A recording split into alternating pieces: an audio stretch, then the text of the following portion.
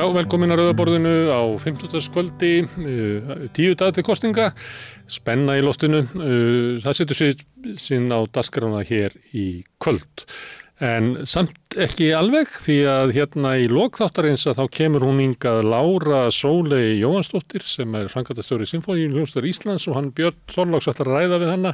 Sinfóníunni vakir svolítið athygli erlendis og tímamót framundan og þau ætla að spjalla aðeins það.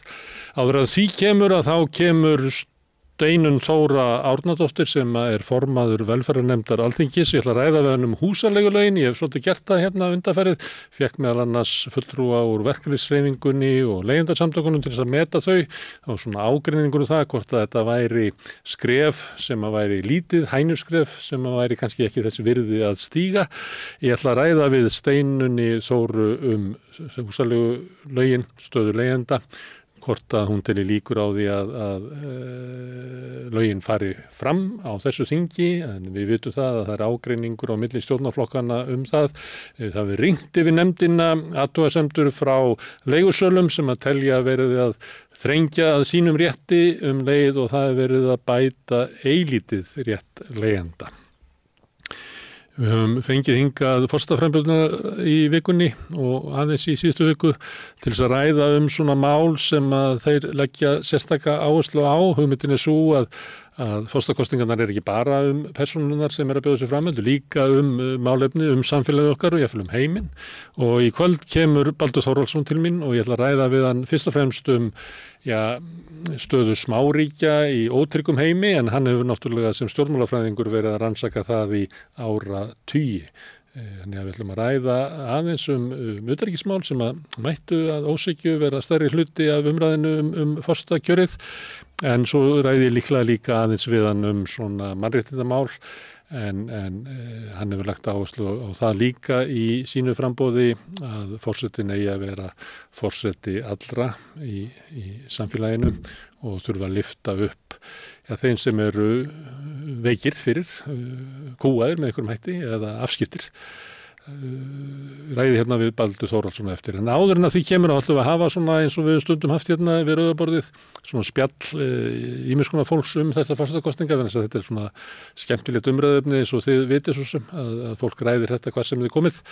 Og ég ætla að fá hérna Jakob Bjarnar Gretarsson sem blaðamaður á Vísi og Sigtrygg Ara Jóhannsson sem ljósmyndari og Helgu Arnardóttur sem fréttakona og fjölmiðlakona.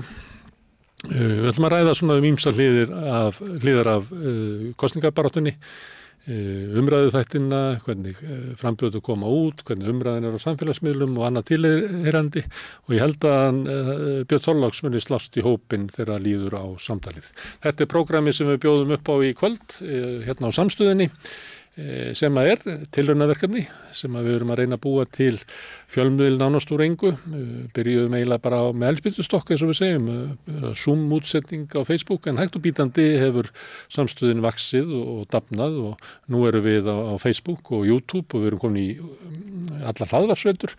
Við erum í útvarpinu 89,1 á FM á Stórhöfuðborgarsvæðinu.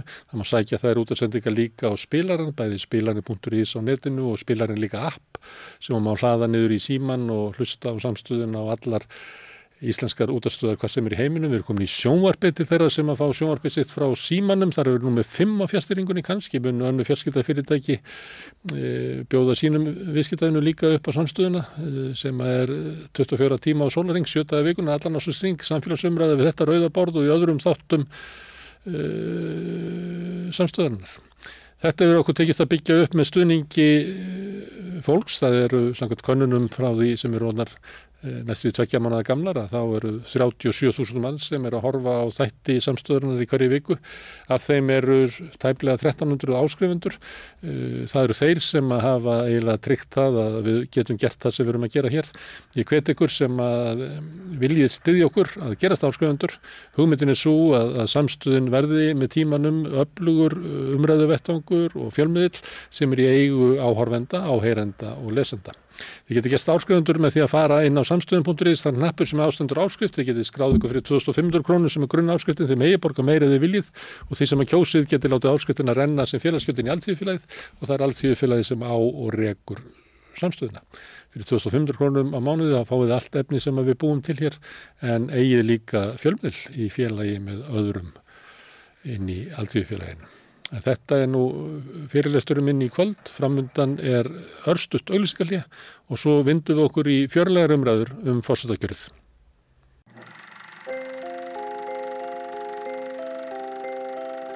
Tíminn. Stundum virðist hann silast áfram. Stundum standa í stað og stundum eins og hann líði allt of hratt. Tíminn okkar dýrmætasta eign, því hann fáum við aldrei aftur. Þess vegna mikilvægt að nýta hann vel og selja hann ekki ódýrt. Við sættum okkur ekki við að tími sumra sé álitinn verðmætari en annarra og berjumst fyrir bættum kjörum. Fleiri augnablikum með fjölskyldu og vinum. Því augnablik eru lífsgæði. Lífsgæði sem við höfum barist fyrir í yfir 130 ár.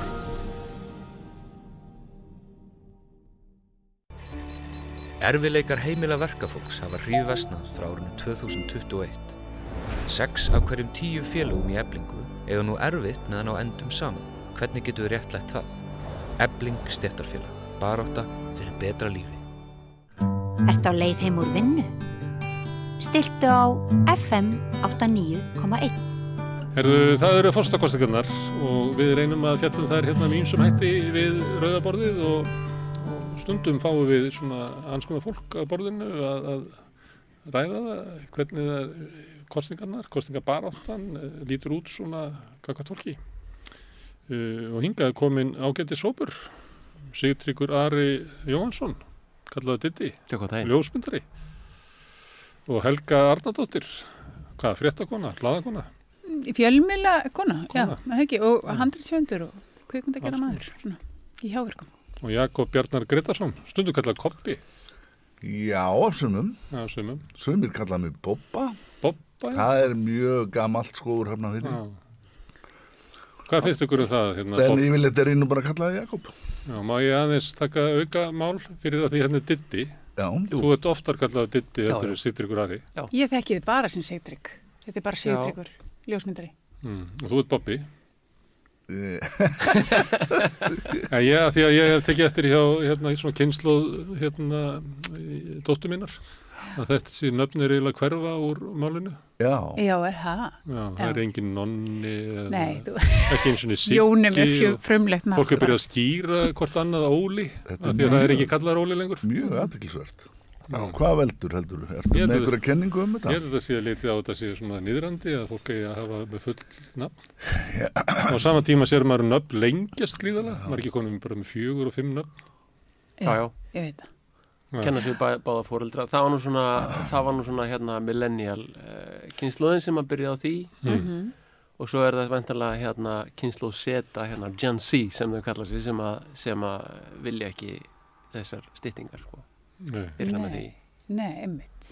Þessi vannvirðing ef ég kallaði Didda. Já, ég veit ekki hvort að þau sjá þetta sem vannvirðingu, þetta er bara þeirra tíðarandi, sko. Þau eru helst ekki að hugsa um þetta sem einhverja vannvirðingu sérstaklega. Það var til dæmis fyrir vestan að þá var fólk nefnt eftir sko móður sinni og ömmu eða pappa og afa, allt ekki til gau, allt saman í svona styttingum.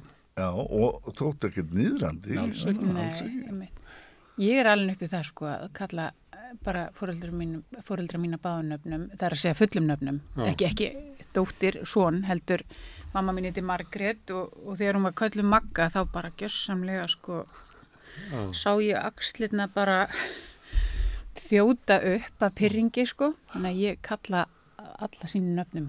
Nema að ég sé beðin annað, það var einu svona skrift á RÚV sem hét Systa og ég alveg, það er neiknum, hvað ætlum hún heiti? Hún heiti Þuríður, Þuríður, geturðu aðeins, í guðanabænum vill ekki kalla mig Þuríður, minnst eins og þú sést að skamma mig, þú veist. Þannig að það er, Það er þessi, það er nefnir Þuríður, það er þessi Rúrí sem er rosa fallegt svona gælunafn, en það er eitthvað, því að Þuríðurnar heita bara Þuríður núna, ekki Rúrí. Já. Og mörg svona fallegin nöfn. sem Já. fara. Og sonur minn heiti Jakob, sko. Og hvað kallar hann? Hann verður aldrei, kallar Bobby. Nei. Aldrei. Herðu, þetta var svona forréttur. Forsetakostingarnir eru aðrétturinn. Hvað segið þið? Jakob, hefur þú gaman að þessu?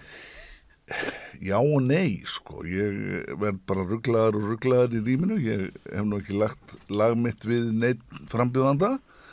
Ekki að því að ég megi það ekki sem blaðamaður, heldur bara að ég hef heyrt hérna í umræðunni að þetta sé allt frábært fólk, en ég er nú ekki jákvæðari en svo að ég finn eitthvað að öllum, sko. Það er náttúrulega mjög svona diplomatist að tala um þetta sem lýðræðisveislu og þarna sé hver skrautfuglinn af öðrum, en ég á nú bara erfitt með að sjá þau flest þarna fyrir mér á Bessastöðum. Þú myndir auglýsa aftur ef þetta verið starfsmannaviðtal. Þú sæir þennan lista yfir fólk sem var að sækja þá myndir þú segja, heyrðu þau strákar, eigið ekki að auglýsa aftur. Nákvæmlega svolítið þannig, sko. En sko að því gefna, ég er náttúrulega að tala fyrir því að þetta embætti verið lagt niður, þannig að mér ætti í raun og veru að vera alveg sama og ætti þess vegna bara að styðja það þann lagasta ef að svo má orði komast. Þetta er svolítið dimm sín sem að... Já, sko ég er nefnilega ekki svona, þú veist, svartur. Þú ert líkt svartur, kolsvartur. Það er bara eitthvað þess að kostingar sem kveikir það upp í þér. Já, en leiðir þetta rosalega skemmtilegt. Þú var samt svo jákvæður eftir hérna fyrstu forsetumræðnar á RÚV. Þau voru all frábær. Já, það voru fyrstu umræðnar og ég einmitt í einhverju svona ofsagleði þá ritaði ég þetta á Facebook. En mér fannst það bara frábært að segja þetta því að þau voru, maður hugsaði þarna, ok, nú get ég ákveðið mig. Þau eru þarna 12 bara. Þetta var þetta 3 tíma útsendinga eða eitthvað. Þetta var geggja sjónvarp. 2,5 tími. Já, þetta var geggja sjónvarp og ég skemmti mig konunglega en ég var ekki komið með niðurstöðu eftir þetta prógram. Því að það var líka svo magnað að sjá þennan ólíka fjölda fólks koma saman. Þú veist, þarna ertu með stofnun, þú ert með hálfa stofnun, þú ert með enga stofnun, þú ert með listamenn, þú ert með róttækling, þú veist, mér fannst þetta svo skemmtilegt að horfa upp á, en af hverju er ég ekki búin að ákveða mig? Og af hverju ert þú búin að ákveða? Bara mjög góð spurning. Ert þú búin að ákveða? Hvað ég ætla að gera? Já. Nei, ég hef svona ákveðna vísbendingar hvernig mér langar að gera þetta. En ég hef eins og alveg tekið þá leið á þetta núna. Ég er nána sniðgeng umræður þetta og hérna það Ég fekk þig mynd út af því að þú fulltrúi þeirra sem vita í raunverulega ekki að séu forsetakosningar. Ég held að það sé bara algjörlega valið nálgun og ég held að ég sé ekkert einn það en ég er kannski minnihluta en hérna ég hef bara ákvað að líta svo að það væru bara önnur mál sem væru brýnni og merkilegri til þess að hafa skoðun á þessi misserinn. Ekki það, og ég hef engan sérstakann áhuga á þessu forsetaembætti, ég held ekki að það sé mikilvægt og ég líti ekki svo á að það ráði úrslitum eitt í neitt, hver fer á Bessastaði. Nefnilega. Og hérna, hins vegar er fólk þarna í frambóði sem er líst bara ágætlega á og er alveg útilokað að verði forsetar og þannig að það skiptir heldur þá engu máli hvaða skoðun ég hef á þeim, sko. En hvað finnst þér hafa staðið upp úr? Þegar þú ert markvisst að útiloka þetta, hvað finnst þér svona hvað kemst í gegn samt? Já, það sem að stendur upp úr finnst mér vera í almannarýminu svona einhverjar umvandanir fylgisfólks hvernig skoðunni maður eigi að hafa, hvernig maður eigi að mynda sér þar, hvað maður megi segja, hvort maður megi vera á móti einhverjum út af einhverju og má maður það jafnvel ekki. Ég skil bara alls ekki hvernig svo umræða fer fram í lýðræðis hugsun í almannarýminu að einhvað annað fólk sé að vasast í því hvernig ég mynda mér skoðun og hvort ég er yfir höfuð á mótið með einhverjum. Þessi umræða er náttúrulega gegnum gangandi bara sem er hérna Diddi minn, mér finnst að þú ætti nú ekki að segja þetta allra síst núna þessa mannesku með þessum hætti sem þú gerir. Akkurat. Þetta er eiginlega linnulaust. Það er alveg linnulaust og þetta er alveg þegar meiri hátt að della og fer gegn grunnhugmyndum lýðræði held ég, sko. Ég held að ég geti bara verið ósáttur við Katrínu eins og fullt af fólki og bara lagst á árarnar með að hún verði ekki forseti, bara eins og mér sýnist á þess að fólk úr hennar stuðningsliði sé eitthvað vasast í því. Finnst þið það ekki? Ég þú veist, það er náttúrulega bara, þetta er rosalegt áreiti, það er erfitt að ætla að exklúta þetta bara, þú veist, þú þarf bara að vera einhverstaðar, bara það sem er ekki Wi-Fi, sko. Akkurat, já, einmitt.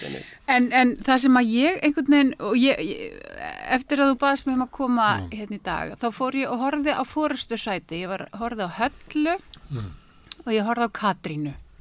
Moggi var ekki ánægð með Katrínu. Það er með Slagstein í dag þar sem er að skamma Sigríði Hagalín fyrir að hafa lesið upp spurningar eins og hún hafi ekki búin þetta sjálf. Já, veist það, ég er svo fullkomlega ósammála. Óvig bara ykkur tellu, hugarburður. Þetta var algjörlega grjóthart viðtal hjá Sigríði Hagalín og ég var ótrúlega ánægð með það og ég er ótrúlega ánægð með það að ég horfði líka á Jón Gnarr.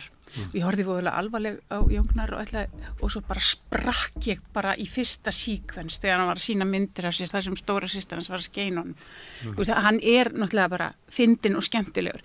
En ég einmitt horfði á forystusæti með Katrínu og ég svona framan af fannst mér hún vera bara svona, bara æðrulaus og svona einhvern veginn slök, bara eðlileg og eitthvað svona.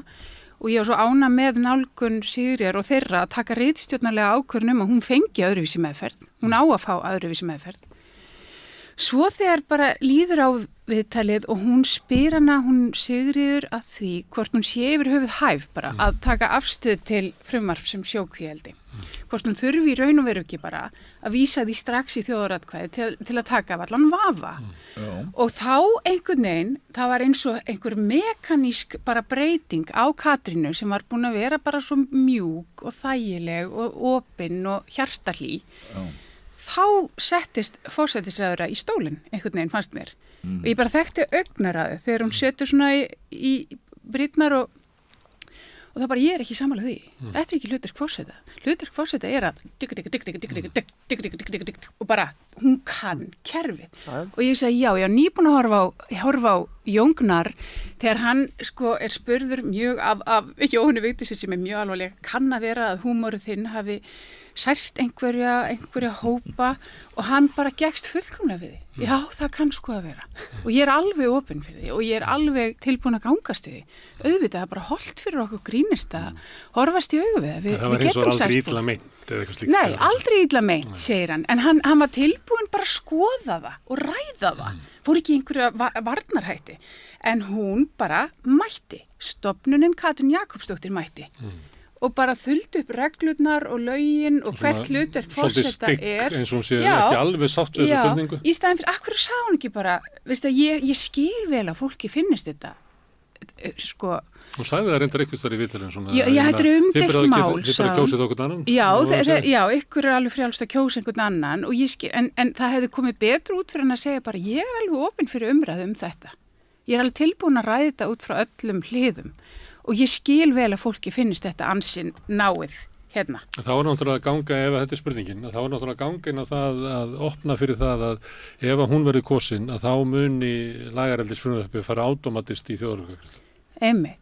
Það verður náttúrulega svona loka mögulegu. Ég veit það. Og þrengjast í umræð, hún er því sko þessa 10 daga að svara fyrir það. Já, ég veit það. En þetta er mjög athyglisvert og ég tekið eftir því, menn er alltaf að yfir spurningum blaðamanna. Já. Eins og þeim sé ekki bara heimilt að spyrja bara einmitt. Eins og börn helst. Já, einmitt. Mér þykir mjög athyglisvert, varst að segja það að þeir í Staksteinum hafi verið að fetta fingur út í spurningar Sigríðar Hagalín. Og þeir eru með Stefán Einar sem hafi verið einmitt gagnrýndur fyrir það að spurt Baldur út í það hvort hann hafi verið á einhverjum klúbbi eða Þetta er allt komið í sring og sko. Þeir finna líka orðanleginu svo skaldað hún hugtakið siðferðislega vanhæf og mælti af dramatískum þunga. Áhörfundur áttu betra skilið. Hvenær fá kallmenn svona athugasemdir, spyrtlar? Ég bara þóli þetta. Hún var bara ótrúlega flott. Og Jóhanna Vigdís var það líka með Höllu, Hrund. Það skulle vera verið að gefa þessu undir fótinn að það sé eitthvað eðlilegt að við séum alltaf að fara með stækkunarglerið á spurningar blaðamanna, það þykir mér bara lýsa svakalega sérkennilegum hugmyndum blaðamennsku, eins og að sko blaðamenn er ekki bara að fá að geta spurt.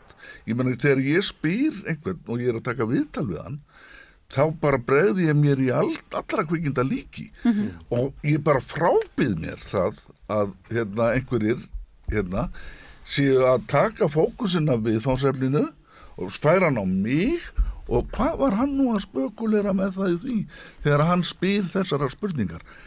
Mér finnst þetta lýsa bara mikill meinlóku. Það samt að sjá fyrir sér viðtala sem að blaðamaðurinn fer með það út í bara í móa. Mér finnst þetta bara til marks það að Íslendingar eru með fjölmiðla gersamlega á heilanum, eru með fjölmiðla á perunni og áður en hendi sér veifa þá eru bara, af hverju spurði hann að þessari spurningu? Já, ég veit það, ég er sammála og mér finnst bara Katrín fékk alveg tíma til þess að svara. Ég hef fundið að viðtölum Stefán Einars sem er alltaf að gjamma ofan í, hann er að spyrja ykkur spurningar, svo er viðmælandinn búin að segja kannski 4 orð og þá er byrjað að gjamma ofan í svarið og ég næ ekki því svona leikriti, bara næði á engan á. Nei, mér finnst bara, ef þú ert að bjóða fram til forseta. Hún gat alveg svarað.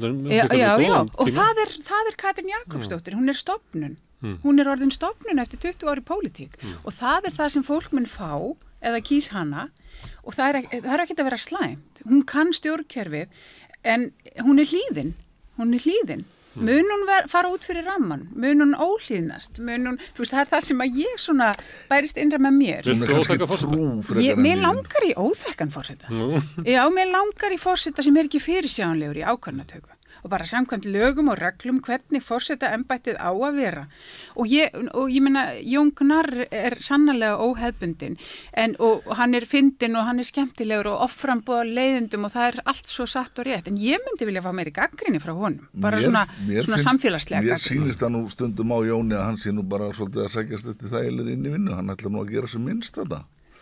Hefur mér heyrst á svörum hans. Og ég skil ekki alveg mér finnst margt svona sannleikur, við erum á fullu að skrifa söguna í þessum kosningum og ein er svo söguskýring sem á að vera orðin viðtekinn sem er svo að hann hafi verið alveg æðislegu borgarstjóri. Ef maður fer nú aðeins að grufla í minni sínu þá man ég bara ekki til þess að Jón Gnarr hafi verið eitthvað æðislegur óumdeilt frábær borgarstjóri. Ég bara ekkert slæmur en við vorum bara svo tilbúin einhvers konar söguskýring og hann hamlar á þessu hann hafi verið frábær borgarstjóri, ég er ekki að kaupa það. Ég held að fólk hafi verið spurt að þessu og hann hafi komið ágætlega út úr svona könnunum þar sem borgarbúa höfðu mjög jákvæða afskipti. Og við vorum svo tilbúin að fá hann eftir allt ruglið á undan, eftir hrunið, eftir þetta rammaða pólitíska fyrirsjáanlega kerfi. Þá var breath of fresh air að fá hann. En hann gerði hins vegar ekkert til þess að breyta þessu kerfi sem hann gekk inn í. Nei, hann gekk bara inn í kerfið þar sem það sýndi sig og sannaði að stjórnsýslan virkaði. Bara starfsmennirnir í stjórnsýslunni sáu póstana. Hætti pólitískum afskiptum af og ég meina og hann var bara... Ég er ekki að lýsa þetta í skoðunina. Ég er bara að segja þetta er ekki söguskýring sem stenst. Nei, en hann mælist samt sem aður með þeim herri, þú veist, þannig að það er óumdeilt einhver aðdáun á honum sem ég skil vel, hann er heillandi og skemmtilegur og fyndinn og frábær og ekki eins fyrirsjáanlegur og kannski stofnunin Katrín Jakobsdóttir, en ég myndi samt vilja fá meira beitt frá honum, mér langar í eitthvað edge, og þar er Steinunn Ólína, ófeimin við að tjá sína skoðanir. Ditti, hvernig finnst þér Jón Gnarr? Ég held bara... Hefur hann ekki komist í gegnum vegginn? Jón var bara borgarstjóri. Hann var ekkert vondur eða góður. Hann bara mætti þarna. Var þarna í smá tíma og hann er miklu skemmtilegri grínisti heldur en hann er góður borgarstjóri, sko. Enda er það þar sem að hann á heima. Góður bit í hundskjaft að hann fari í pólitíkina. Ég veit ekki, þetta var bara ágætis gjörningur, sko. Þetta þeirra tíðana og það var kannski bara ágætt að þau voru ekkert lengur, sko. Ég er ekkert viss. Ég hef svona ákveðna, af því ég er svona í yngsta lagi til þess að hafa verið pönkari en ég hafði svona aspirasjónir, sko. Mér langaði alltaf að vera pönkari. Komst þú seint í tíma og var ekki hleypt inn? Já, aðeins svo seint, sko. En svona eftir á að hyggja þá er sko þessi kynslóð þeirra hún breytti og gerði margt skemmtilegt en þau eru alveg ótrúlega hægri sinnuð þegar þau komist í valda, sko. og hafa gert bara alls konar skaða. Það er bara með svona einhverjum svona nýhílísku einhver svona hægra rugli sem að ég er ekki hrifinn af sérstaklega sko. Óttar Proppé myndaði ríkisstjórn með Sjálfstæðisflokkum. Já, ég með þetta er svona sko. En og ég veit ekkert hvort að Jón er eitthvað endilega besti mögulega ef að lítum á forseta embættið sem svona einhverjum embættisvesen. Sko ég hef talað við flest og sko Jón er með svona aðrar hugmyndir þetta embætti og svona ákvaða svona level það er. Hann er ekki þetta að pæla í þessu svona stjórnsýslunni og eitthvað fyrir það. Og hann finnst að sko forsetin eigi að tala einhvern veginn inn í samfélagi meðan þess að við höfum að hætta svona leiðindum, að við höfum bara að vera að snúa skárri hliðinni hvort að öðru og stundum er bara betra að finna lausni með svona skapandi hugsun heldur en að vera einhvern veginn í Excel-skjalinu og vandinn hans í kosningabaráttunni er að hann fær ekkert sko spurningar sem að henta hans framboði. Nei. Og hann er alltaf í vandræði með spurningar, alltaf er að spyrja mannskotsrétt sem hann hefur enga sérstakann áhuga á eða mynda ríkisstjórn og því hann vill fara að tala eitthvað allt annað. En ég sé ekki að hann náir einhvern veginn sínu erindi almennilega í gegn. Nei, og það er kannski það sem að, mér finnst þessir eins og forystusæti og svona, þetta eru svolítið trénaðar spurningar. Mér finnst þessi framboðsfundur þarna á RÚV, þar sem þau 12 voru, hann var óvenjulegur. Það var svona aðeins hrist upp í svona þessu hefðbundna, hvert er hlutverk forseta? Hvernig sér þú fyrir, þú veit ég. Einn góðu kostur við þann var að það var ekki spurt skoðanakannanir. Já. Sem er alveg ótrúlegu réttir sem ég held að fólk ætti að læra að það er að eyða sko 25 mínútum af svona þætti í stöðunni í skoðanakönnunum er ekki til bóta. Þú ert nú sérfræðingur í skoðanakönnunum og liggur yfir þeim alveg. Ég er að segja að í svona þessum 12 á sviðinu að ætla að labba með skoðanakannanir í gegnum hópin. Ertu á því að gera eins og í Frakklandi að banna þetta? Nei, ég var ekkert að segja, ég segi það ekki við í umræðunum. Umræðunar eiga snúið málefni.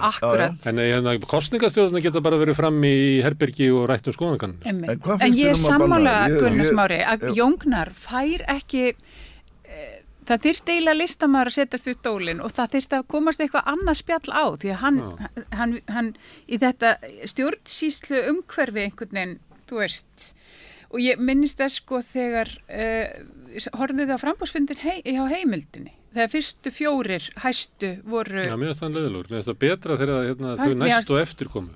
Nei, mér finnst hann geggjaður þessi fyrsti þáttur, mér finnst hann algjörlega hækka rána í allri umfjöllun, já.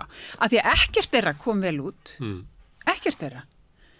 Og þá var það hvað, var það Katrín? Já, Katrín, það var Halla, Jón og Baldur. Og Baldur var spurður út í herinn og Helgi Seljan, sko þegar Baldur talaði um að tala fyrir friði, já þú veist hver tala fyrir ófriði, búm bara.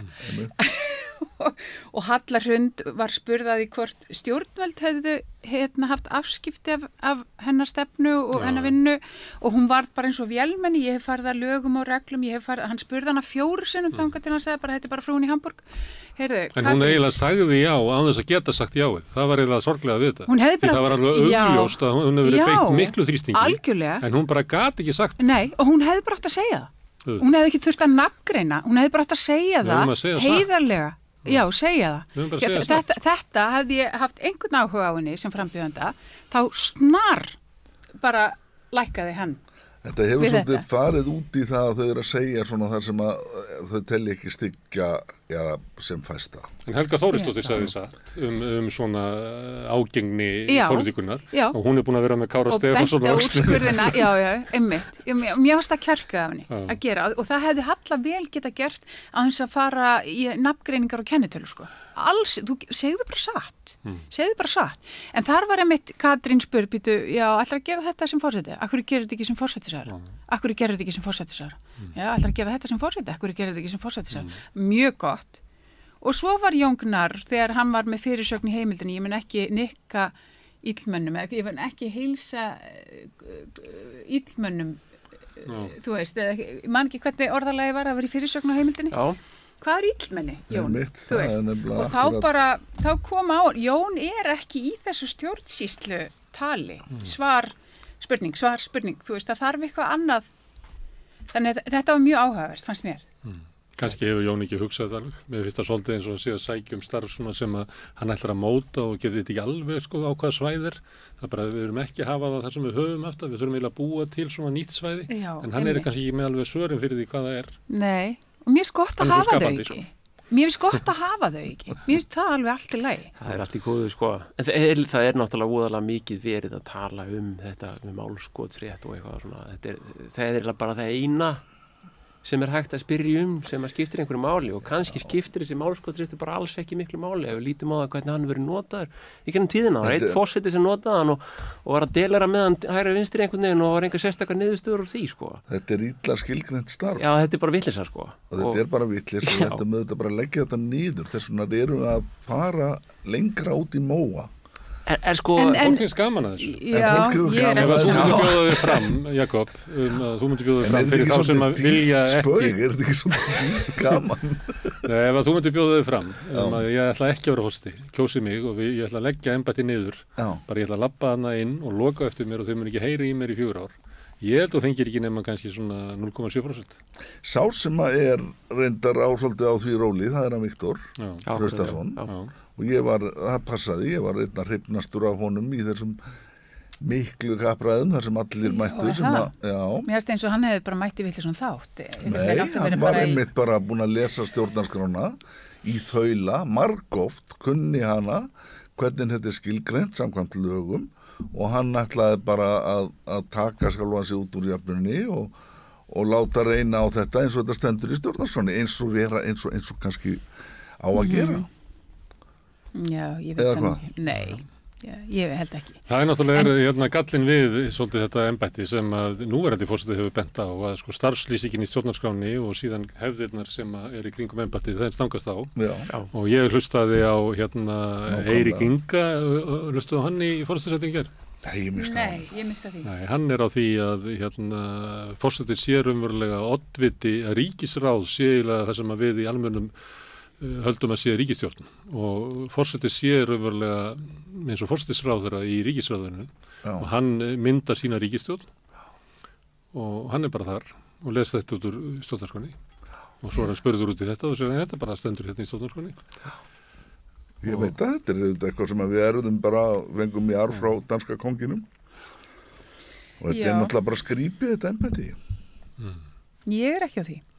Mér varst einmitt Ólafur Ragnar breytaði með því að synja þessum æseflugum. Já, en Jakob, þegar var verið að búa til nýja stjórnarskrá, að þá fóru þau og könnuðu svona afstöðu fólks til embættisins og þau komist að þeirri niðurstöðu að þó svo að þau væru með í nýri stjórnarskrá rétt kjóseta til að knýja fram þjóðaratkvæðagreiðslu, þá héldu þau málskotsrétti forseta sinni og það held ég hafi bara verið byggt upp á að þau reyndu bara að átta sig á því hvað þjóðin vill og niðurstaðan svo að fólk bara ánægt með þetta embætti, bara miklu meiri hluta. Ég hefur þetta komið eitthvað til umræðu hvort að fólk ánægt með þetta ekki, mér hefur ekki heyrst það. Það svona svipað og í Bretlandi að leggja niður konungsfjölskylduna. Þetta er svona gerfi konga. Þetta næri ekki flugi. Þetta er svona gerfi vankað kongarugl. Mér slega þetta að segja þetta, Jakob, en hugmynd þín hún næri ekki flugi. Nei, ekki í þetta andrum þegar við erum að ræða kostninga. Og ekki heldur á milli kostninga. Auðvitað ekki. Það vil ekki leggja niður Guðna T. og Jónas. Nei, þá erum bara allir orðnir þreyttir á þessu og bara hugsa eitthvað annað. En mér finnst allir vera mér finnst þeir allir standa sko, mér vantar einhverja tengingu við samfélagið í dag. Við erum millist þetta fólk hérna, við erum í vaxta ánauð, við erum lokuð, læst inni í verðtryggðum íbúðalánum. Það búið að moka öllum þeim sem sýndu hugrekki til þess að fara úr verðtryggðu lánunum, það búið að moka þeim, verða að reyna að moka þeim aftur í verðtryggða pakkan, meira segja dýrar sjónvarpsauglýsingar að það sé lausn við vanda okkar. Við erum í algjörlega, maturverð gjörsamlega glórulaust.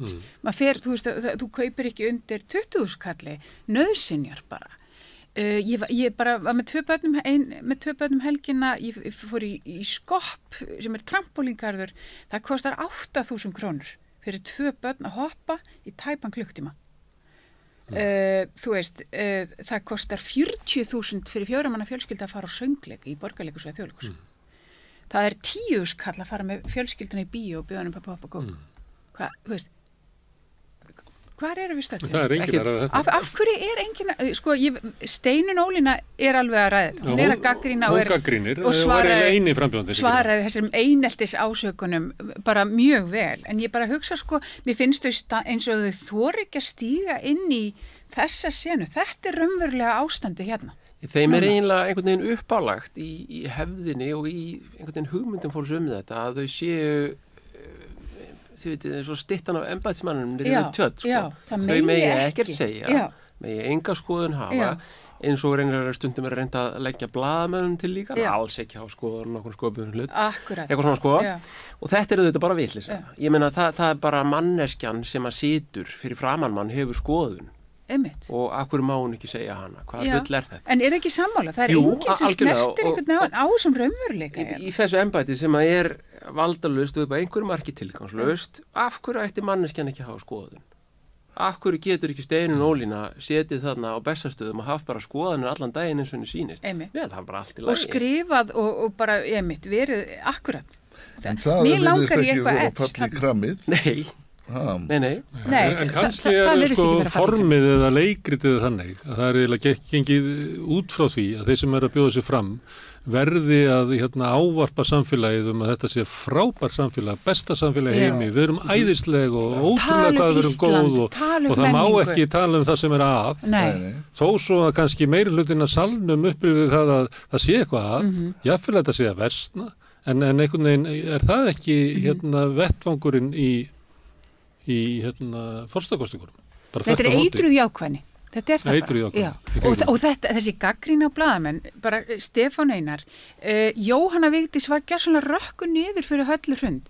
Hún hélt algjörlega fókus, hún var bara förm og spurði hana spurninga. Það má vel vera að spurningarnar hafi þótt gamaldags eða hvað. Hún var ekki dónaleg. Hún var bara að gera vinnuna sína. Og ef þú ert að bjóða fram í forsetan, þá ert þú ekki hafin yfir neina spurningar. Þú svarar bara þínu spurningar. Ég held að við verðum bara að rósa RÚV fyrir bara mjög góða framistöðu í þessum Algjörlega. Það var svolítið ólíkur tónnin í viðtali við Ásdísi Rán, þar sem að Birna Björnsdóttir, heitir hún ekki? Birta. Ég náði ekki að sjá það. Hvernig var það? Það var miklu ljúara, sko. Og enda naut Ásdís Rán sig sem mjög vel, sem bara hlý og indæl manneskja. Einmitt, já. Ég held að hún frábær fórseti. Já, og það frábært að sjá hana. En hinir fá svolítið svona, Helga, hvernig anskotan þú að vilja bóta ekki að vera að bjóða þig fram til fórseta? Heldur þú sért eitthvað? Hvað fælst í því að vera fórseta? Það er kannski svolítið eftir því hverjir eru með þetta. Já, og það finnst mér líka góð ritstjórnarlega ákvörðun, af því að þau eru í ritstjórn að tækla þetta. Ég meina, ímyndi ykkur, þetta 12 manns, viti, úr öllum áttum, auðvita á Katrín að fá hardcore. Þú veist, hún á að fá það og það er bara eðlilegt. En það sem mér langaði svo að ræða eitt ég var bara að renna niður bara á rúf.is og svo þegar hún spurð þeir gera úr þessu fyrirsögn, Katrín í forystusætinu, verður forseti sem leggur áherslu á gildi. Gildi. Almáttugur. Ok, þá veitum við það. Hvað segir þetta? Og hún sagði þetta, fullum fettum, ég legg áherslu á gildi. Hvað er hún að vísa í svona það sem að NATO alltaf að segja þessu að leggja áherslu á gildi Vesturlanda? Þetta er alveg mögnum fyrirsögn og það er alveg salti, það er grein of salti í þessari. Það má nú kannski ég veit ekki, Róbert Jóhannsson skrifar þetta, hann nú kannski, er þetta kannski svona einhvern í liði sem er að... Nei, en það er í þessu að svara þessu, ég legg áherslu á gildi, skiljið hvað ég er að tala um þegar mér finnst þeir ekki verið í sambandi við raunveruleika. En ef að það er þannig að það kemst eiginlega ekki, það er fólk að bjóða sig fram til forseta og þetta embætti er þarna og ég meina fólk getur alveg gert gagn í þessu embætti og allt það. En tónnin er einhvern veginn þannig að við erum ekki að ræða samfélagið eins og það er. Þetta er svona frekar eins og í einhver svona fairytale hugmynd. Þetta er það. Og þau eru bara... Það segir eitthvað okkar samfélag frekar heldur frambjóðum. Já, ég meina það er bara orðin einhver svona meðvirkni eins og þú segir. Ég meina þú ert í eldlunni alla daga. Þú færði við alls konar... Ég er náttúrulega þetta að býta á mig, en ég finnst þetta bara að vera svo mikið sjúkdómseinkenni á samfélaginu. Nú er þið eldri en 2 vetur í þessu. Þið vitið alveg hvernig bara gagnrýni hefur verið og hvernig það ekki nægilega mikil gagnrýni í fjölmiðlum. Mér finnst sko, ég meina Steinunn Ólína, hún með gagnrýni á stjórnmálakerfið og vantristir Alþingi að það rekur bara sérhagsmuni. Það má heyra það líka hjá Arnari Þór. Það má heyra gagnrýni á Höllu Tómasdóttur sem að tala svolítið eins og við séum bara afvegaleitur kúltúr, að það megi finna það inn í ríkisvaldinu, inn í fyrirtækjarekstrinum, meira þess að bara í því hvernig við sjálf komum fram hvort við annað, þannig að margir af þessum sko frambjóðundum eru með svona gagnrýnið erindi, að þeir eru að bjóða sér fram vegna þess að vilja laga eitthvað. Aðrir eru það síður, vilja bara einhvern veginn vera cherry on the cake einhvern veginn. Mér hefur fundist Arnar Þór verið að reka alveg briljant kostingabaráttu, en það hefur hann verið að sækja í sig veðrið jafnt og þér. Ekki kannski nægjanlega hröðum skrifum til þess að komast í A-deildin eða hvað hann var að kalla þetta. Nei, einmitt. En svo fannst mér honum nú verða á í messunni þegar hann kærir Halldór Baldursson fyrir skoptekningu, það þótti mér nú vera afar vanhugsað af hans hálfu, svo ekki sinnum meira sagt. Það mun náttúrulega ekki að uppskera þar því að þetta er bara eins og skoðanagrein. Já, þetta já. Þú getur alveg haft skoðanir hvort þetta sé fyndið eða hvort þetta sé smekklegt og allt svona, þetta er aldrei lögbrot. Og hann er bara algjörlega að miskilja þetta. Hann er að miskilja þetta frá upphafið til enda fjölmiðla og skop. Og áhyggjuefni að maður, fyrirverandi dómari, skuli ekki gera sér almennilega grein fyrir þessu. Ég vil skrifa þetta bara stundabrjála. Kannski er þetta okkur á vísi og byggðist afsögnar. Kannski er þetta taktík í kosningabaráttunni að draga athygli að þessu. Já, desperasjón. Það er svolítið svona keppni í svona fórnarlamsleik, eins og því við vorum að nefna á þann með Katrínu og hennar stuðningsfólk. Við vorum alltaf að spila svona að Katrín sé sko eitt stærsta fórnarlamb seinni tíma sögu. Það fer mikið í töðan á mér, þessi fórnarlamsleikur. Alveg. En svo til dæmis með Baldur, sko, þegar það er verið alltaf að reyna að mjólka út einhverja fordóma og samkynhneigðum sem enginn kannast við. Svo kemur einhver abaköttur sem er með eitthvað gaggalagúr rasista komment. Þetta sjáu þið, við erum ekki komin lengur en þetta. Eins og þessi bjálfi sé einhver fulltrúi meirihlutans. Þetta, þú veist, bara sem dæmi þetta fórnarlambs blæti sem að mér finnst vera gegnum gangandi í þessu Mér finnst reyndar Baldur hafa tæklað það rosalega vel. Hann var að svara á einhverjum framboðsfundi það. Það var einhver að gagnrýna og konan bar þá gagnrýni upp á hann og hann svaraði ofboðslega fallega og talaði svona hvernig hann myndi bara berjast fyrir réttindum samkynhneigðra og það er alveg og ég fylltist svona smá stolti sko. Mér hefði fundist að hann hefði mátt slá á putta stuðningsmanna sinna þar og segja bara nei, þetta verður nú ekki dæs okkur yfir þessu, þetta var alltaf lægi spurning ég er búin að svara þessu og þetta er ekkert mál en hann vildi mjólka það fannst mér, ég hefði þá tilfinningu Það sem mér finnst athyglisvert við þetta, það sem hann er spurður samkynhneigð að spurningarnar koma einhvers staðar út úr einhverju ótrúlegu afturhaldi sem spurningin er eiginlega svo, finnst þér bara ásættanlegt að forseti Íslands sé hommi? Þetta er eiginlega spurningin, sko. Já, einmitt. Og þetta finnst mér vera að minni mig á bara fyrst þegar Samtökin 78 voru að koma í sjónvarpssal, það sem var alltaf stilt af fengu kannski Gunnar í krossinu með eitthvað á móti sér. Þannig að spurningin kemur þannig og ég held að sko, ég veit ekki, sjálfsagt 90+% þjóðarinnar eru búin að komast yfir þetta. En hann er aldrei spurður það vegna þess að það sem er merkilegt við hann er að hann kemur út úr sko tildulega virkri mannréttindabaráttu, bara frelsisbaráttu samkynhneigðra. Þau eru alls konar reynslu af því að vera... Sem er bara einhver farsælasta baráttu. Já, en hann hefur fylgt henni þangað til að þurft að berjast fyrir því að fá að ætlaða börn, fyrst stjúbörn og svo bara skref fyrir skref. Hefur fylgt alla þessa leið. Mér finnst spurningarnar ekki vera sko innsýn hans á samfélagið út frá þessari leið, heldur kemur hún bara innan úr einhverju svona, náttúrulega borin fyrst fram af Stefán Einari, fyrir framkvæmdastjóra Biblíufélagsins, kemur bara einhvern veginn svona, er það í lagi Baldur, heldurðu að við séum komið þangað að við getum sagt okkur við að sé hommi á Bessastöðum? Já, en erum við ekki að eyða svolítið mikill orku í það að velta þess að... Það er svolítið munur á því hvernig fjallar mál. Hvort að spurningin komi bara aftan úr sko grárri forðusni. Akkurat. Er verið að draga umræðuna. Allt í einu verður sko þungunarof málefni í þessu kosningabaráttu. Hvernig gerist það? Nú erum við enn að velta fyrir okkur spurningum blaðamanna frekar heldur en... Já, ég er að því. Heldur af hverju er þungunarof búin að vera umræða einhver frambjóðandana sem hefur lagt það á borðið? Nei. Það var einn blaðamann sem lagði á borðið. Afstaða Katrínar í þeim efnum hefur verið umdeild. Umdeild hjá hverjum?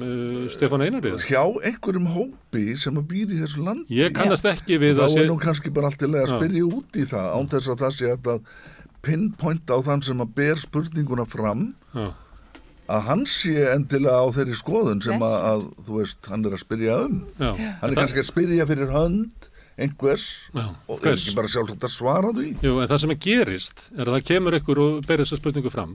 Síðan er hún gegnum gangandi, fer meira þess að inn í fórustursætið og inn í alla umræðu þetta og maður hefur alltaf fyrir þess að byrja á hverju er þessi spurningat inni. Og það er kannski 0,3% Íslendinga sem er eitthvað ósáttir við núgildandi lög þungunarof. Já, liggur það fyrir. Ég hugsa það. Þetta er búin að vera non-issue. Þetta er til dæmis eitt af þeim siðferðisefnum sem ég bara get ómögulega gert hvað mér eigi að finnast Þetta er búin að vera non-issue í íslenski samfélagsumræðu. En allt í einu verður þetta hluti af umræðu fyrir forsetakosningu. En er ekki eðlilegt að allt verði bara hluti af einhverju umræðu þegar það skýtur upp kollinum? Ég meina, á ekki að taka bara alla umræðu. Þú veist, á þess að, og ég meina, hann er eins og Hallgrímur Helgason sem er auðvitað stuðningsmaður Baldurs, hann sagði við þurfum ekki að kjósa konu núna, við erum búin að brjóta þann múr, við þurfum kjósum homma á Bessastæði og brjótum þann múr og það er múr að brjóta og nú er ég ekki að tala máli Baldurs endilega. Ég bara segja og hann þarf að því að það er múr og það er fólk þarna út í samfélaginu eins og Jakob segir sem er bara ekki, þú veist, spennt fyrir því að fá homma á Bessastæði. Akkur má hann ekki svara því hann svarar því vel, hann Baldur. Hann getur alveg, hann er full fær það Við erum náttúrulega á einhvern ákveðin hátt erum við þetta að spegla sjálfu okkur í þessari baráttu. Það er að segja spurningarnar sem koma fram þær segja eitthvað það hvernig við erum og en þetta er ósvalega íhaldsamur vettvangur og það er ekkert valdarna til breytinga skoðanir eru kannski eitthvað og það er að geta haft einhver áhrif. Já, skoðanir eru bannar. En þið veitir að við berum þetta saman með Eurovision sem er kannski ekkert fáránlegt þá sýndi það okkur ofsalega mikla djúpa rasíska undiröldu í samfélaginu. Algjörlega. Það bara allt í einu sáum við það. Já. Það bara kom brúnn maður í Eurovision og það ætlaði alltaf göflunum að ganga. Já.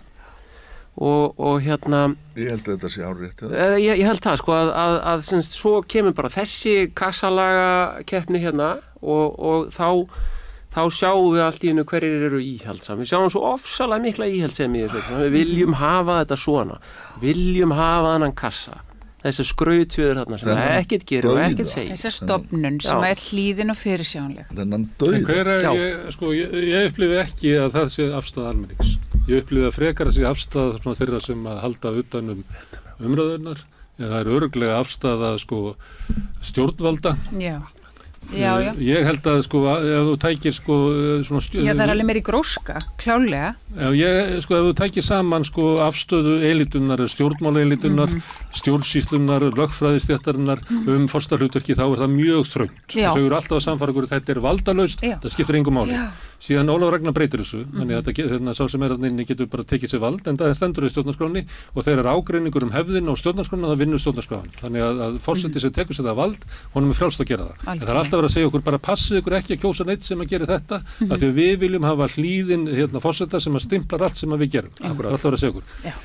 Þessi afstæðum hlýðina forsetan, ég myndi halda þetta væri bundið elitunni. Almenningur sem ég hitti og svona reyni að sjá hvernig er að fjalla þetta embætti, ég held að flestir vilji eitthvað forseta sem stendur með okkur gegn elitunni. Já, en þannig hefur landsmenn kosið. Katrín er elitan og ég meina hún trónir yfir. Þetta er auðvitað alveg allsterkasta útspil elitunar er að fá vinstri orienteraða mannesku sem fulltrúar sinni í þetta. Nákvæmlega, þetta er mjög öfugsnúið. Já, en þetta er svo að því að elitan hefur aldrei átt upp á pallborðið í þetta embætti. Við höfum alltaf fengið eitthvað svona úr leikhúsinu eða eitthvað svona fólk. Skiljanlega. Já, akkurat. Almenningur veit hvað elitan er, Já, en nú er þetta bara orðið tvíbent, Það fá að sjá þessum heppnar með sína elitu, það bara gerist alltaf. Herðu, en það hefur bæst við Björn Þorláks, hann er þetta er svona eins konar ríðstandafundur. Þú ert að fara að koma með viðtala eftir og sest Já, ég sá að þú er hafðir boðið mér að koma en ég sá það ekki fyrir nú seint því ég var að skrifa fréttir fyrir Samstöðina. En já, ég veit náttúrulega ekki hvað þið hafi rætt en svona aðeins inn í þetta, þá sko, þegar við talum íhaldsseimina og elítuna, mér var svona áhugavert að Halla Hrund, þegar hún kveður sér leiks í þessari baráttu, þá heldur hún að hún sé að tala við almenning þegar hún talar varlega það að kona í hennar stöðu eigi bara að ganga erinda þeirra sem vilja virkja allt og kasta öllu á það bál. En maður áttar sig á mjög svona mikilli gagnrýni og andstöðu í rauninni bara við það hjá sömu meginströms fjölmiðlum á Íslandi.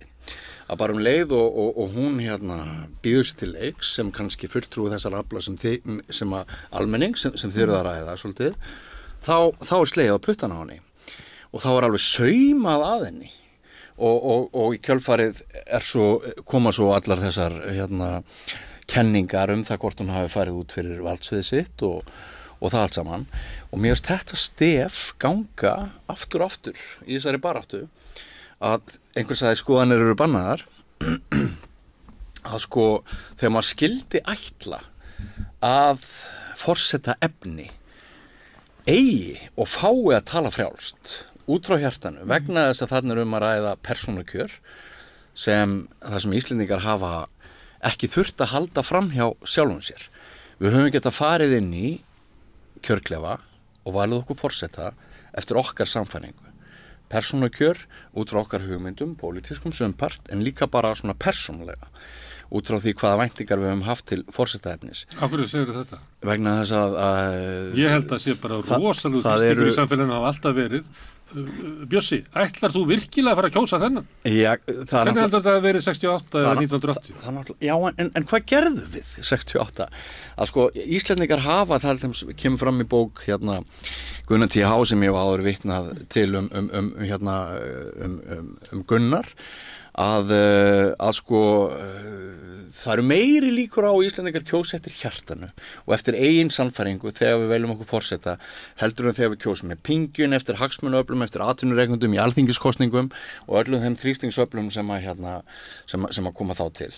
En mér finnst þetta svolítið hafa verið tekið af frambjóðandunum að fá að vera þeir sjálfir og ég held að þeir verði pínlítið ráðviltir og ringlaðir og ég held að viðbröð fjölmiðlamanna og sumra og sumar spurningar fjölmiðlana hafi í rauninni hent þarna ákveðinu óvissu út í það hverjir þeir eigi að vera.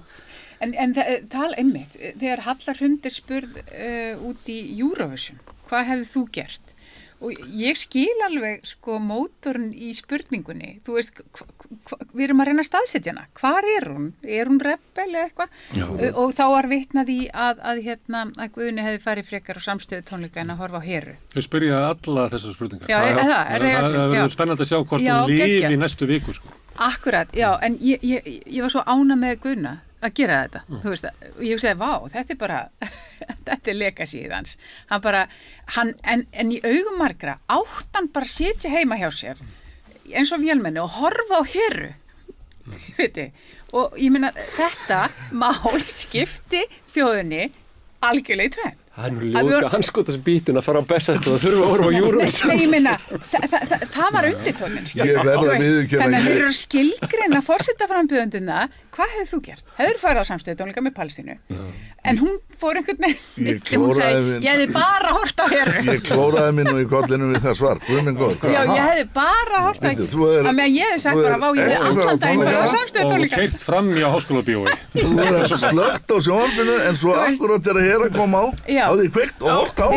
Mér finnst þetta svona meðvirknislegt svar. Af hverju sá hún ekki bara skoðunina sína? Já, hún á rétt að því. Nákvæmlega, þetta er hennar vandi í Þetta er tekið af þeim. Ef hálfum mánuði fyrr, ef það hefði ekki verið búið að grilla hana svona fyrir að hafa skoðanir, þá hefðum kannski svarað allt öðruvísi. Mögulega. En mér finnst að vera ákveðið óöryggi hjá þeim meira og minna öllum, kannski með þeirri undantekningu mér finnst Baldur. Mér finnst hann skýr. Já. Hann virðist ekki populisti, sko. Nei. En ég var svolítið verið vonbrigðum þar sást ekki muna hvað hann hefði kosið í æsi. Jú, það er sjaldan það sem hans fópa auðvitað í þessu og allt í lagi, sko. En ég meina hann hefði... Guðmundur Andri var hérna í vikunni og hann ætlar að kjósa Katrínu. En hann sagðist ekki geta muna hvað hann kaus í SF. Einmitt. En hann var í Samfó þá, ekki? Eða var hann komin í Samfó? Guðmundur? Já. Ég held að. Var Baldur, nú veit ég ekki, var Baldur varaformaður? Nei, varaþingmaður. Já, en ég meina, af hverju sagði hann ekki bara, já, ég man svo sannarlega hvað ég kaus? En það þannig að, hvað kaustu í ISF og þú segir, ég kaus með samningunum, það bara dauðadómur? Já, ég meina, maður veldur fyrir sér, hvort hann hafi verið, já, en hefði hann ekki geta sagt bara, já, ég man alveg hvað ég kaus, ég var varaþingmaður Samfylkingar og ég kaus með þessum samningum og það bara mín stærsta eftirsjá í dag, ég sé að það var kolrámt. Hefði hann ekki geta sagt þetta? Það nú til dæmis einn af þessum staðreyndum sem eru verið að negla niður sem einhver sannindi, það liggur bara ekkert fyrir það. Að þetta nei hefði verið eitthvað ódýrara heldur en já. Einmitt.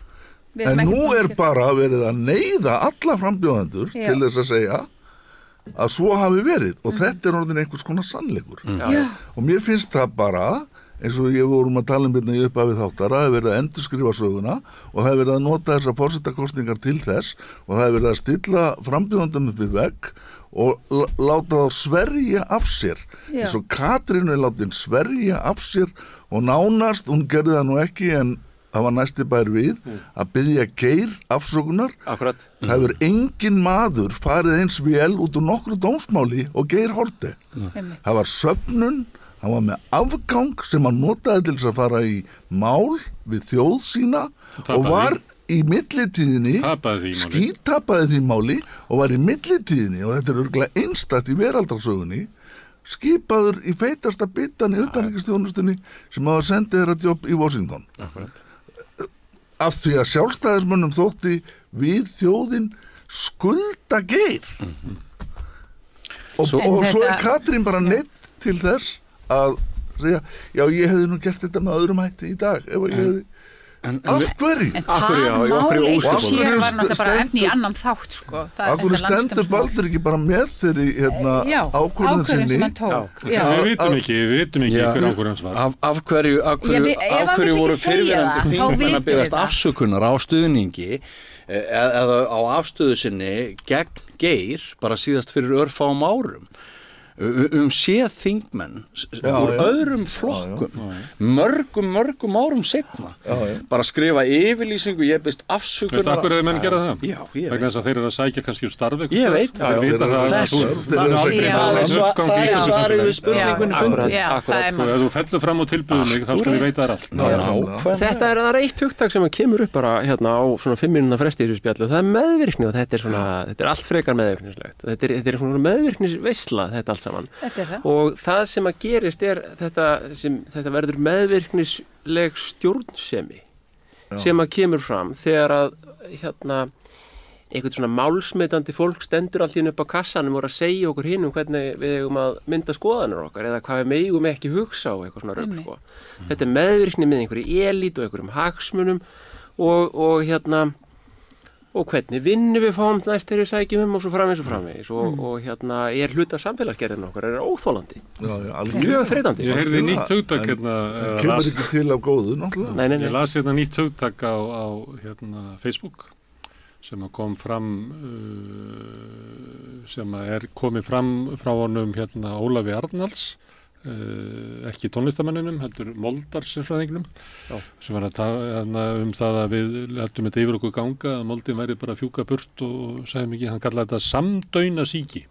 Samdaunasýki. Við erum samdauna einhverju ömurlegu ástandi og sættum okkur við það. Ég veit það. Þetta er algjörlega. Hvernig veistu það? Samdaunasýki. Jú, samdaunasýki. Maðurinn minn sagði í gær bara, íslenska þjóðin er bara orðin svo þreytt á þessari spillingu. Við erum bara orðin og þreytt til að segja eitthvað og bregðast við setjum undir okkur hausinn í þessu vaxtafangelsi og við bara höldum áfram. Mér er að segja að fjölmiðlar eru einhvern veginn ekki að leita leiða úr þessari vaxta ánauð. Fjölmiðlar eru bara að reyna að halda sjó eins og þeir hafa alltaf gert. Og bara þessar kröfur á hendur fjölmiðla, ég bara, stundum finnst mér að bara, ég skil ekkert í þeim. Fjölmiðlar, hvernig gerir þið ekki neitt í málinu? Við eigum sem sagt að fjallum málin, segja af þeim og leiða kröfugönguna niður lögveginn líka. Þá hættum við óvart að vera fjölmiðlar. En í þessu samhengi öllu vaknar líka alltaf aftur og aftur spurningin, hvernig hefði þessi barátta, þessi slagur Bessastaði þróast ef Katrín Jakobsdóttir hefði ekki fært sér pljós. Ég veit ekki hvort þið voru búin að ræða það hérna áður en ég settist, en við sjáum svo mikil kvörf verða. Og Jóngnar sagði það hjá heimildinni, hann sagði áður en Katrín kom hérna inn þá vorum við að ræða allt aðra hluti. Þetta var frjálst og opið, allt í einu snýst þetta bara pólitík og stjórnsýslu. Fjölbreyttur hópur. Og Katrín virðist vera orðin mjög íhaldsamur fulltrúi Allavega út frá þeim vinum sem hann stíðana. Hennar stjórnmálaafl hefur alltaf verið mjög íhaldsamt. Ég meina, ekki samt nokkuð ljóst að hún verði forseti? Ég meina, hvað? Nei, mér finnst það nú ekki. Mjótt á munnum, kannski? Hún er með fórustu núna. Já, hún er með fórustu núna. Halla Tómasar virðist vera að sækja mjög í sig veður. Svolítið sorglegt að sjá. Og svo eru þau þrjú þarna. Ég held að Halla sé nú eitthvað að gefa eftir bara. En varandi Katrín, má ég spyrja ykkur einu, að því að haldið þið að Katrín og hennar fólk hafi vanmetið hvað árið væri að hún byði sig fram og það hafi komið óvart að allt í einu er þjóðin neitt í eitthvað pólitískt uppgjör á pólitísku ferli Katrínar innan í miðri kosningabaráttu og það bara hálfgerður ógeðið strikkur. Þetta fer mjög illa við eðlilega baráttu fyrir forseta. Þetta sést að prósent var með 22%. Já. Ég meina hún undir því sem Halla fekk síðast sko. Já. Hún undir því sem langt undir því sem Þóra fekk. Já. Hún langt undir sko. Einmitt. Hún ekki að fara að glansa þannig gegn og ef hún verður kosið þessu forseti þá verður líklega sá forseti sem að byrjar í bara erfiðustu stöðu allra forseta með 40-42% af þjóðinni sem bara vill hana alls ekki að besta. En fer athyglinni ekki af henni bara leið þessum kosningum líkur? Jú. Er þetta eitthvað? Jú. Einmitt. Pólitískt uppgjör. Þetta pólitískt uppgjör hennar. Það klárt mál og allir þvingaðir í þá umræðu.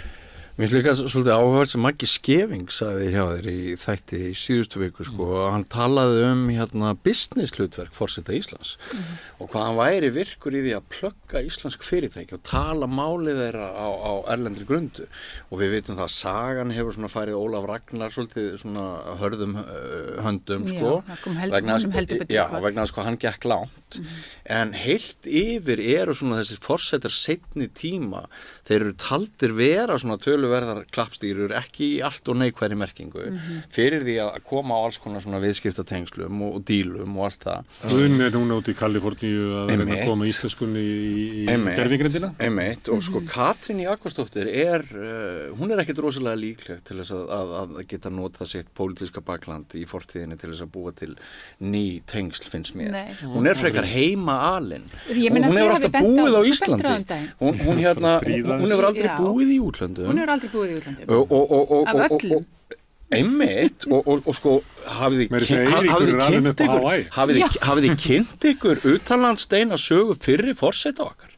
Þetta allt saman lið sem að hefur meir og minna tekið einhverja doktorsgráður á erlendri grundu, búið þar lengi, kemur hlaðið af visku og samanburði aftur til Íslands. Kallarnir alltaf giftir erlendu konum. Og við lítum upp til þessa hóps, en ég veit að ég komið langt frá spurningunni þinni, en mér finnst þetta bara áhugavert. Mjög áhugavert. Ég held nú að það sé nú kannski svolítið skrítið að tala það Katrínu sem eitthvað heima alibab. Hún ekki? Hún búin að eiga í samskiptum við þjóðarleiðtoga bara sem Íslendingur bara sem pólitíkur sem Íslendingur hún ekki með neitt búa út í New York til þess að vera að teljast hún þarf ekki að tala við þjóðarleiðtoga.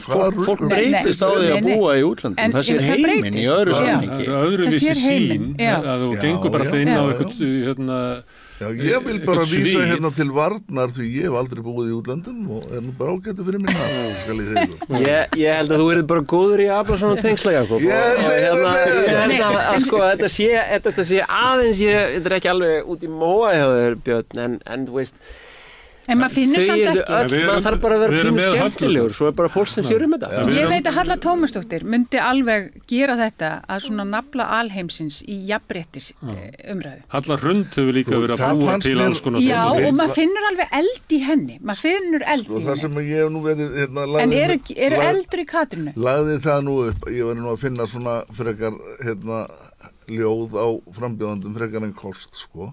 Og mér fannst hún nú bara í sínu fyrsta viðtali þegar hún fór að tala jafnréttismálin Halla Tómasar og það lá fyrir að 2 hennar helstu keppinautar voru konur, þá fór maður bara að hugsa, byrju líkur þessu rugli aldrei?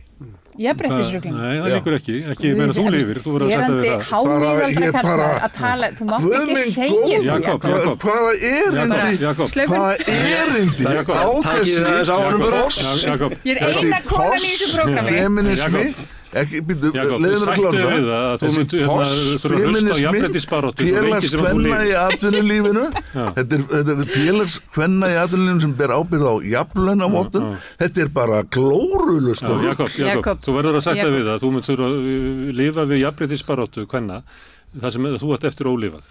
Já, en það er bara að þetta sé allt komið hjá okkur. Bara kynjakvótinn það liggur fyrir og það er sannað, þetta er ekki mín skoðun, það liggur bara fyrir að þetta er glórulust rugl. Bara, Jesús, þetta er bara örlítið þín skoðun, sko.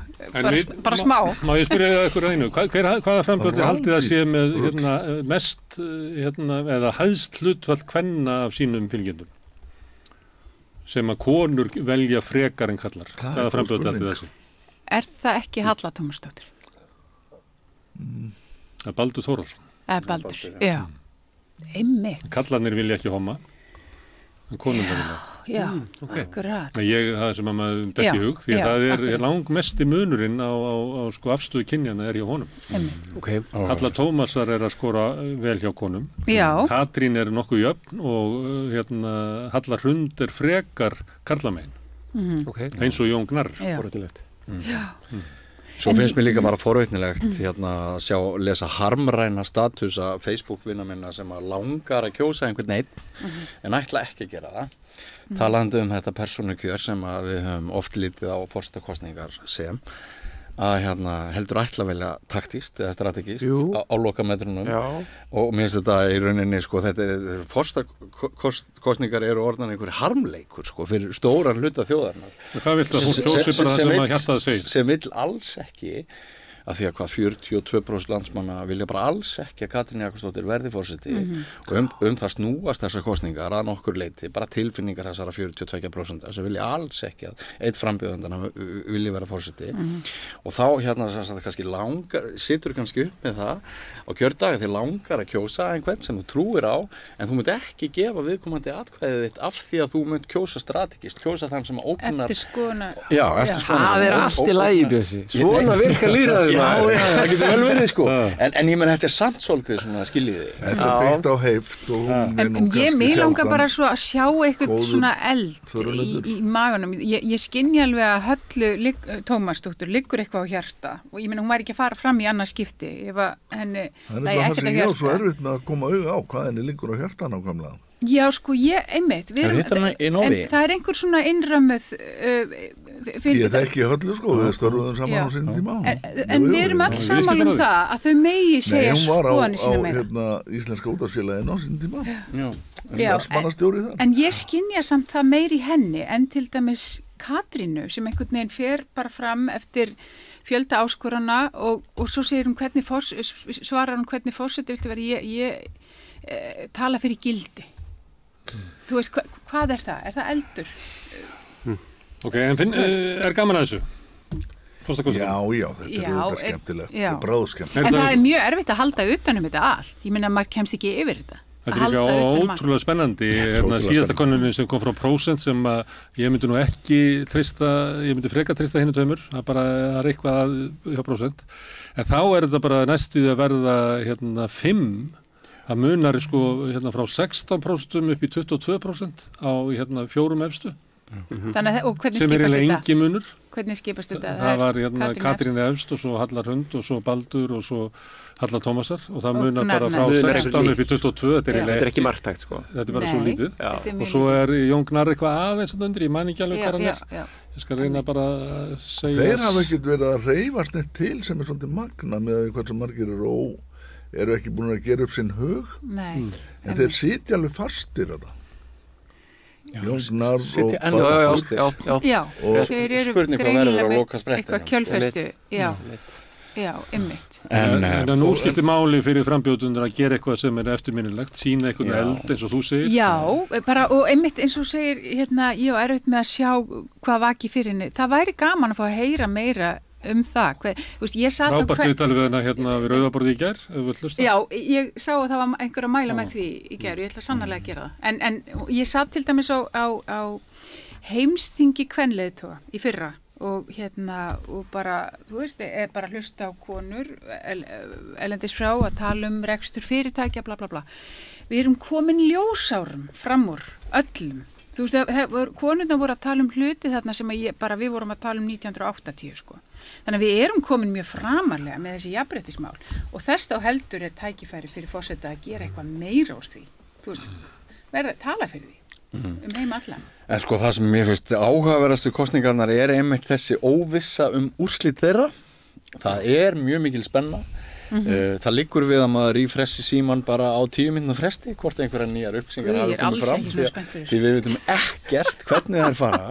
Það ekki nokkur leið að spá fyrir hvernig þessar forsetakosningar fara 9 dögum fyrir kjördag. Mér finnst það stórmerkilegt. Við verðum þannig fram á síðasta dag. Við erum ekki vön þessu. Það verður líka þannig að við út af könnunum og fleira það sem að staðan þessi að þá verður það líka þannig að sko kannaninnar á síðustu dögunum munu ekki geta sagt fyrir hvernig úrslitin verða. Því að það líka eftir svona alls konar skekkja í því hverjir mæta kjörstað, hverjir eru með svona þetta sem þú ert að tala verður að þannig að fólk verður að kjósa taktíst. Það gerist ekki í 1980 og það ekki sem að segir að ef það eru 4-5 efstir að fólk muni fara að gera það. Ætti ég myndi helst vilja kjósa eitthvað sem með 16% en óttast það sem 22% á ég þá frekar að kjósa það sem með 80%. Þetta eiginlega Sumuleyti þetta kannski hjálpar Katrínu sem hefur með þetta 42% sem vilja hann ekki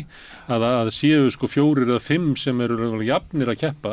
Ef að það væri 1 sem að væri afgerandi að þá myndi Katrín líka að tapa. En sýnir þetta ekki bara líka hvað fólk óákveðið og finnur ekkit endilega, þú veist, það enginn að saminast kannski einhvern einn nema bara mjög takmarkuðu leyti. Þú veist, þetta skiptist rosalega. Já. Þannig að við erum ekki alveg búin að ákveða hvernig forseta við viljum. Og svo af því að bílið á milli skoðanakannana og raunveruleikans á kjördag gæti orðið töluvert eins og þú nefnir. Það minnir mig á 2 gamlingja, 85-90 ára gamla, þeir voru á kosningafundi, framboðsfundi Katrínar Jakobsdóttur fyrir norðan á Hótel Kea og þar voru bara biðukollur nánast og bara óbúslega mikið eldra fólk, en það hún sterkust á meðal eldri borgara, Katrín Jakobsdóttur, bara langsterkust. Og við erum að tala íhaldssemi og eitthvað svona. Og þetta fólki sem mætir á kjörstaðan? Já, og það var einmitt það sem að einn gamlingi sagði við hann, við skilum okkur á kjörstað. og fannst nú ekki einsýnt að unga fólki sem kannski hakar við einhverju könnun skiluru að það nenni því. Þannig að það geti verið þannig breyta. En ein spurning, veist ég nú með ykkur 2 fyrir fram að mig, vill Katrín ekki tala við ykkur? Katrín Jakobsdóttir. Fyrir mörgum vikum stuttu eftir að hún tilkynnti framboð sitt að við samband við aðstofakonu hennar sem fylgdi inn úr ráðuneytinu yfir í kosningabaráttuna og þá var svona verið að finna tíma út á landi og svo bara hætti hún að svara. Svo þegar Friðjón fór að vinna þá sendi ég á hann, getur þú nú ekki komið í gagna, hvort hann ætla ekki að koma hérna. Og ég var búinn að tala við alla og þetta var svona hugsað hvernig verði næsti hringur að vera og var svona leiðilegt að eiga hann alltaf eftir og Friðjón fór og sagði já ég skal bara gangi þetta og svo bara virtist það ekki í ganga og nú svarar hann mér ekki heldur. Hann nú bara sagði hann að þessu. Og hvers vegna haldið þetta sé? Ég get ekki ráðið í það á hverju fólk segir nei, sko, kannski bara, getur verið hvað sem sko. Og þú ert að rita bókum spillingu? Já, mitt mál öðruvísi, sko, þess að segja þetta eru 2 mál. Já. Að það kemur út í ágúst, bók eftir mig spillingu, já. Og ég taldi mjög mikilvægt að fá að heyra rödd forsætisráðherra sem Katrín var inn í þá umræðu, en hún gat ekki orðið við því. Og mjög stælilegt. Ég hef sagt að stundum að hún ekki sinnt þessu en ég hef ekkert sagt frá þessu, ég sagði þetta bara í Facebook í gær vegna þess að Torfi Túlinius var að skrifa ykkur grein þar sem að skróði Katrín getur talað við alla og þá veit ég bara að benda á að hún getur það ekkert sko. Nei. Nei, ég hjó eftir þessu og... Þannig ég var ekkert að flagga, ég sá að Vísir var eitthvað eins og við varum eitthvað vælandi yfir þessu, við erum ekkert vælandi yfir þessu. Mér sýnist þið vera með tárin í augunum. Nei, en þetta er ekki... Það er bara fyrir jafnréttisumræðuna þína. Ef maður þolir ekki að fá nei, þá getur maður ekki spurt, ég segi það alltaf, ég spyr bara alla. Og við höfum tekið viðtal hérna við Guðna TH og alls konar ráðherra og biskupa og fínumenni og þannig það er ekki þannig að rauðaborðið sé eitthvað og mikill af hverju dregurum inn í þetta hús eða svona Íslandsklukuna, það er ekki þannig. Þannig að það er bara eitthvað sem að Katrín ætlar að heyja sína kosningabaráttu með biðukotunum hann fyrir norðan, en ekki koma hingað. Og ég held að það eru þúsundir manna sem að horfa á þættina þetta og ég held að það sé ef þú ætlar að ná sambandi við fólk sem hefur mikinn áhuga á samfélagsmálum, að þá er þetta borð örugglega langbesti vettvangur til þess. Og það vita allir hinir frambjóðendurnir og tala það hvernig viðtölin við dreifist og þakka okkur í bak og fyrir að fá að segja skoðanir sínar á þess að sé alltaf sífellt að vera að grípa fram í fyrir þeim eða stytta tíman eða hvað sem er. Og þannig að menn vita alveg sem hafa komið hingað og talað og þess vegna talar fólk með öðrum hætti hér heldur en annar staðar og þetta vita allir og þetta veit Katrín örugglega líka en hún bara kýs að gera þetta ekki. En Katrín er þannig, ég heyrði einmitt einn aðdáanda tala um hana bara að það er enginn sem á roð í hana í viðtölum, hún pakkar öllum saman, það var það sem við komandi sagði og ég meina við hvað er hún hrædd, af hverju mætir hún ekki bara og svarar og hún gerir það svo vel. Finnst hún gera það vel? Mér finnst hún bara að vera sérfræðingur í að víkja sér undan spurningum. Já, ég meina hún er þrautþjálfaður pólitíkus, hún er búin að gera það í 20 ár. Já, maður sé kannski fram á það að ef hún og Smári væri ræða saman hefðu rauðaborð þá myndan halda áfram að spyrja þannig að það kemur svar. Ég hef ekki hrifin þessari taktík til dæmis Stefán Einars og er alltaf að finna að henni að vera gjammandi eitthvað í fólk Mér þess að leiti Sigmar og Helgi Seljan í Kastljós á þessum tíma alltaf vera gjammandi í fólk eitthvað. Ég er bara fyrst og fremst í því að bara fólk kemur hingað og ég mig langar bara að heyra hvert er erindið þess. Ég held að Katrín sé líka bara orðin svo varin. Hún er svo varin. Þetta fólk er búið að vera svo lengi í stjórnmálum. Og ég hafði bara spáð í öryggisgæsluna sem er komin í kringum Sjálfstæðisflokkinn og þeirra Sjálfstæðisflokks og allt það Fjarlægðin á milli fólksins og almennings verður alltaf meira og meiri. Ég sá þetta kristallast svo í vitnin og enn og aftur til þessar heimsóknar minnar norður til Akureyrar fyrir 2 vikum þar sem ég fór á marga framboðsfundi sama daginn til þess að mappa hvað eru frambjóðendur að gera líkt og ólíkt. Þá sé ég það hvernig Katrín, hún stígur ekki til leiks fyrir en fundurinn hefst. Hún svona stjarna kemur bara sviðið, þú veist, tjöldin dregin frá, stjarna kemur fram á sviðið. Þetta vita nú allir sem hafa verið í sveitaballa bransanum. Já, býttu, leðanum að klára. En Halla Hrund sem var, Halla Tómasar sem er með litlu færri gesti á öðrum tíma, á öðrum stað, menningarhúsinu Hofi, hún byrjar að taka í höndin á hverjum einasta manni áður hún byrjar að tala, kynnast fólki, miklu nær, fólk gat að farið heim með það, að þannig hefði það verið fyrir fundin og ég veit bara ekkert hvort Katrín Jakobsdóttir verður þessi alþýðlegi óbóðslegi vinur ósýnilega mannsins. Ég held að þetta lið sé orðið bara mjög víggirt og vant því hvaða spurningu það svarar og hvernig og hverju það talar við og hvernig það kemur fram. Þetta getur komið til að skipta máli. Þetta er bara magn. Þetta er náttúrulega breytingi sem hefur verið öll þessar vígirðingar og fleira í kringum þessa kynslóð stjórnmálamanna sem er Bjarni Ben og Katrín Jakobsdóttir. Já, og ekki nóg með það að þegar einhver mál eru rætt og þessi stjórnmálamenn eru gagnrýndir, þú veist, að þá fara þeir á Facebook og taka viðkomandi blaðamenn eða fréttamenn af lífi. Það er alveg magna Talandu þetta, þá heyrði ég eitt sem að Katrín dró inn í umræðuna ég held að hafi verið á Stöð 2 sem var mordtilræði við hann Fító hún dró það og ég sagði bara hvað er þetta? Er virkilega að vera haldaði fram að stjórnmálafólk á Íslandi sé bara í lífshættu að skautunni sé svo mikil í samfélaginu. En það er samt sem áður kvöldstæðarind og ég hef alveg talað við konur í stjórnmálum að það er viðbjóður sem þær fá í tölvupóstum, skilaboðum. Ég meina, Hanna Birna sagði mér frá því að það hefði verið hrækt framan í hana á Austurstræti. Það var maður sem öskraði á hana í Eymundsson og hótaði lífláti og einhvers konar, þú veist, konur og bara pólitíkusar hafa mætt mikilli harnesku, sko, síðustu áru sérstaklega eftir hrun. Það alveg kvöld staðrind. Ásdís Rán búin að lofa aukinni öryggisgæslu á Bessastöðum. Já. En er þetta smart? Já, bara gaman að því, sko. Ég meina, við hefum alltaf aldrei haft sennilega alþýðlegri forseta en einmitt Guðna, mögulega. Ég var í sundi einhvern tíðan með Guðna í Laugardalslauginni, hann með krakkana. Já. Svo einhverja krakka. Svo kom ég út og einhverja krakka, ég er ekki yngstu, hann var alltaf krökkum, hann var líka stóra krakka sem fara sjálf bara í sund. Og svo kom ég út og þá beði bílstjórun eftir hann og það voru 2 guttar, sko, og ég bara sjá þetta er forsetinn og Guðna, ég skvill ykkur heim. Kiptaði mig fyrir bílinn, sko. Þetta er fínt. Já, þetta er gott. En þetta verður kannski hans legacy, hann er kannski ekki búin að vera að taka einhverjar stóra ákvarðanir, en hann var alþýðlegur forseti og er. En af því að heimurinn er að breytast og ég ætla ekki að fara að auglýsa þessa bók mína um spillingu en ég hitti Guðna vegna ritunar þessar bókar á Bessastöðum og þar kom öryggisverður, þar var öryggisgæsla. Hún var frekar nýleg, hún var vegna einhverja hótana sem höfðu verið, þannig að þetta er ömurlegt og við þurfum auðvitað að sko á sama tíma og það er ömurlegt að til sé fólk sem skadar fyrir okkur öllum hinnum með bara einhverjum ummælum með einhverju svoleiðis sem að kalla á einhver svona viðbragð, þá verðum við líka að passa að fara ekki offari og trúa ekki of á að Ísland sé að verða hættulegra hvað varðar öryggi þessa fólks.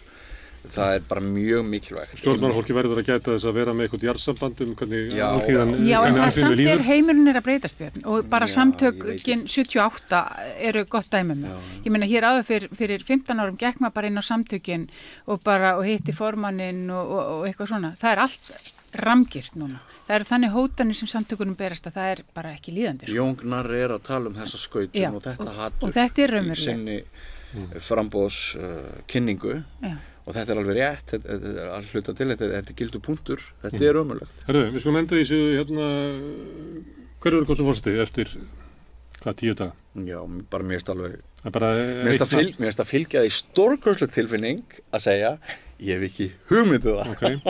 Já, ég veit það ekki heldur, Nei, sama hér. Jakob, þú verður að svara. Katrín, mun hafa þetta... með naumyndum, mér sýnist hún Halla Hrund vera svona svolítið að gefa eftir. Halla Tómasar er sennilega viku of seint á verð eins og síðast og svo sýnist mér þeir Baldur og Jóngnar sitja svolítið fastir. Svo hvor þeir að það verður, hvor sem verður kemst þarna inn með fæstu mögulegum atkvæði. Já. Það verður ég er ekki vissum að það sé endilega svo mikill ríkalegur skandall nema að það gerist þetta sem að þú varst að tala um áðan að þjóðin einhvern veginn takir sér saman og Guð veit hvað getur gerst á vorum tækni tímum og fara að kjósa ríkalega taktíst og láti heiftina ráða för. Já. En þá þarf líka eitthvað talsvert að gerast, einhverjir frambjóðendur verða að draga sig tilbaka helst og lýsa yfir stuðningi við þann sem að helst á færi á að fella drottninguna. En það sem þú kallar heift mynduð þessir taktísku kjósendur bara kalla réttlætiskennd. Já, ég langar aðeins að challenge það, Bobby, sko að kalla þetta heift er eiginlega svolítið sko...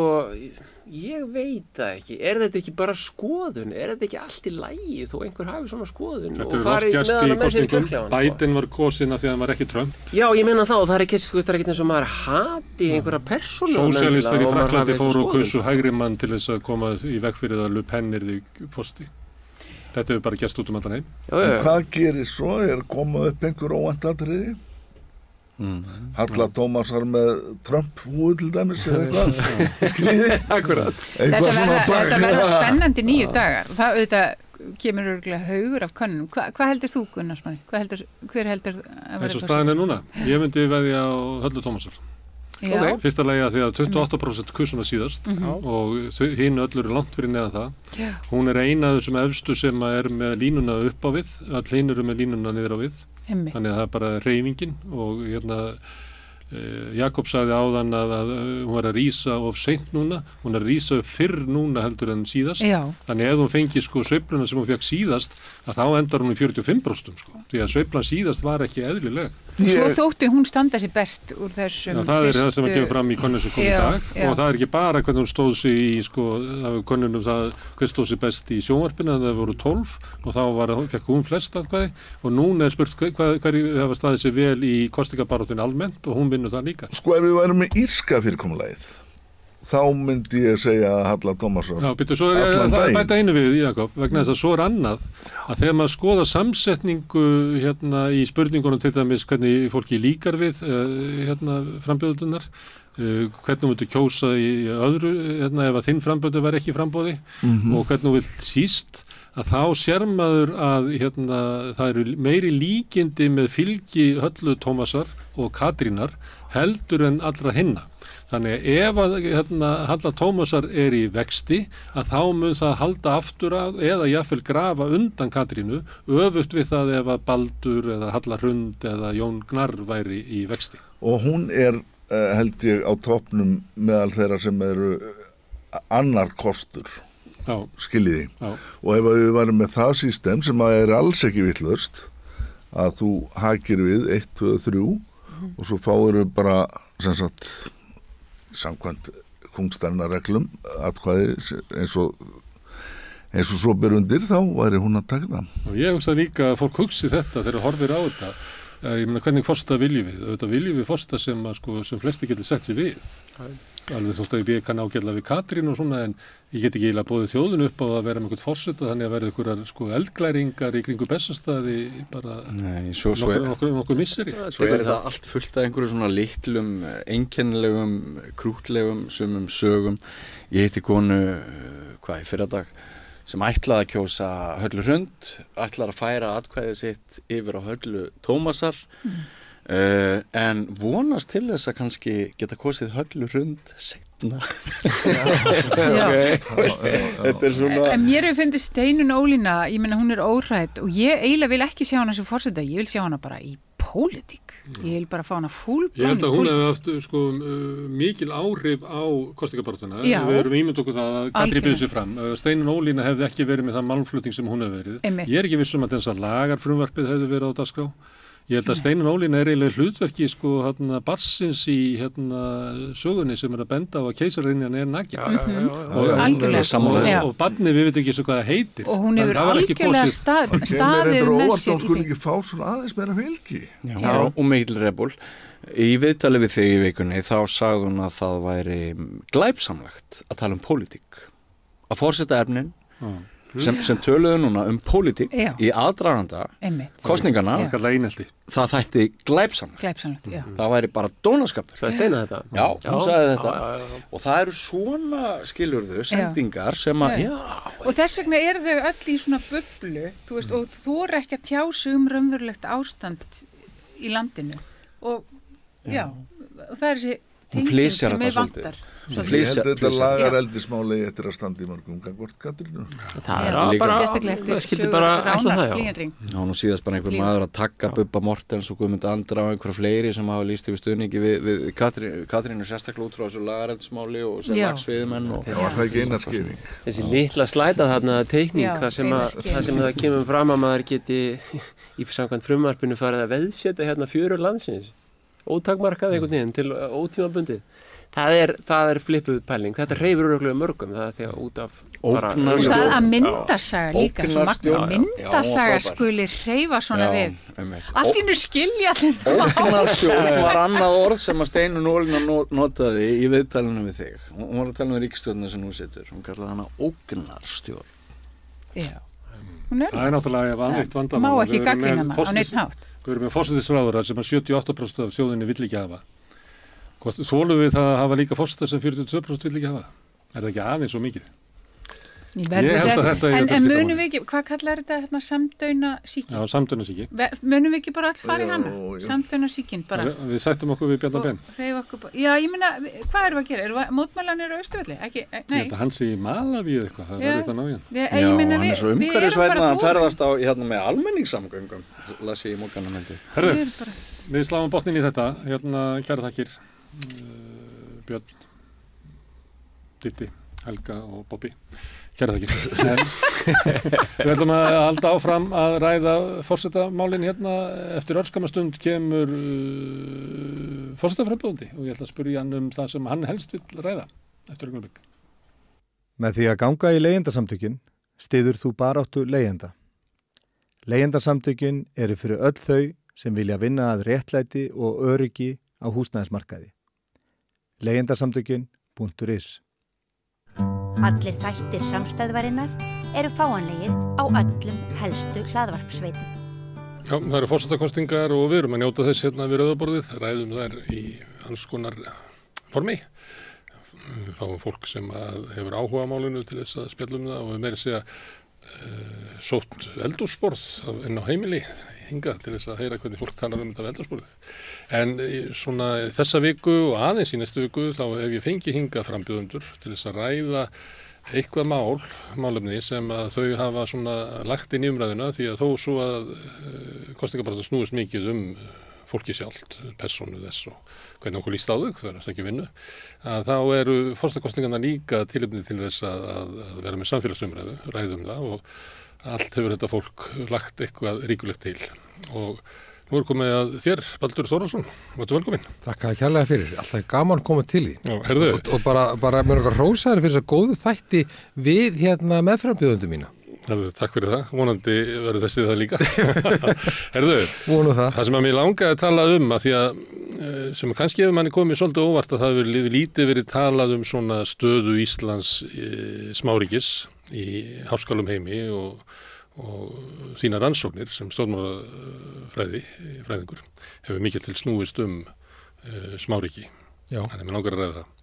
En það er líka eitt sem að mér finnst þú leggja meiri áherslu á en aðri frambjóðendur, það er svona margbreytileiki að þú talað framboð í frambóðinu börn og náttúrulega hinsegin og kynsegin og svona breiðari mannréttinda hvað að segja, svona sjónarmið heldur en heyri á hinum. Ég er ekki að segja hinn sé andmæliði en nokkurn hátt. En mér finnst þú stundum leggja áherslu á það og þá er það að forsetinn sé forseti allra. Það hefur gildið ekki?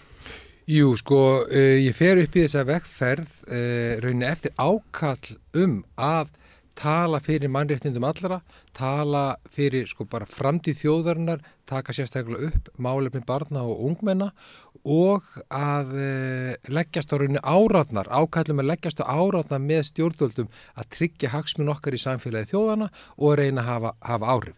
Svona áköllin sem voru að koma til mín í janúar, febrúar, mars snéru mest að þessu og eins og þú nefnir réttilega þá hef ég í kjölfari forgánsraða þessum verkefnum eða málum líka vegna þess að ég hef einhverjum verið að vinna þeim, bæði í minni vinnu við Háskóla Íslands og síðan bara í mínu félagsstarfi.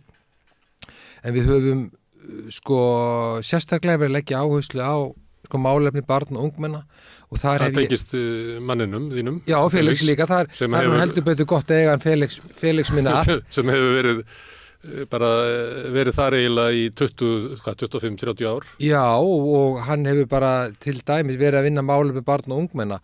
Hann og Gunnar Helgason leikari, þeir hafa til dæmis farið flest alla skóla á landinu með verkefni sem list fyrir alla, þar sem eru til dæmis að fjalla mikilvægi þess að lesa bækur.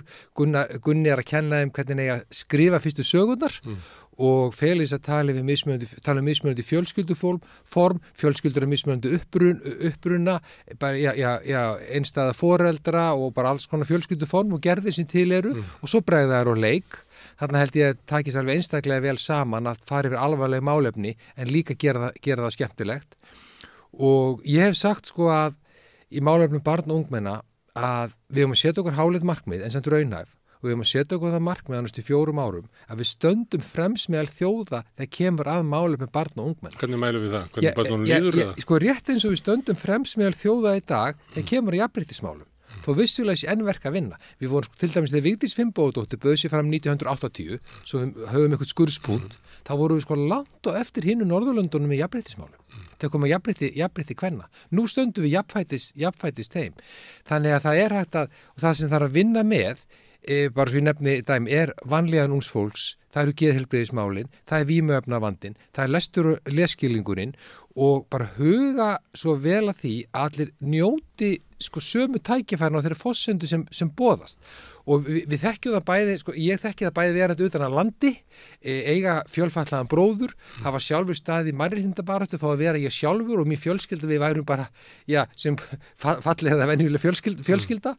Hvað þetta skiptir miklu máli að við öll í samfélaginu fáum notið þeirra tækifæri sem eru til staðar og mér finnst svo mikilvægt að nýta forsetaembætti til góðs þegar þetta varðar og ég sé fyrir mér með því að bara einfallega forseti forgangsraði þessum málum, rétt eins og Vigdís forgangsraði umhverfisvernd og jafnréttismálum, það hafði áhrif á sínu tíma, að forseti geti kallað síðan til saman ólíka hópa fólks sem að vinna gott starf hvað þetta varðar, til dæmis varðandi vímuefnavarnir eða geðheilbrigðis ungfólks, til þess að reyna að lyfta þessu málaflokki á næsta stall og leggjast á árata með stjórnvöldum hvað þetta varðar.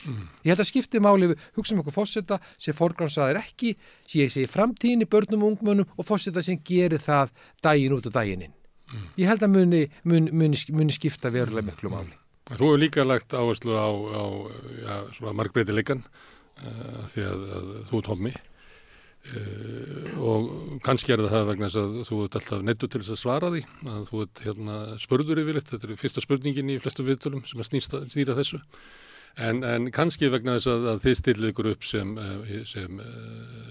hjónum, þú og Felix þetta drægir svolítið athyglinna að stöðu ykkar og ég veit að það eru margir sem að myndu vilja kjósa ykkur einmitt út af því að þetta er góð svona tákmynd að forsetinn geti verið forseti allra og það er engin útilokun í því.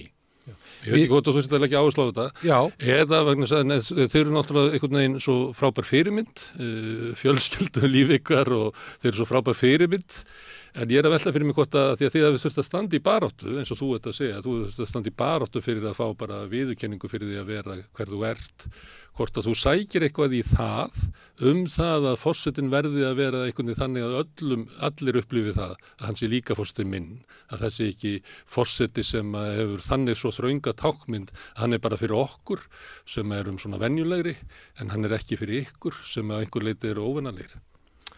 Já, þá má kannski segja það að bara svona grunn áherslunar okkar lúta bara að þessu og þá bara alls ekki bara varðandi stöðu hinsegin fólks heldur upplifið það bara ferðalögum mínum landið hvað fólki finnst á skorta að það njóti sömu tækifæra og við hér á höfuðborgarsvæðinu bara út frá búsetu og þekkjandi það sjálfur að byrja að huga því 11-12 ára að reyna að koma til sömu vinnu því ég vildi safna mig fyrir íbúð því mér langaði að mennta mig í Reykjavík og ég var ekki viss ég hefði þakka yfir höfuðið.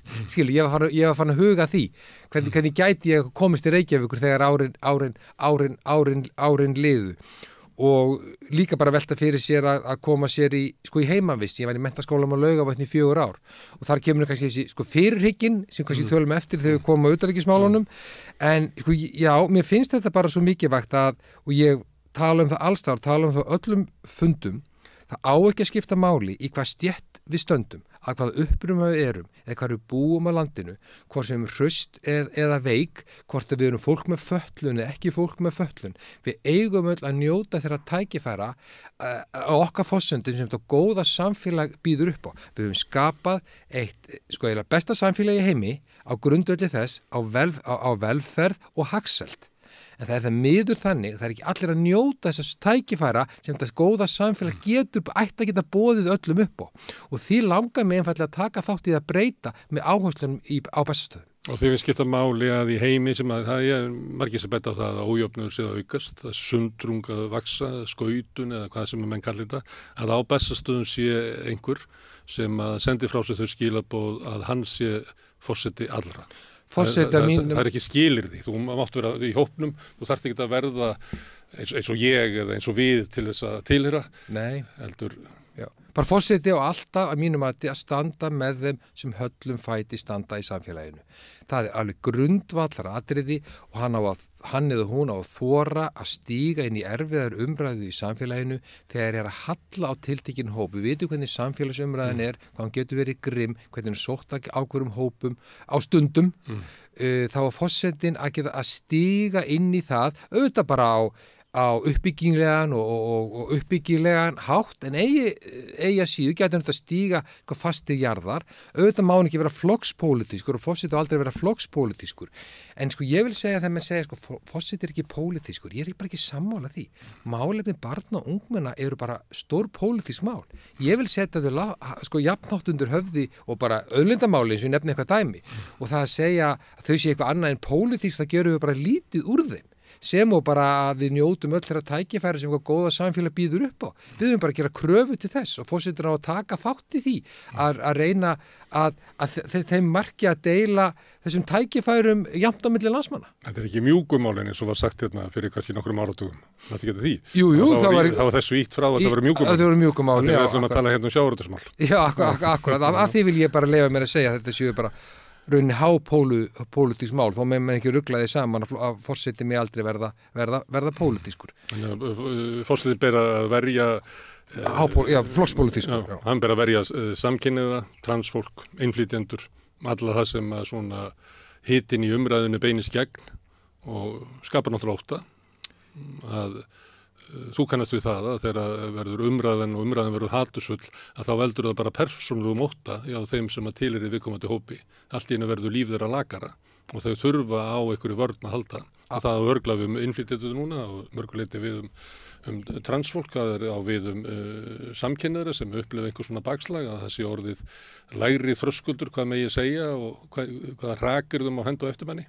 Þarna gegnir fórseti mikilvægur hlutverki að reyna að fá okkur öll til þess að horfa á það sem sameinar okkur frekarnir sundrar. Benda á hvað við eigum sameiginlegt og hvað við getum unnið saman með og jafnvel að benda á leiðir til úrbóta. Til dæmis, ef þú talum að kannski börn af erlendum uppruna, með fólk af erlendum uppruna, efla til samstarf með skátarhreyfingunni, björgunarsveitunum til þess að fá ungt fólk þar ganga til liðs við þessa góðu aðila þar sem menn eru að starfa. Til dæmis í ungliðasveitu björgunarsveitana, það kostar ekki að taka þátt. Bara nefnir sér dæmi. Og kannski getur forseti með þessum aðilum átt frumkvæði að því að leiða fólk saman. Ég bara tek dæmi það í minni háskólakennslu upp í Háskóla Íslands. Í námskeiðunum sem ég kenni á ensku, það sem eru bæði útlendingar og íslendingar, ég þarf að stýra því að íslendingar og útlendingar vinni saman í bekknum. Ef ég gerir það ekki, þá vinni íslendingar bara saman og útlendingarnir. Ég er líka stýrið þannig búin að gera í 30 ár, ég lætu fá verkefni til þess að vinna fyrir utan bekkin, fyrir utan hennar formlegu tíma, útlendingar og íslendingar saman til þessi tali saman. En ef ég stýri þess ekki, þá bara skiptist hópurinn í útlendingar og íslendingar. Þannig við þurfum stundum að hugsa þetta í svona samfélagslegu verkefni og að leyfa okkur aðeins svona þá að stýra skútunni til þess að leiða fólk saman. Já. Stundu þarf jafnvel að hugsa þetta í fermingavislu, þannig að ættirnar þarf saman sín á milli. Já, við þekkjum. Við erum bara þannig. Já, við þekkjum það, annars setjast mér og tala ekki saman, algjörlega, já. Þá var þetta að fara líka svona stólaleiki, Já. Stundu þarf að gera eitthvað. Stólaleiki að skiptast á. Það þarf að gera eitthvað til að hrista saman hópina. Já, það þarf að hugsa þeim fyrirfram og þar kemur þessi fyrirhyggja, hverju viljum við ná fram? Horfum það sem er áhugum sameiginlegt, náum samtalinu og ég er svo mikill talsmaður og trúi svo mikið á samtalið. Það hefur til dæmis mikið verið rætt í þessari kosningabaráttu íslenskuna, bara ekki vanþörfa og þar hafa margir nefnt og mikilvægi þess að íslenska tölvuheiminn, netið, já, vissulega er það mikilvægt. En ég byrja alltaf á samtalinu. Bara samtalinu við unga börnin, leikskólabörnin, grunnskólabörnin. Ég til dæmis upp í háskóla hefur nú í 20 ár, ég er löngu hættur að vera fyrirlestra. Ég nota sem ég kalla Sókrates aðferðina. Við bara förum sameiginlega gaggrínið yfir lesefni dagsins og ég segi við nemendum mína, ég hef svo virkilega á að heyra hvað þú hefur að segja þessa fræðigrein og fá þau til að tala og efna því samtals í stofunni. Og sérstaklega nú tímu netsins, þegar við erum öll föst á samfélagsmiðlunum, finnst mér til dæmis skólastofan eða heimilin mikilvæg vettvangur samtalsins. Já, við styrum það hérna. Við erum hérna með podcast, það sem síðað blogg. Bloggið þannig það á einræður, en í podcastinu þá verður að tala við ykkur. Og það hérna styrkir samfélagið. Herðu, en þá kemur að hérna, svo sérfræðingur í smáþjóðum. Við hefur verið að skoða það eiginlega allan þín starfsferil. Og nú erum við í svona víðsjáverðum heimi, ég held að það sé svona almenn tilfinning fólks að það horfir ófriðvænlega í heimsmálum, það svona ákveðin upplausn, það hérna, við erum að fara út úr einpóla heimi í margpóla heim og því fylgir alls konar átök og þá það náttúrulega spurning hver er hinn eðlilega staða Íslands í heiminum og mér langar svolítið ræða við þig það, því að það hefur lítið verið talað utanríkismál í þessari kosningabaráttu en af því þetta nú þín þess að þú hefur verið rannsaka, þá ætla ég að nota tækifæri núna. Já. Hvað hérna upplifir þú að staða Íslands hafi breyst á undanförnum árum, að við þurfum að endurmeta stöðu okkar í samfélagi þjóða, að við þurfum að endurmeta rödd okkar í heiminum, hvernig við notum hana og til hversu við notum hana? Sko það hefur líklega ekki verið svona vandasamt að vera lítið ríki eins og Ísland í samfélagi þjóðana í marga áratugi. Einfallega vegna þess eins og nefnir við erum að stríð í Evrópu, sko ástandi fennir botni Miðjarðarhafs, þyngri tárum taki, það hafa ekki verið svona bara mörg stríð eða skærur í heiminum frá lokun síðari heimsstyrjaldar og við stöndum fram fyrir því að ríki virða ekki eins áður bara einfallega landamæri ríkja, virða ekki alþjóðlega lög og reglur og bara grundvöllur að sjálfstæði lítilla þjóða eins og okkar, Íslands, að stórlaxarnir, í með orða sem stóru ríkin, að þau virði alþjóðlega lög og reglur. Og sem við gerum ekki nema þessi þeirra hagsmunir, það kallum við þá. Og að við náum að byggja enn sterkar í rauninni alþjóðastofnanir eins og Sameinuðu þjóðirnar sem ná rauninni að tjóðra risana betur heldur þau gera í dag. Já, það er nefnilega stóri vandinn einmitt sem ég var að lýsa sem við þurfum svo mikið að taka á. Sko ég fer til nám til Bretlands rétt eftir lok kalda stríðsins á 1992, bara þegar kalda stríðið er að ljúka. Og fór bæði meistara og doktorsnám og ég var strax ákveðin í því að ég vildi stúdera eitthvað sem gagnaðist Íslandi. Ekki kannski Ísland sjálft heldur eitthvað sem gagnaðist Íslandi og fór strax að skoða smáríkin í Evrópu, hinn Norðurlöndin, Benelux-ríkin, Austurríki og Sviss, Portúgal og Grikkland. Hvernig þau höguðu sínum málum, hvernig þessi litlu ríki í Evrópu, þó þau séu vissilega stærri en við, hvernig þau tryggja hagsmuni sína í samfélagi þjóðana og reyna að hafa áhrif til góðs. Og síðan þá hefur ég eins og nefndir, eiginlega öll mín fræðiskrif lotið að því að skoða rauninni fyrirhyggju í litlum samfélögum. Mikið vægi fyrirhyggju þegar kemur að alþjóðamálum að sína fyrirhyggju til þess að komið vekk fyrir það verði krísa og síðan að undirbúa sig undir það ef það skellur á krísa og síðan ekki síst líka að vera undirbúin undir að byggja upp eftir að krísa hefur dunið á. Þannig að auðvitað reynir að fyrirbyggja krísunar en undirbúið undir það ef hún verður og síðan að byggja upp eftir á.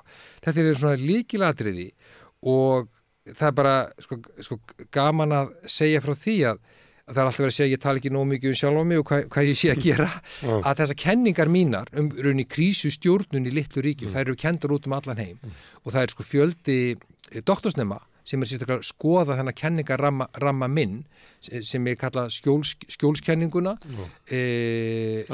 Litlu ríkjum það verið í skjól eitthvað stórs. Já, stórs og hvernig þau vinna líka heima. Við erum rætt að það verið menn sem að við andmælt þessum kenningum. Já, þannig er akademían. Það er bæði þetta snýstum sem ég kalla heimavarnir, sem er ekki endilega bara her, alls ekki. Það er heimavarnir og skjóli, hvorutækja þarf að vera til staðar. Og sérstaklega finnst mér væntum allur þessi fjöldi doktorsnema sem er í vina þjóðum okkar í Eystrasaltsríkjunum sem er að skoða hvernig þau geta komið vekk fyrir krísur en það eru þau náttúrulega glíma við náttúrulega rússneska björnin í dag. En bara því þess að akkur ég er að tala um þessar krísur bara því að bara þess að sagt, krísur verða oft svo miklu djúpstæðar og erfiðar og stærri í litlum ríkjum heldur en stórum. Ástæðan er einfaldlega svo að hagkerfi lítil markasvæði, þau sveiflast miklu meira heldur en stóru, það verður alltaf dýpri efnahagsáföll, en svo er það líka þannig eins og allir þekkja hér. Við erum bara með einn alþjóðaflugvöll. Ef hann lokar, þá eru flugsamgöngu við heiminn farnar. Við erum bara tengd fjarskiptakerfi heimsins með 3 sæköflum. Ef að þeir fara, erum við ekki með fjarskiptatengsl við útlönd. Þannig að áfallin eru svo miklu meiri og alvarlegri í litlu ríkjum. Það er svo mikið vegt að koma vekk fyrir að verði krísur. Skaði getur orðið svona afdrifaríkari. Já, og ég nú búin að kenna upp í háskóla líklega 1000 nemenda hvað þetta varðar og strax ég kom heim og námi þá stofnaði ég svo kallar rannsóknarsetur Smáríki sem sérstaklega skoðar þetta og við höfum verið með 20 alþjóðlegra rannsóknarverkefna efnahagsmál, öryggismál, bara samfélagsleg mál og rekum svona sumar og vetraskóla í háskólum alla Evrópu, svona eins að 2 vikna mjög svona hröð námskeið og ég lít bara á þessa ég ætla sér ekki milli 800.000 nemendur sem hafa útskrifast úr þessum skólum okkar sem bara eiginlega svona orðið svona fulltrúar lítilla ríkja hvernig þau ég að bregðast og að vinna því það eru ákveðnar leiðir ef við byrjum að þessu fyrirhyggjunni sem eitthvað sem Íslendinga vantar ég held að það kemur oft fram í umræðum alls konar mál hérna, það kemur umræðu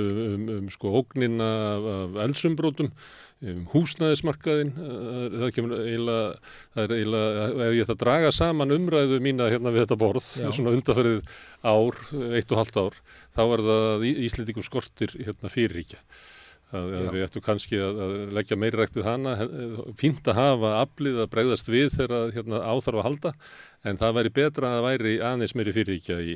Þetta er nákvæmlega þessi mjög myndi langa tala fyrir á bestastöðum. Þetta, eins og ég kalla þjóðarmotto okkar Íslendinga, þetta reddast, það er gott og gilt. Koma svo.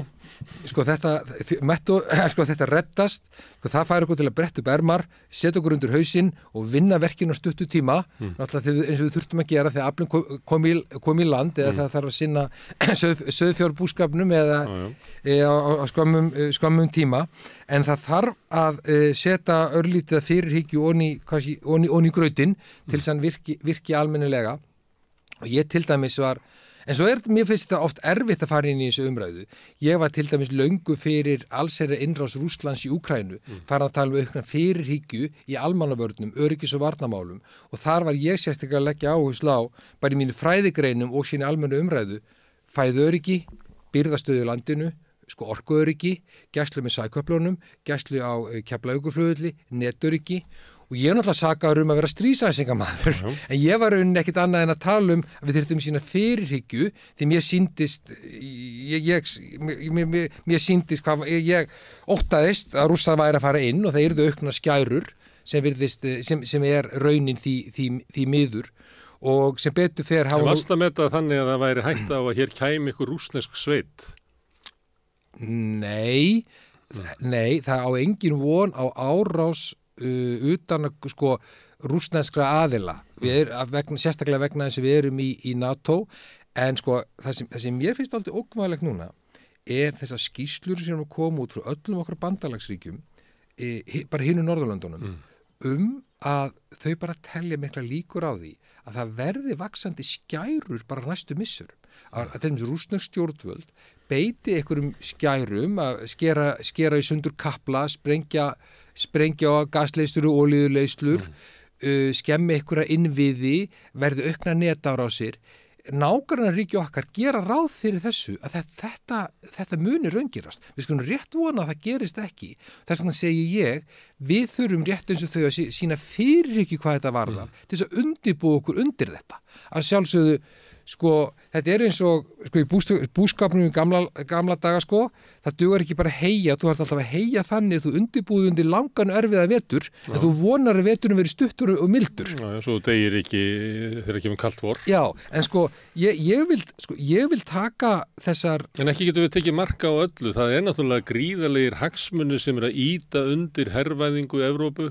Það hefur verið að flytja peningar út úr velferðarkerfum Evrópu yfir í hernað í ótrúlum hraða að þessi 2% sem að þóttu djörf þegar Trump sagði það að Evrópuríkin ætti að borga 2% til varnar og hernaðamála að mörg ríkir eru bara að fara fram úr því, mörg ríkir eru bara að undirbúa sig að hugsanlega verið hlutfalli herra, 2% af landsframleiðslu, þetta er kannski 5% af ríkisútgjöldum, þetta er ótrúleg breyting sem að verða á Evrópu sem að getur líka veikt bara öryggi landana innanfrá ef að það getur valdið félagslegum óróleika ef að límið í samfélaginu verður veikara af því að þú ert að taka afl út úr grunnkerfi samfélagsins og flytja í hernað og varnaðamála. Þannig að það er gríðarlegur þrýstingur á þetta og þegar ég sé þessar skýrslu koma bara bang frá Noregi, Svíþjóð, Danmörku að þá upplýði það að þetta eru bara þeir sem eru að vilja fá hernar uppbygginguna eru að koma með rök fyrir því að ég kannast ekki við það að Rússar séu að ráðast inn í þessu lönd. Nei en við höfum samt séð það að það eru að mér skilst, við trúum bara íslensku stjórnvöldu hvað það var þess að gríðarlega miklu netárásir til dæmis bara á grunnstofnanir Íslands, ríkisútvarpið bara stofnanir í samfélaginu það er stöðugt verið að taka niður mikilvæga stofnanir, Háskólinn Reykjavík, ríkisútvarpið, stofnanir við Austurvöll. Og það er bara eitthvað svona alls konar lið sem er að því?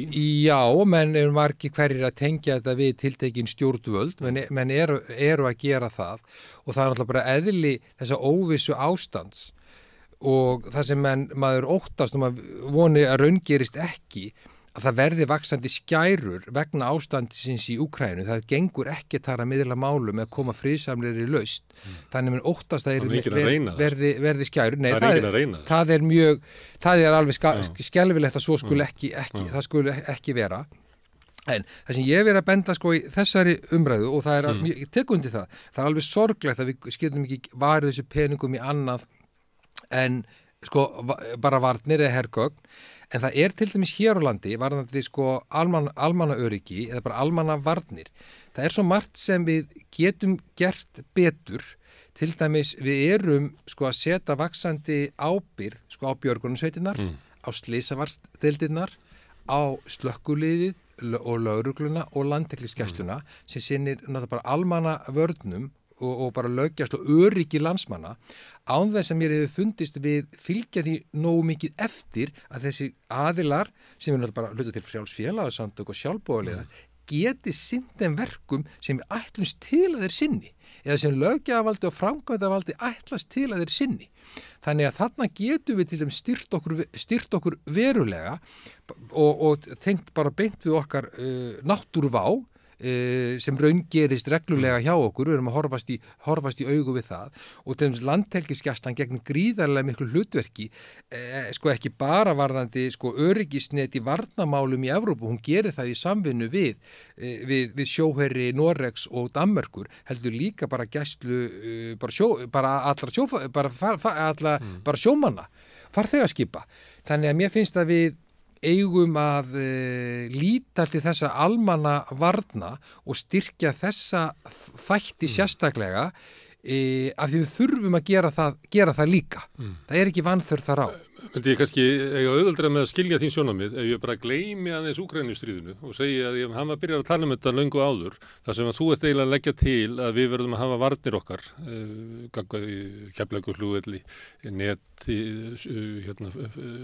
hvernig við fylgjumst með landhelginni okkar og þar hundu göttunum, að við þurfum að hafa þetta í betra formið, þannig að við verum tilbúinir að mæta óvæntum áföllum, stundum frá náttúrunni, stundum frá einhverjum óvilhöllum ríkjum eða jafnvel einhverjum bara glæpahópum, að það væri fyrirækjuleysi snýst um það að við verum svona aðeins að ræskja okkur og gera þetta bara betur.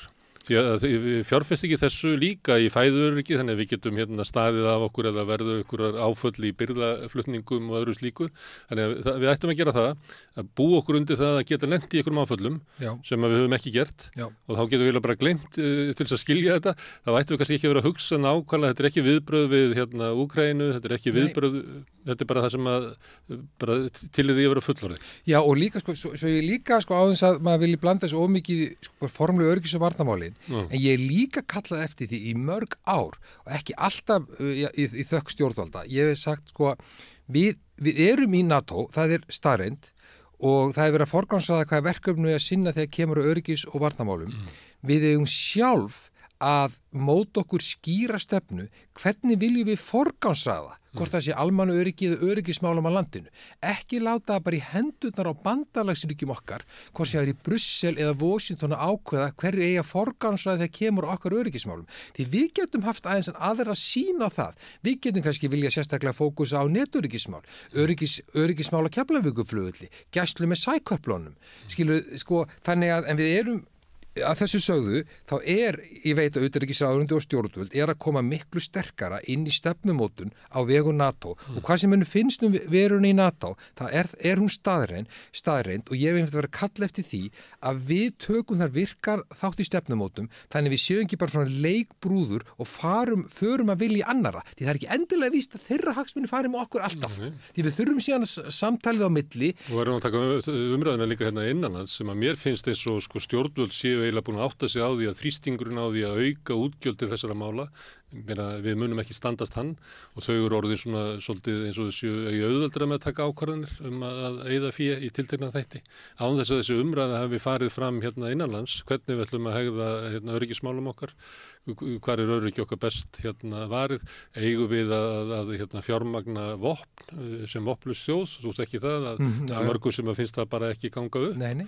Og það er bara umræða sem að verður að fara fram í samfélaginu, en að sumuleyti finnst mér eins og stjórnvöld sé að svara einhverju að utan og taka ákvarðanir þar án þess að við höfum tekið umræðina eins og settir. Það er mikið feimnismál að ræða þessi öryggis- og varnarmál. Ég held að ákveðinleiti byggir það á því að við útviðstuðum stefnumótun í þessum málaflokki sem bara lengi til Bandaríkjanna. Það er að breytast eins og ég nefndi, þannig að stjórnvöld eru svona stíga vallega til jarða og þetta er alltaf svo viðkvæmt leið og eins og ég nefndi á þenni upphæfi þegar ég fer að tala um þess að fyrirhyggju, bara birgðaöryggi, fæðuöryggi, orkustöðun í landinu, þá er ég sakar að vera efna til stríðsótta. Þetta snýst ekki það, svo kemur heimsfaraldur sem það blasti það við öllum að það þarf að huga þessu málum og það var ekki stríð heldur, það var heimsfaraldur. Þannig að þetta skiptir bara einfallega svo miklu málu og líka við tökum samtalið, vitum til dæmis, ég kallaði eftir það bara og meinu opinu umræðu hvað er að gerast og öryggissvæðinu Keflavíkurflugvelli. Skilurðu, ég hef verið að kalla eftir því þannig við almenningur viti hvað er þar og það sem við vegna þess að varðandi yfirvofandi ógnir, hvort sem varðandi netógnir eða annað, ef þú veist að það eru varnir til staðar þá minni líkur á því verður ráðist. Ef að varnir það séu tryggar, bara eins og vírusvörn í tölvunni, skilur, þá minni líkur það verður ráðist til atlögu á þig. Þannig við eigum ekki verið hrædd við að sýna á spilin sem við erum með. En mér langar nefnilega þessu. Nema eitt, náttúrulega, ég var nú að vísa í umræðu á Íslandi að ef að varnirnar eru svo miklar og viðbúnar eru svo mikill að þá getur hann dregið að mögulega árás. Þú kannast við það að Keflavíkurflugvöllur væri segull í mögulegu kjarnorkustríði. Þetta er umræðan sem var upp úr miðri í síðustu öld. En ég hef líka leyft mér að kalla, því þú nefnir í byrjun þetta heimurinn er að breytast og líka bandamenn okkar er að breytast. Sérstaklega stjórnmálin Vestanhafs. Ég hef mikla áhyggjur af þeim. Ég hef mikla áhyggjur á þróun bandarískra stjórnmála og hvað afleiðingar það hefur ekki bara í Bandaríkjunum heldur líka á heimsmálin. Og þetta snýst alls ekki bara Donald Trump, þetta snýst republikana flokkin í heild sinni. Upplöfs Bandaríkjanna séu ógn við fríu heiminn. Bara við þetta bara heim sem hefur byggst á frjálsum viðskiptum, hefur byggst á grundgildum viðmiðum vestrænna ríkja lýðræði og mannréttindi. Að önnur sjónarmið heldur en grunnforsendur lýðræðis og mannréttinda og viðskipta á réttum forsendum fá að njóta sín. Þess vegna hef ég leyft mér að kalla eftir því og myndi treysta mér í embætti, mér treyst til þess, að kalla eftir nánari samvinnu við Norðurlöndin. Og ástæðan fyrir því að ég myndi leyfa mér að kalla eftir því vegna þess að ég tel að vera þverpólitíska sátt á Íslandi að vinna nánar með hinu Norðurlöndunum. Norðurlandasamvinnan hefur reynst okkur einstaklega vel og að mínu mati eigum við að vinna nánar með Norðurlöndunum þegar kemur að friðarmálum, þegar kemur að loftslagsmálum, þegar kemur að mannréttindamálum og jafnréttismálum með eftirliti í hafinu hérna í Norður Atlantshafi í tengslu við opnu siglingarleiðarinn á norðurskautum. Við eigum að vinna nánar með að minna Sameinuðu þjóðanna. Við vissulega vinnum með þeim en þetta eru þau ríki sem eru oftast nær sammála okkur, ekki kannski alltaf, en þegar þau eru gera það, eigum við að taka höndum saman. Og ég tek stundum sem dæmi, ég veit þetta er allt pólitíks viðkvæmt, að ef við bara Norðurlöndin hefðum staðið saman í þessum skelfilegu ástandi sem er á Gaza, ef við hefðum staðið saman og tala einni röddu, ætli stæðu nú ekki sterkara vígi heldur en að vera með mismunandi afstöðu í málaflokkum. Ef þau töluðu einni röddu innan Sameinuðu. Hefði ekki orðið fórustu þjóðir í því að í kannski þeirri leið sem eftir gærdaginn er hægt að spá að Evrópa muni taka. Að Evrópa muni taka einhverja svona afstöðu sem er ólík Bandaríkjunum. Að Norðurlöndin þegar fleiri ríki eru að viðurkenna Palestínu. Já, og við fórum með góðu fordæmi 2011 og geta alveg séð að Sameinuðu Norðurlönd getur verið í fórustu fyrir einhverja slíka afstöðu áherslu breytingu. Já, þannig sko ég sé fyrir mér að forsetinn geti einmitt mjög tala fyrir nánari samvinnu í Norðurlöndin vegna þess að samrýmis utanríkisstefnu Íslands. Auðvitað fer forseti Íslands eftir utanríkisstefnunni hverju sinni, en það er vissulega möguleiki til að sína frumkvæði, taka skarið innan ramma sem utanríkisstefnan mótar, til dæmis að tala alltaf fyrir friði, alltaf fyrir friðsemnir laust deilumála, að við forgangsröðum hjálparstarfi, þróunarstarfi heldur öðrum málum. Skjólkenning Baldurs, hún er þá ekki svo að smáríki verði bara að finna sér eitthvað ofbeldismann á skólalóðinni og verið í skjóli hans. Alls ekki, það snýst einmitt að finna þann sem gildin, sem þín gildi fara með, þann sem er næst þér stendur, þinn nánasta vin og þú getur bundið svona tryggðarböndum. Vegna þess að það skiptir svo miklu máli að allir þættirnir þegar kemur að því að finna sér bandamenn, það eru samfélagslega skjólið, viðskiptalega skjólið eða öryggislega skjólið í orðaðin sem svo. Og þar stendum við bara næst til dæmis Norðurlöndunum að við vorum að tala skjólið er frekar þar heldur en hjá hérna í Bandaríkjunum. Já, samfélagslega skjólið í vegna sameiginlegs vinnumarkaðs, sameiginlegs, ég má tala menntamarkað, aðganga velferðarkerfinu, bara mínar rannsóknir hafa sýnt það að við notið alveg bara ómælds samfélagslegs skjóls af samvinnu við hinn Norðurlöndin. Ég veit ekki alveg stundum hvernig við höfum átt að bara fungeregjum í slettaði á Norðurlöndana og bara sem nefnir sem dæmi sem mínu skrifum að ég verið að koma líka inn á þessu samfélagslega þættina þjóðlúkhúsið, ríkisútvarpið, þetta er allt stofnað að norrænni fyrirmynd. Menn leituð að fyrirmynd hvernig var þetta gert á Norðurlöndunum. Íslenska velferðarkerfi byggir á fyrirmynd Norðurlandana. Skólamennindi leituðu til Norðurlandana hvernig eru skólarnir reknir. Við erum bara byggjum á norrænum grunni og gerum það að mörgu leiti. Þó svo við lifum eiginlega í bandarískri menningu og horfum æði mikið til Bandaríkjanna. Já, þá er samfélagslega skjólið lífstíl og viðhorf æði meira. Já, þá er samfélagslega skjólið enn á vettvangi Norðurlanda samvinnunar. Við vitum það að langflestir Íslendingar sem leita sér fara í nám erlendis, fara ennþá til hinna Norðurlandana. Það eru 20.000 Íslendingar sem búa á hinum Norðurlandunum og þar eru að sækja menntun, til dæmis tæknimenntun, iðnmenntun sem er ekki að finna hér á Íslandi. Skipti sköpum fyrir okkur að fólk geti farið út og komið síðan tilbaka. Mér langaði líka að nefna varðandi leiði til áhrifa, bara örstuð í mínu smáríkjaransóknum.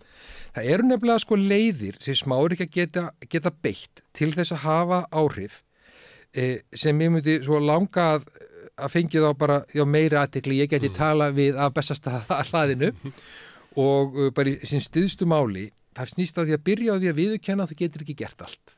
Þú byrjar að forgangsraða. Til dæmis getum við forgangsraða jafnréttismálum, ef við getum forgangsraða sjálfbæri nýtingu auðlinda eða bara loftslagsmálum. Þegar við erum hins vegar síðan búin að forgangsraða, þá þurfum við að byrja á því að sýna fram á það að við stöndum fremst meðal þjóða í sjálfbæri nýtingu auðlinda, jafnréttismálum eða í umhverfismálum. Því ef við gerum það ekki hlustar enginn á okkur.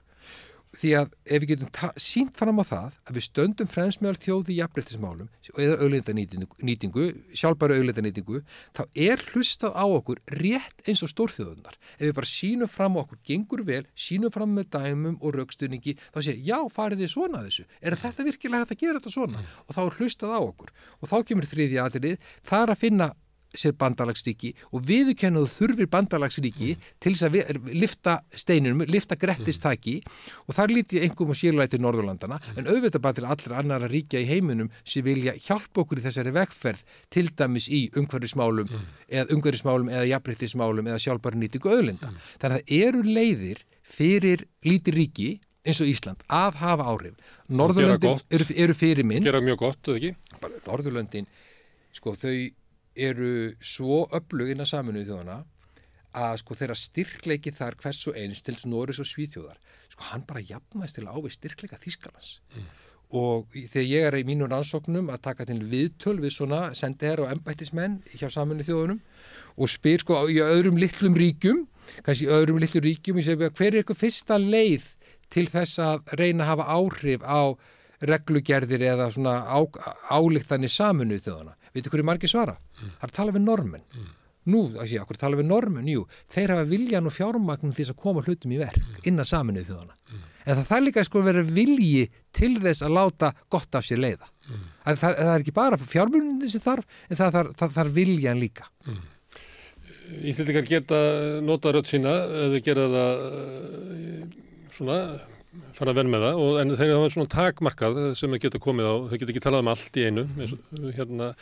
Eitt sem að svona undarfærið út af hennum háskóla heimi, að þá hefur verið svona hugmyndum það að við ættum að tala fyrir friði og ég held að flesti frambjóðendur hafa verið að leggja áherslu á það. Það líka í aðdraganda kosningana þá kom í ljós að við vorum að kaupa vopn, vorum að senda og maður heyri það nú bara svona í samfélaginu að mörgu finnst það bara ekki passa við stöðu okkar að sá sem að er vopnlaus og er ekki með her, að hann getur eiginlega ekki verið að kaupa vopn til þess, eru notuð til þess að drepa fólk á okkur vígvöldum. Það sé ekki fyrirhyggja í því. Það er alltaf að líta svo á með þínu sjónarmiði að það er ekki góð fyrirhyggja í því að sá sem er vopnlaus fjármagni vopnasendingar þar sem að Rússar eru drepnir á vígvellinum því að við munum ekkert með samskipti við Rússa og höfum átt ágætið samskipti við Rússa á síðustu öld. Við áttum mikil viðskipti við Rússa og raunverulega er ekki hægt að benda á að Rússar eða Sovétmenn hafi verið að gera Íslendingum neitt sérstætt. Þetta móti raunverulega. Já, sko við njótum, eins og þú nefnir réttilega, við njótum einstakar sérstöðu innan NATO að við erum eina ríki sem ekki með her og það er virt innan NATO, það er engin þrýstungur innan NATO að við stofnum her. Heldur það ekki? Heldur það kom ekki í daginn að Íslandsríkin segja byrju þessi ríka þjóð þarna? Þarf hún ekki að leggja eitthvað til? Það hefur ekki ennþá komið til og ég hef til dæmis sagt það, ég er algjörlega persónulega móti því að stofna her, við höfum enga þekkingu eða kunnáttu eða getu til þess að stofna her og ég hef sagt ef Alþingi myndi þetta til hugar að stofna her, þá án undangenginu þjóðaratkvæðagreiðslu, þá myndi ég í embætti forseta Íslands þegar í stað vísa því máli til þjóðarinnar. Því það var mikið grundvallar breyting reynir bara okkar samfélags sáttmála. En þegar kemur þessum sem varst að nefna og þá vil ég tengja þetta við að við erum ekki með herinn eins og þú gerir réttilega, þá vil ég segja sko, það snýst líka bara sko forgangsröðunina að hvert og þetta ríki að vinna á þessi sviði sem það stendur sér best. Og við erum ekki í hernaðinum, við erum ekki með varnarlið og við höfum gert einstaklega vel, finnst mér, til dæmis að senda Úkraínumönnum færanleg sjúkrahús.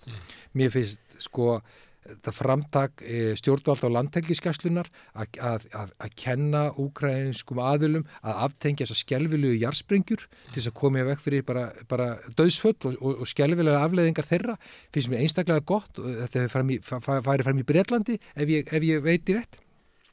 Þannig ég sé fyrir mér að við eigum að forgangsraða því sem við erum góð í. og getum unnið að heilindum með okkar fólki eins og við höfum verið að gera mjög vel. En það ekki, ef það þannig að þú lítur svo á að við erum í NATO en við erum herlaus og við höfum sérstöðar og við eigum að vinna með þá sérstöðu. Við höfum ekki að reyna að vera bara falla í hópin og vera eins og hinir. En að einhver leiti finnst manni stjórnvöld hafa verið að reka slíka stefnu að undanförnu, eins og með þessum vopnasendingum, eins og með svona, það lítill munur á orðfæri íslenska stjórnvalda eða stjórnvalda sem hafa raunverulega eitthvað afl til þess að standa undir. Við höfum orðað þannig að það talar enginn eins og diplomat lengur, það talar allir eins og hersöðingar.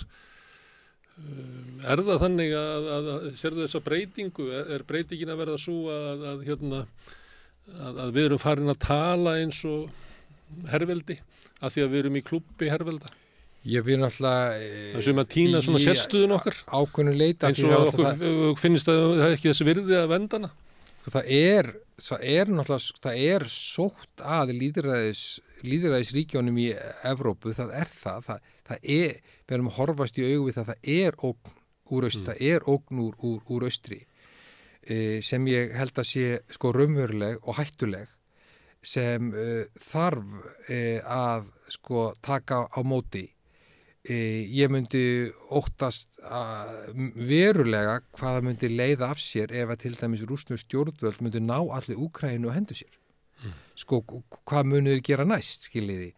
Þegar hermaskinnan fer af stað, þá þetta er það sem ég óttast í þessum efnum og við verðum að spyrna á móti hvað þetta varðar.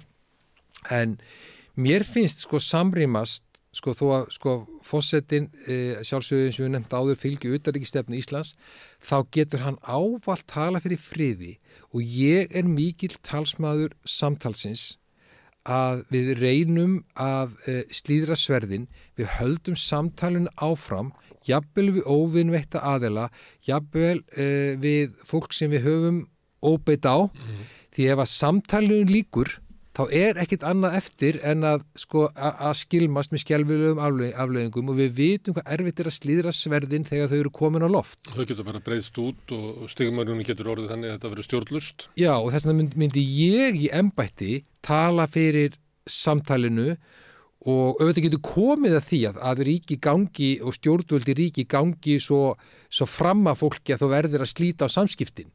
En það þarf að reyna allt áður því þá eru það bara vopni sem tala eftir það og það held ég við viljum ekki fá þannig heim stundum ég veit það bara úr eigin mannréttindabaráttu að við unnum baráttuna fá að vera við sjálf þegar við vorum að berjast fyrir réttindum hinsegin fólks með því að vinna þetta með smáskrefum. Við fengum ekki allt í einu og það var erfitt að fá ekki allt í einu en við fengum einn og einn lagabókstafi einu á 20-30 árum og við vissum að við stemdum að rétta markinu, við þökum skref fyrir skref nær markinu þangað til við komum inn í vítategin og skoruðum í mark og náðum jafn miklu réttundum og bara aðrir í samfélaginu eða gagnkynhneigðir í samfélaginu.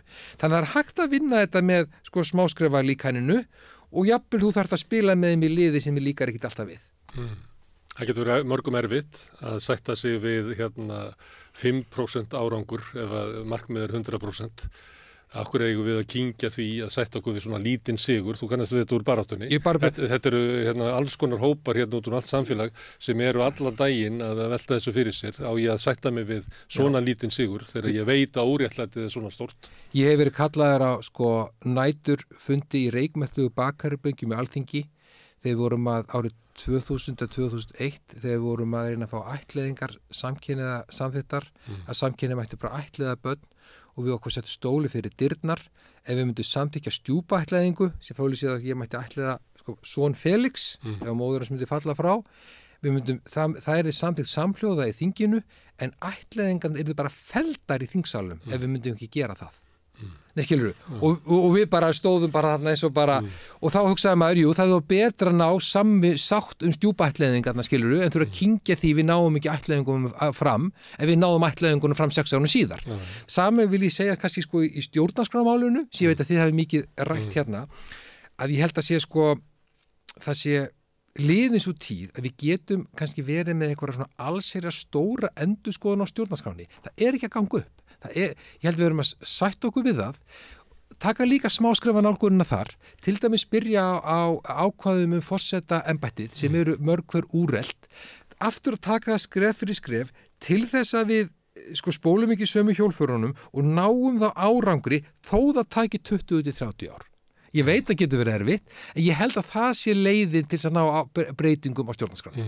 Til þess að fólk setti sig við þá leið, þá þarf að vera árangur reglulega. Já, því er nú eru bara við 12 ár síðan að þjóðaratkvæðagreiðslan var. Já. Og það er ekkert gerst. Nei, og það hefur ekki nást að vinna með þessa smáskrefa nálgun. Þannig þú farið ekki stóra breytingar, en þú verður heldur ekki litla breytingar. Ég myndi tala fyrir rétt eins og Guðni hefur gert við setningu Alþingis fyrir því að stjórnarskráin er breytt í áföngum, skref fyrir skref í sem allra mestu sátt í þinginu og ég hef trú á því að ef við skiptum þessu verkefni niður í ákveðna áfanga, tökum eitt í einu, fyrsta sem við erum flest öll sammálum og vinnum okkur svo áfram að þá munum við ná árangri. Herðu, Baldur, takk fyrir að koma hingað og afsaka því ég skulle hefa boðið upp á svartan heim að ræðum, mikla erfiðleika. Þú ert kannski vannar því að vera spurður hvað þú vilt hafa á pítsuna? Já, en þetta er bara einfallega mjög mikilvægt og það bara þakkaði fyrir að vilja fjalla þessu alþjóðamál sem það skiptir verulega miklu máli hvaða rödd heyrist á Bessastöðum núna í þessum viðsjárverða heimi. Já, ég hefði viljað sjá meiri umræðu heimsmálin í þessari kosningabaráttu. Kannski kemur það núna 10 dagar eftir. Og gangi allt í haginn. Takk að þér. En ég ætla að sitja hérna áfram og reyna að skilja þennan heim sem við lifum í samfélagið og kannski okkur sjálf. Næsti kafli eftir augnablik. 60% Eflingarfólks á erfitt með að ná endum saman. Hvernig er hægt að réttlæta það? Efling stéttarfélag. Barátta fyrir betra lífi. Samstöðin er í eigu hlustenda, áhorfenda og lesenda. Já, nú ætlum við að ræða húsaleigumarkaðinn eða húsaleigulög. Það er frumvarp sem liggur fyrir Alþingi. Við höfum rætt þetta hérna áður. Bjarni Þór sem er í stjórn VR og hefur verið að vinna að húsnæðismálum innan verkalýðshreyfinganna lengi og Guðmundur Hrafn Arngrímsson sem er formaður leigjendasamtakanna voru hérna daginn og voru að ræða þessar breytingar og svona þetta var eiginlega ólík sjónarmið sem við höfðu.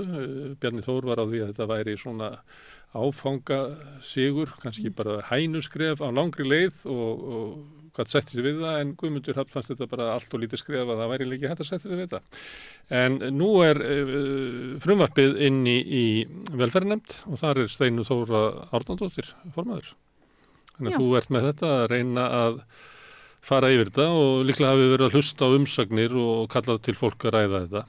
Já, málið er í rauninni þar statt í meðförum þingsins að við höfum verið að taka á móti gestum sem að hafa skilað inn umsögnum og erum langt með það komin og það er alveg hægt að segja það með sanni að sitt sýnist svolítið hverjum og ólík sjónarmið sem að maður þarf að allavega leggja mat á og sjá hvað maður vilji gera með, en ég er sjálf þeirrar skoðunar að þetta frumvarp sé til mikilla bóta. Mikilla? Nokkura bóta? Já, ég held að það sé til talsverðara bóta. Það hefur nú verið bent á það að frumvarpið eitt og sér mun sjálfsögðu ekki auka við húsnæði sem er byggt og er í boði. Það er stór vandi. En hins vegar er þetta frumvarp til þess að bæta réttarstöðu leigjenda og svo hefur líka verið bent á það að það sem að einnig skiptir máli með bara uppsetninguna á þessu frumvarpi er að leigjendur geti með glöggari hætti kynnt sér sín réttindi og vita þá hverju þess geta krafist af sínum leigusala og þannig staðið betur vörðum sín réttindi og sín kjör sem leigjanda og það held ég eitt og sér að skipti máli. Ef þið leggi í það, því að við vitum að á leigumarkaði valdastaðan mjög ójöfn, þar sem að leigjandinn kannski getur átt á hættu að missa húsnæðið og enda bara götunni. Þannig að oft eru menn að kyngja og fólk og fjölskyldur að kyngja alls konar hlutum. Já, og þess vegna verið að skrifa þarna inn ýmsa svona varnagla einmitt til þess að það sé ekki hægt að hækka leigu upp úr öllu valdi, að leigusalar geta ekki bara gert hvað sem er. Það geta verið málefnaleg sjónarmið fyrir því að það þurfi að hækka leigu vegna þess að það aukinn kostnaður eigandans af íbúðinni sem snýst ekkert það hann vil endilega græða meira, hann vilji bara ekki koma út í tapi. En þá það ekki lagt mat á það að einn leigusali getur verið bara átt mikið eigið í húsnæðinu, verið kannski bara með innan við helmingin á góðum lánum. Næsti getur bara skuldaðið allt húsnæðið og verið með allt húsnæðið á háum lánum, en hann getur eiginlega varpað þeim kostnaði, óhóflega fjármagnskostnaði, vegna þess að hann vel á leigumarkaði á þess að eiga neina eignir til þess að geta verið þar. Hann getur velt í yfir á leigandann. Samkvæmt þessu frumvarpi þá gæti hann ekki tekið þannig ákvörðun bara allt í einu. Það þyrfti þá að koma fram í upphaflega leigusamningnum eitthvað verð, en til ákveðins tíma þá ekki hægt að fara í óhóflegar hækkanir. Og ef að Seðlabankinn hækkar vextina og það hækkar vexti á óverðtryggðum lánum sem viðkomandi var með, að þá hefur hann efnisleg rök fyrir því að hækka leiguna meira. Já, og það eina af ástæðunum fyrir því að við þurfum að ná tökum á verðbólgunu og það verði hægt að lækka hér vexti. Væri svo að bara segja að þú átt ekki erindin á leigumarkaðin ef maður eigir allavega 40% í eigninni og þú sért með lániðinn á þokkalugum kjörum. Þú getur ekki komið, þetta er ekki svæði fyrir braskara með takmarkað eigið fé. Nei, ég er alveg séð fyrir sig svoleiðis, ég held að sem í Noregi einhverja slíka kröfur. Já, ég er alveg sammála því að húsnæði er ekki bara einhver venjuleg vara. Húsnæði er eina af grunnþörfum mannsins og það skiptir máli að fólk búi við sem mest húsnæðis öryggi, en ég held að bara hópurinn sem að leigja alveg gríðarlega fjölbreyttur, allt frá einstaklingum, þess vegna fólk sem að fara út í nám eða einhverja hluta vegna að breyta til yfir í alls konar leigufélög sem óhagnaðardrifin, önnur hagnaðardrifin, en einhvern veginn þurfum við að reyna að ná utanum þetta allt saman, en gera það samt með það fyrir augum að hér verði framboð af húsnæði sem til leigu og að leigumarkaðurinn sé stabíl fyrir þá sem eru að leigja á hann. Þannig að svona þrenging á því hver getur komið inn á leigumarkaðin með sín íbúðir, að það litið svo á að það geti leitt til þess að verði minna framboð. Þannig að auknar kröfur á leigusala, til dæmis eigið fé eða það megi ekki hækka eitthvað slíkt eða þurfa að beygja sig undir eitthvað slíkt, að það litið svo á að það geti leitt til minna framboðs. Ég veit nú ekki hvort að við hefum nákvæmlega verið að hugsa. Það sjónarmið svolítið verið ríkjandi í umræðinu. Já, það eitt af sjónarmiðunum. Og ég býst við að þið séu að fá ansi margar athugasemdir. Ég kíkti á það hverjir að senda ykkur og þar bara allir leigusalar landsins að senda ykkur athugasemdir. Já, og þrengingarnar sem þar verið að tala nú til að mynda bara það að það lagt upp með það í þessu frumvarpi að það að halda leiguskrá yfir allar íbúðir. Mér sjálfur finnst það ekki íþyngjandi kvöð á leigusala. Núna það þannig að við höfum einungis 1/3 þeirra íbúðar sem eru til leigu á skrá og höfum þess vegna ekki sérlega gott yfirlit yfir þetta. Þannig að ég held að þetta til að mynda væri mjög mikilvægt skref bara til þess að fá svona einmitt gleggri heildarmynd það hvers konar og hvaða íbúðir það eru sem eru til leigu. En þetta athugasemdir sem kemur fram í flestum af þessum umsögnum frá leigusölum og eða þá svona hagsmuna félögum sem að þeim tengjast. Það að það sé eiginlega brot á þeirra rétti að þurfa að skrá sérstaklega. Já, og ég held að því hafi nú verið svarað að svo sé nú ekki, að það sé ekki brot á þeirra rétti, en þetta er vissulega sjónamið sem að hefur komið fram. Og heldur að þetta verið tekið til endurskoðunar í nefndinni? Þetta er til umræðu í nefndinni, en sjálfri finnst mér þetta mikilvægt ákveð að hafa inni. Það sem að Guðmundur Hrafn Arngrímsson, formaður Leigjendasamtakanna, gerði helst athugasemdir við að það var í gömlu lögunum að leiga skyldi verða sanngjörn.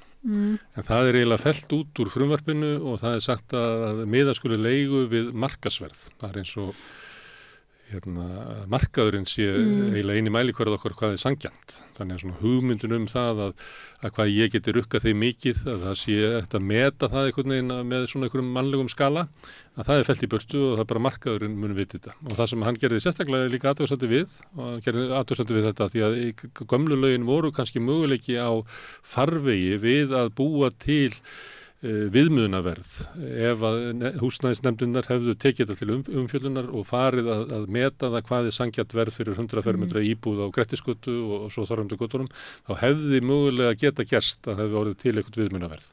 Með því orðalagi frumvarpsins að þá er eiginlega markaðurinn látin það hvað er viðmiðunarverð, og það sem meira er að Bjarg og fleiri óhagnaðardrifin fyrirtæki félög eru tekin út af, þar af leiðandi er eiginlega eitt áhrifum sem að slík félög hafa á leigumarkaðin víða. Við þekkjum það til dæmis í Svíþjóð þar sem að óhagnaðardrifin leigufélög eru kannski meir en helmingurinn á markaðinum. Þau hafa mikil áhrif á hvað hinn félögin geta rukkað og þekkjum það á öðrum stöðum.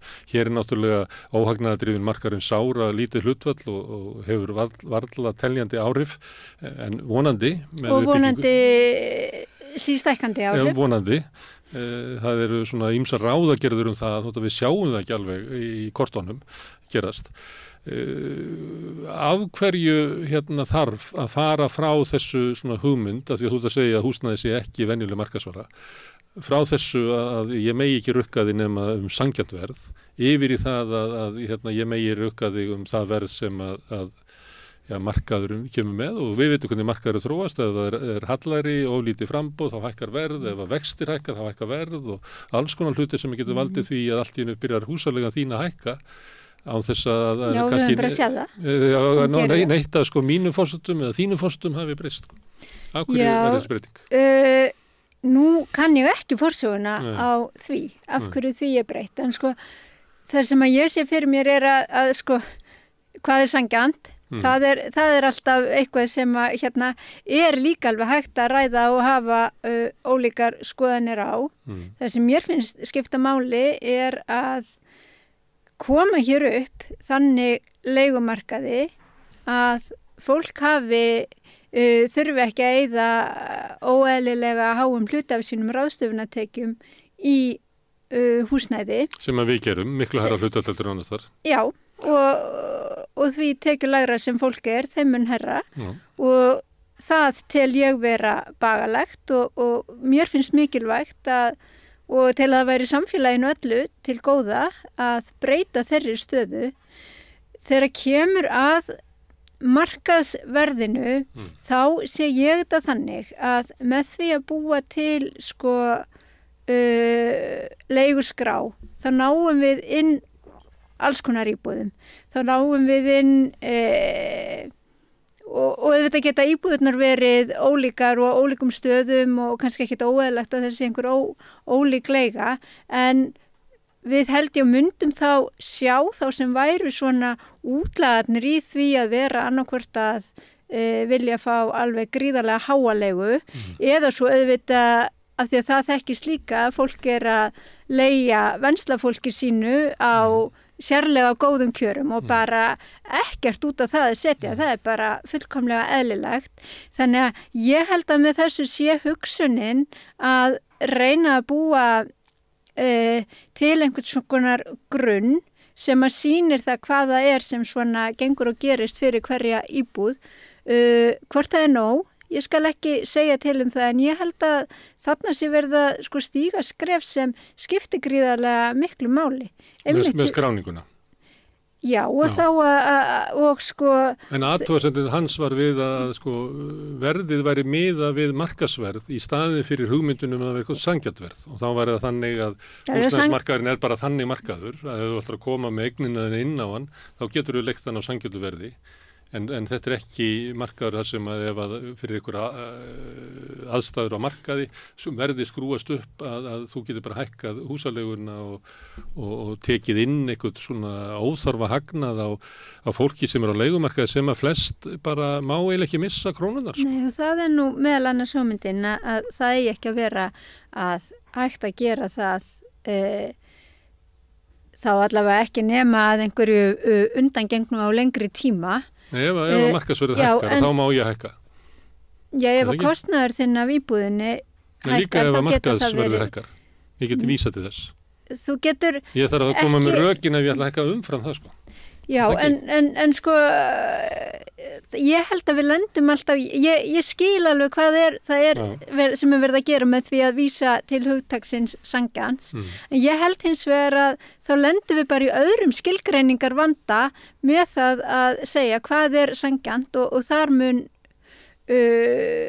einum sýnast eitt og öðrum annað. Þó svo að sko, mér finnist hugmyndin góð og gild, þá því miður sé ég vandan við það hvernig eigi síðan að framkvæman í lagafrumvarpi. Og það var heldur að ekki gert, þótt þetta hafi verið í gömlu lögunum. Þá kom engin reynsla á það vegna þess að húsalegu nefndirnar eða húsnæðisnefndirnar tóku þetta raunverulega ekki til umfjöllunar. Þetta var eiginlega svona möguleiki sem var aldrei nýttur. Kannski vegna þess að sko ástandi húsnæðismarkaði svo slæmt.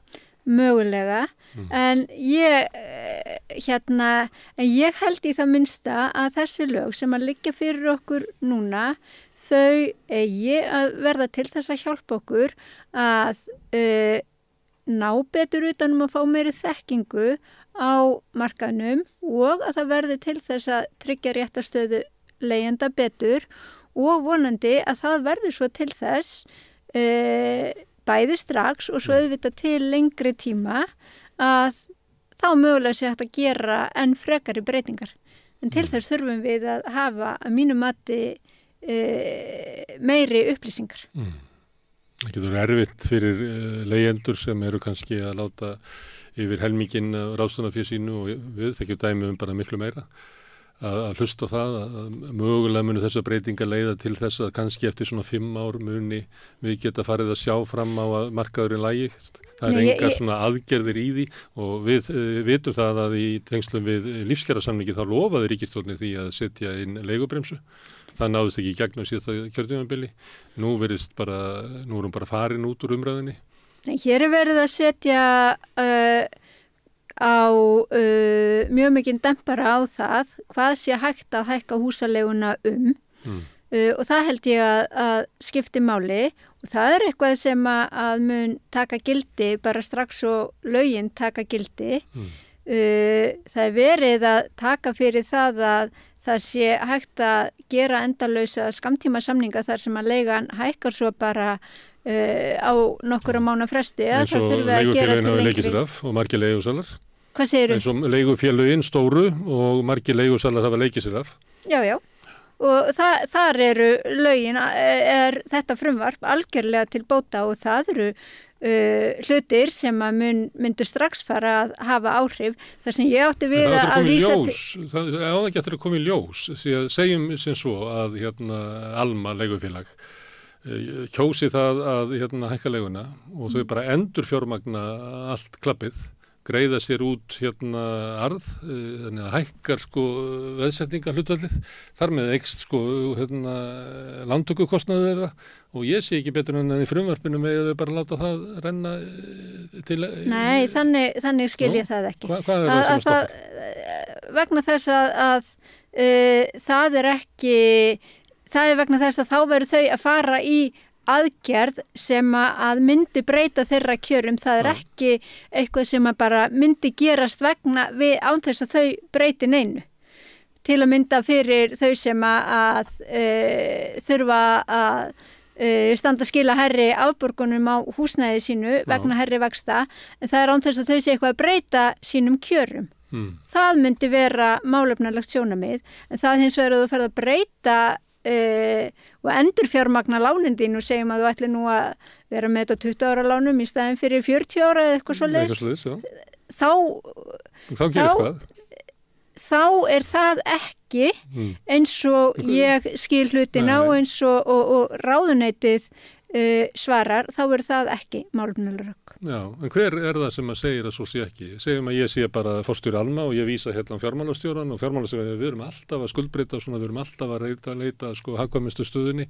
Okkar markmið er að hérna reka fyrirtækið með arðsemisjónarmiðum og þetta var bara ákvörðun sem við tókum að hérna hver alltaf að segja, nei, þið hefðu átt að hegða þessu öðruvísi, vegna þess að það er eiginlega engi svona mælikvarðir í lögunum, hver skuldsetningi má vera, það eru mælikvarðar í lögunum það hvenær má hækka leigu. Já, og það er ef að ég get sýnt fram á að það sé aukinn kostnaður mín megin.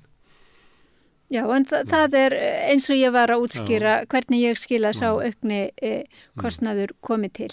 Þetta er eitt af því sem við höfum rætt. Já, og það eftir að koma kannski ljós hvernig á þessu verður tekið þegar ég held að þetta sé nú reyndar alveg... Það er mikið vilji til þess að hækka leigu eins mikið og mögulegt er það núti. Við erum orðið verið það. Það hjá sumum er það, já. Og þess vegna skiptir máli að koma með lög sem að tryggja betur réttarstöðu leigjandana. Það er eitt í þessu varðandi sem að hefur verið rætt og það var fyrst kom þetta frá Sigurður Inga þegar hann var innviðaráðherra.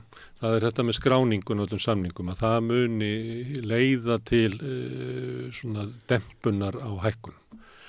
Nú erum við með alla sölusamninga þegar fólk kaupir og selur íbúði. Það er allt skráð og við erum með ágætis yfirsýni við það og það er lagt á sko fasteignagjöld og fleira og það er hort á það ef að hækkar verð þarna í götunni að þá hækkar verð fasteignagjöldin hjá mér þótt að ég hef ekkert selt og þarf undir götunum.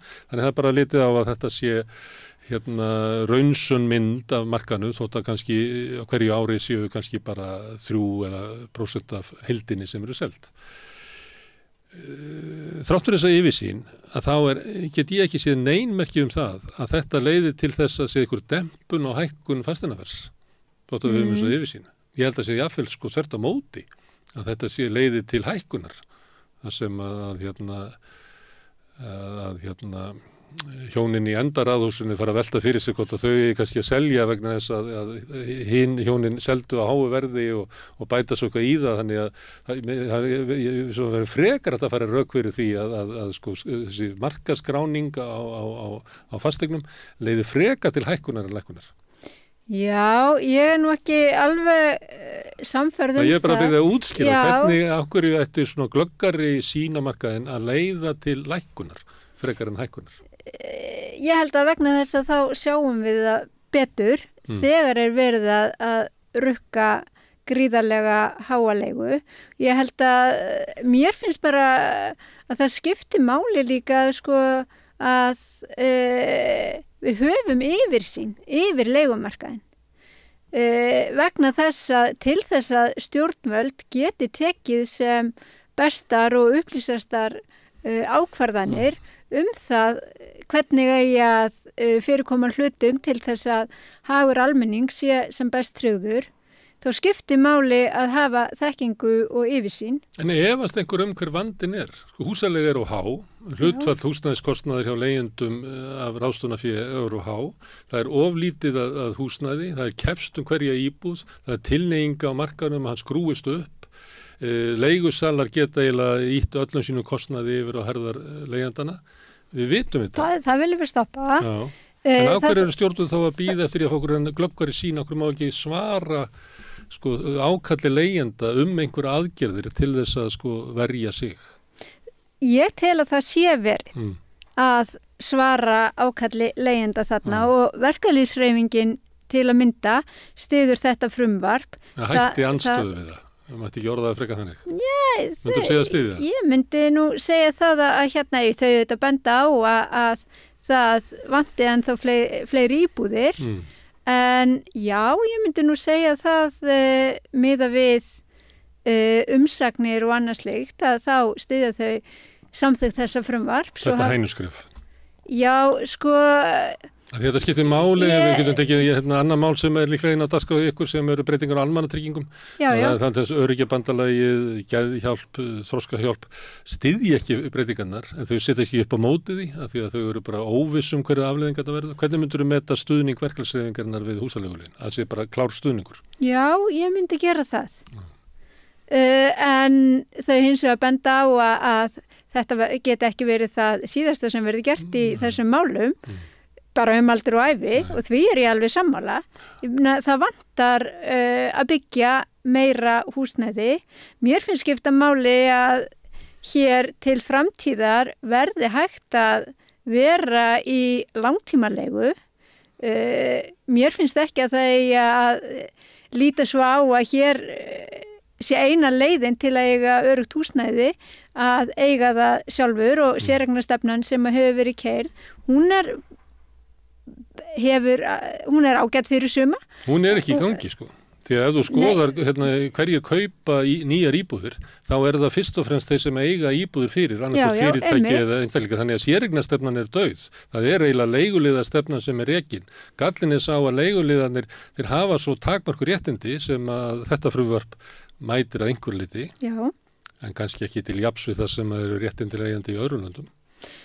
Ég held að allavega þá sko muni þetta frumvarp verður það samþykkt hafa áhrif, það muni bæta réttarstöðu leigjenda, það muni gefa okkur glöggari sýn á húsnæðismarkaðinn og það gefa okkur tól og tæki og þá sérstaklega leigjendum til þess að standa fastar á sínum réttindum gagnvart leigusölunum sem eru auðvitað í yfirburðarstöðu vegna þess að það eru þeir sem að eiga íbúðina en fólk vantar húsnæði. Þannig að ég held að þetta frumvarp sé skref í rétta átt en svo þarf þetta, það er bara alltaf þannig þegar kemur að því að reka samfélag, það þarf alltaf að halda áfram, það þarf alltaf að gera betur og við hvert skref sem er tekið í rétta átt, það þarf alltaf að halda áfram. Það er svo framalega sem að næsta skref er svona innan eðlilegs tíma. Þá er kannski þetta sætta sig við hænuskref ef að þau eru koma hvert á fætur öðru. Já, ég vil ekki kalla þetta hænuskref. Það var að Bjarni Þór sem að sagði þetta verið hænuskref. Já. Ég er ekki haldaði fram, ég er bara endur óma það sem að var sagt. Já, og ég get alveg skilið það að fólk vilji ganga lengra og gera meira. En það er líka á móti ýmsir sem talja að hér sé allt og langt gengið í að tryggja réttindi leigjenda, því er ég ekki sammála. Þannig að ég tel þetta vera framfaraskref og til bóta. Já. Og það er þín svona pólitísk afstaða. Þú vilt fara auka réttindi leigjenda meira. Þú vilt harðari aðgerðir ríkisvaldsins til þess að bæta kjör og öryggi leigjenda. En þetta er það skref sem hægt er að ná í dag. Fórsetum, á móti þeirri andstöðu sem að þið verði varfið í þinginu, en er líka sjónarmið innan þeirra ríkisstjórnar sem þú starfar. Já, en nú skulum við líka muna það að þetta frumvarp er sett fram til þess að mæta því sem að ríkiskuld batt sig til við undirskrift lífskjara samningana og ég held að þessi komin tími til að standa við það. Já, og klára þetta mál. Það frumvarp konaði niður að það, ég spurði einu sinni Ásmund Einar sem bara ábyrði á því frumvarpi á sín tíma og hann sagði hvað, akkur strandaði þetta þá bentan og þá var Guðlaugur Þór sem satt í næsta sæti og það var bara, ég held að hafi allir vita það að Sjálfstæðisflokkurinn bara stoppaði frumvarpið, drap það. Þetta er ekki komið í gegn. En maður heyri samt einhvern tímann var þetta mál til umræðu í þinginu og þá mætir bara hægri hluti hægri flokksins og talar þetta sem eitthvað stórkostlegar árásir á bara líðréttindi leigusala. Þannig að maður verður hissa þegar maður hlustar á það að býta hvað er í þessu frumvarpi sem er svona alvarlegt að sé þessi þótt í röddinni og þessar áherslur. Þeir líta á þetta sem eitthvað bara stórhættulegt frumvarp. Já, þá verður að fá aðra til að svara fyrir það, því að svo tel ég alls ekki vera. En metur það að það sé komið samkomulega í ríkisstjórninni að þetta geti farið í gegn? Ég bind vonir við það, já. Og nú ætti aðstæðnar að vera betri því að þegar að frumvarpið er samið eða er verið að móta það, að þá er framsóknarmaður í innviðaráðuneytinu og sjálfstæðismaður í fjármálaráðuneytinu, sem að kannski frá ykkar sjónarhóli í VG er kannski ekki alveg besta uppsettingin. Núna höfum við hins vegar VG konu í innviðaráðuneytinu og framsóknarmann í fjármálaráðuneytinu. Er þá ekki líklegt að það væri kannski að bara ná meiri árangri núna í þessari uppsetningu ráðherranna heldur en var áður? Mögulega, og svo forsætis ráðherra sem að hlýtur að vilja standa við gerða kjarasamninga og skuldbendinga ríkisins í því efni. Já, og ber allt í einu ábyrgð á því að fyrir hönd ríkisstjórnarinnar bæði haldinni saman, þannig að allir flokkar fái það sem þeir vilja, en ber líka ábyrgð á loforðum ríkisstjórnarinnar gagnvart aðalum vinnumarkar eins og þau eru kallaðir. Einmitt, og ég allavega veit hvar ég og mín hreyfing stöndum í þessu máli. Þannig að þú ert vongóð að þetta fari í gegn án mikilla breytinga, allavega ekki þeirra breytinga sem að laska laska rétti til leigjenda. Ég geti þetta ekkert sagt fyrir það hvort einhverja breytingar verði gerðar eða af því að meðferð þingsins á málinu er einfaldlega ekki lokið. En ég held að þessi grundvallar prinsip sem þarna eru sett fram að bæta réttarstöðu leigjenda, þau eru þetta aðal málið og á því þurfum við að hafa fókusinn í okkar vinnu. Herðu, að því að það er þeir eru komin í þingli, það er nú nefndastörf í gangi. Já. Og síðan komið þið saman bara fljótlega eftir forsetakjör. Já, bara 3. júní. Já, og gert ráð fyrir ég manni, og það eru bara 10 dagar, þar sem þið ætla að afgreiða meðal annars þetta útlendingalög eru, almannatryggingar, það eru mörg svona stór mál sem eru þekkt ágreiningsmál á milli stjórnarflokkana. Hvernig metur þú heilsu þessar ríkisstjórnar? Ég held að þetta verði annarsamur tími. Eins og þinglok eru nú að öllu jöfnu. Ekki í fyrra, þá var bara lokað. Já, það var Það gerist ekki aftur. Það er rétt að vona ekki því að það eru eins og þú nefnir stór mál sem að er mikilvægt að klára og við höfum verið að ræða húsalögin hér og ég myndi nú segja að annars stórt mál væri breytingar á lögum almannatryggingar þar sem snýra örorku lífeyriskerfinu. Risamál. Alveg risamál. Sem að eiginlega hægt að geta bara að færa eiginlega allt og litla umfjöllun í samfélaginu með við hvað það er stort. Og reyndar húsalögin líka því það snertir 140.000 heimili.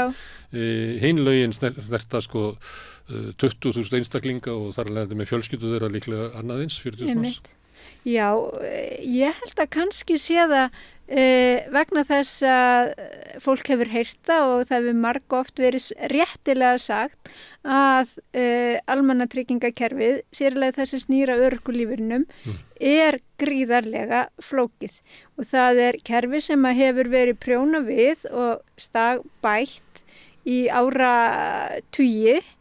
Og það er gríðarlega erfitt að setja sig inn í málin og það er gríðarlega erfitt fyrir einstaklingin sem á rétt í því kerfi að átta sig á því samt hverju það er sem hann á rétt á og ég held að það gerir það verkum að fólk treysti sér ekkert alltaf í umræðu þau mál en það sem hér er verið að leggja til er einföldun á kerfinu þar sem er verið að það sem er að kalla það sameina bótaflokka sem að ég tel að skipti máli því að það mun gagna sérstaklega vel þeim sem að hafa litlar aðrar tekjur en það er líka í þessu frumvarpi og sem mér finnst skipta gríðarlega miklu máli verið að búa til miklu meiri samfellu og tryggja afkomu öryggi þeirra sem eru í endurhæfingu.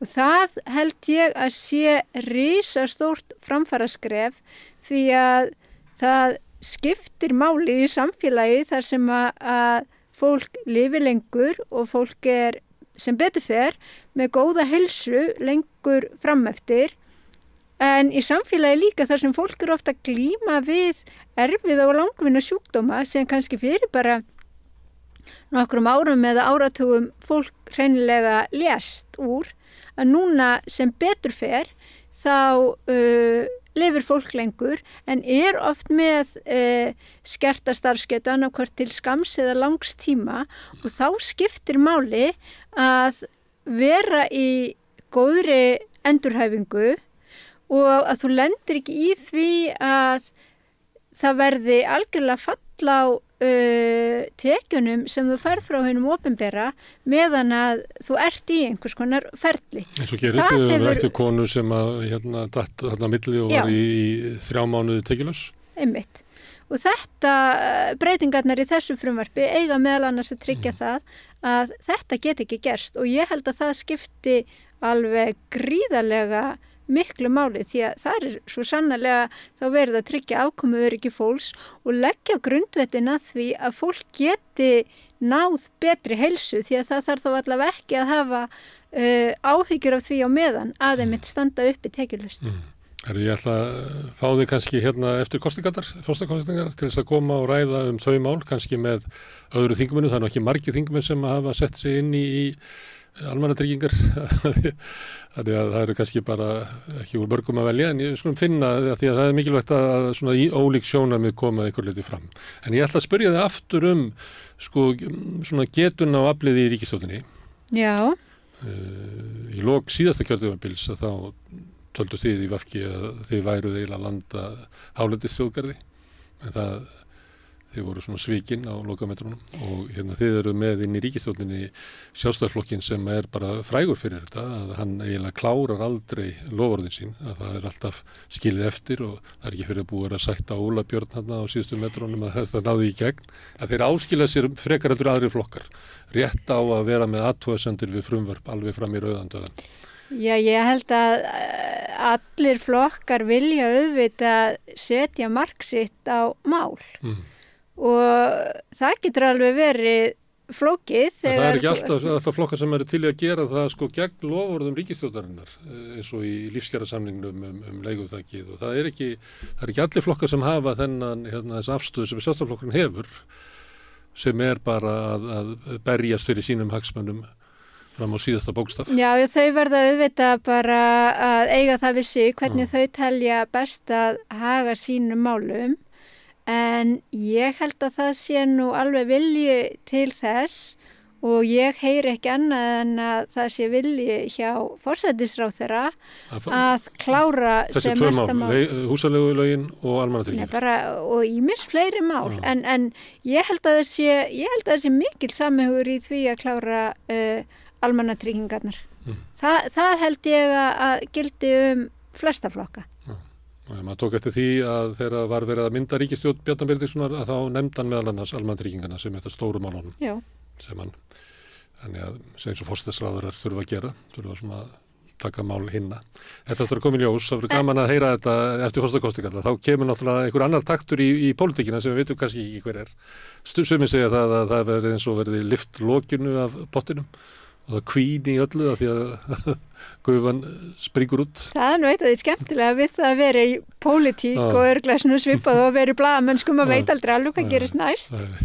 En við hins vegar vitum nú hvaða mál það eru sem að liggja inn í þinginu og við vitum það að mörg þeirra eru gríðarstór og líkt á almannatryggingafrumvarpið hefur verið lengi í smíðum og tekið bara heila síðan að ég byrjaði í pólitík fyrir einhverjum 10 árum hef ég verið að fylgjast með þróun þessara mála þar sem að hefur orðið mikil gerjun og ég tel í mjög jákvæða átt þannig að það er ekki eins og þetta mál detti einhvern veginn svona bara ofan úr skýjunum heldur hefur verið unnið að því hvernig sé hægt að breyta þessu kerfi þeim sem á það þurfa að treysta til hagsbóta. Mjög lengi. Þannig að ég bara myndi mjög... Húsaleigulögin, við vísaði í það að hérna kannski má rekja upp að þess til 2019 lífskjarasamningana. Einmitt. Og það er 2024 í dag. Já. En ég allavega myndi bara glöð vilja mæta til þín aftur og ræða hvort sem almannatryggingarnar eða önnur framfara mál í samfélaginu. Við gerum það. Þetta búin ákvæða hvað þú er að kjósa í forsetakosningunum? Já. Ég þarf kannski ekki að spyrja því. En þó svo ég sé búin að ákveða það, þá horfi ég nú á sem mest af þeim þáttum þar sem að allir frambjóðendurnir eru, því að mér finnst það skemmtilegir og mér finnst koma fram skemmtilega hliðar á öllum frambjóðendum og óvæntar hliðar og það finnst mér gaman. Já, svo líka inn í þessu svolítið umræða samfélagið okkar. Algjörlega. Þetta ekki bara umræða persónur, þetta hægt að svona átta sig á því hvað sín fólk hefur á samfélagið og hvað við erum að telja sem svona okkar meginmarkmið og svolítið svona hvernig við metum okkur, bara styrk okkar og veikleika og hættur. Algjörlega og það finnst mér skipta máli, ekki sér í lagi fyrir kosningar svona embætti þar sem að þú ert að kjósa eina tiltekna mannesku, en ég held líka að þetta sýni það að sko bara fólk sem gefur sig út fyrir það að vilja að starfa fyrir samfélagi sitt, það auðvitað kemur með alls konar fjölbreytta reynslu og þekkingu að borðinu. Afstöðu og skoðanir sem bara sjálfsagt að taka og ræða. Algjörlega og þannig tel ég nú að við getum gert heilmikið til þess að bæði bæta samfélagið okkar en líka að heyra ólík sjónarmið og bara stundum að reyna að skilja það af hverju fólk hefur þá skoðun sem að það hefur þó sem að maður sé ekki endilega sammálinni. Þú er gaman að pólitík, Steinunn. Ég er gaman að fólki og samfélagi. Kærar þakkir. Takk. En ég ætla að sitja hérna áfram og reyna að átta mig á þessu samfélagi sem við lifum í. Næsti kafli eftir augnablik. Erfiðleikar heimila verkafólks hafa hríðversnað frá árinu 2021. 6 af hverjum 10 félögum í Eflingu eiga nú erfitt meðan á endum saman. Hvernig getum við réttlætt það? Efling stéttarfélag, barátta fyrir betra lífi. Allir þættir samstæðvarinnar eru fáanlegir á öllum helstu hlaðvarpsveitum. Já, komið sæl og blessuð. Það eru margar hljómsveitir til á Íslandi. Ein þeirra er nokkuð mannmörg. Það rífur sig enginn úr að ofan á tónleikum. Það er ekki lagt mjög mikið upp úr klikkaðri sviðsframkomu, engin vilt gítarsóló, en þessi hljómsveit á sér eiga síður trygga aðdáendur og hún hefur starfað nokkuð lengi. Ég hef fengið til okkar hér að Rauðaborðinu á samstöðinni Láru Sóleyju Jóhannsdóttur, framkvæmdastjóra Sinfoníu hljómsveitar Íslands, til að fræða okkur aðeins þessa hljómsveit. Sælblessuð og velkomin. Takk hérlega fyrir, takk fyrir boðið. Hvenær var Sinfoníu hljómsveit Íslands stofnuð? Hún er stofnuð 1950, þannig að það styttist í að hún verði búin að starfa í 75 ár. Stór afmæli næsta ár. Já, næsta ári, 9. mars. Einmitt. Já. Og hvernig, Ísland er þarna, sumir segja að það er að skríða út úr moldarkofunum. Við erum að byrja að njóta ávaxtana af þeirri menningabreitingu sem var með seinni heimsstyrjöldinni. Það er verið að kenna Íslendingu vinnubrögð, ameríski herinn, það kemur Marshall-aðstoð eftir seinni heimsstyrjölduna og við erum að þróa sem borgaralegt samfélag. Var er þetta sterkt ákall sem að hefur verið einhver tíma að stofna svona hljómsveit? Það gerist þetta hratt og hvers vegna gerist það?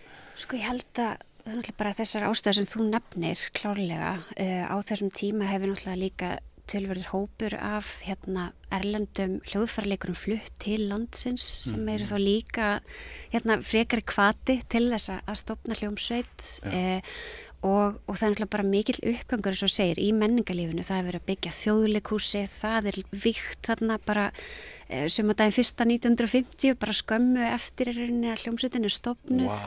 Þannig að það er rosa mikill uppgangur þarna. Þetta er merkilegt ár.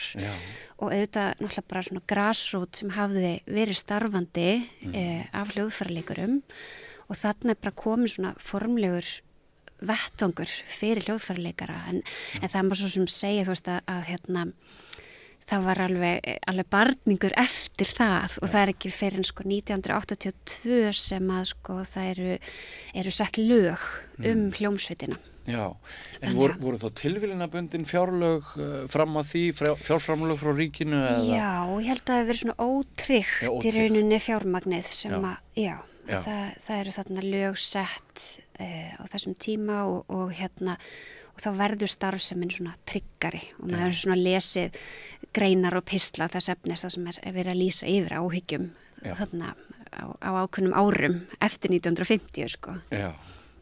Hvort við höfum efna á þessu og hvort það sé nægt mannval til að starfrækja. Og auðvitað bara fyrir þá sem voru að taka þátt að þeir getu haft þetta atvinnu, það líka skiptir miklu máli. Er það þannig bara frá upphafi að fólk hefur atvinnu að því að spila í hljómsveitinni?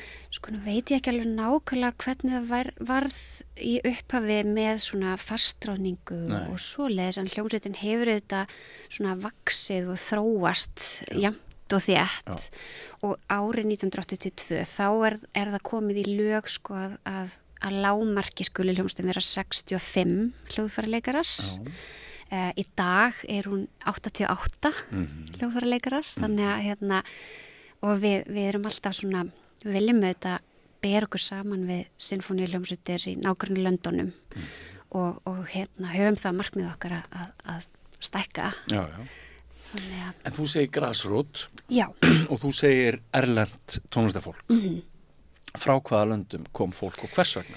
Sko ég held að náttúrulega bara í tengslum við seinni heimsstyrjöldina að komu aðilar frá Þýskalandi og bara svona frá Evrópu og settust að og einhverjir náttúrulega flúðu stríðið og komu og settust að hér og ég held að við eigum mjög mikið af þessum aðilum, mjög mikið að þakka. Bæði bara þegar kemur að líka tónlistarmenntun á Íslandi.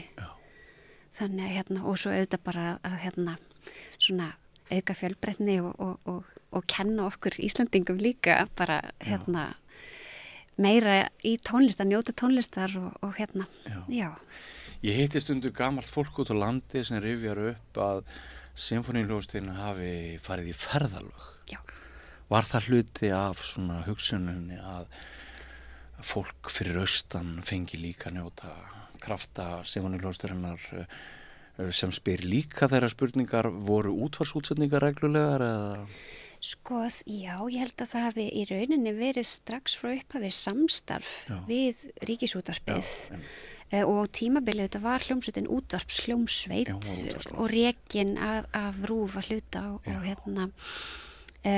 og við hefum náttúrulega ennþann í dag mjög gott samstarf við bæði RÚV og Rás 1 og Rás 1 sendir út nánast beint frá hverjum einustu tónleikum sem náttúrulega mjög mikilvægt í svona okkar hlutverki því við erum auðvitað hljómsveit allar landsmanna og það var hér áður fyrir það er alveg rétt, þá var farið í ferðir þar sem var bara ferðast á milli og spilað bara í flestum félagsheimilum á landinu sko og sem er mjög mismunandi hljómburður og eflaust það var alls skrautlega stundum væntanlega sko en við leggjum upp úr því í dag líka að rækta þessi tengsl og sem dæmi af því ég nú sjálf utan að landi þá er mjög eftirminnilegt þegar hljómsveitin kom til Húsavíkur og spilaði í Íþróttahúsinu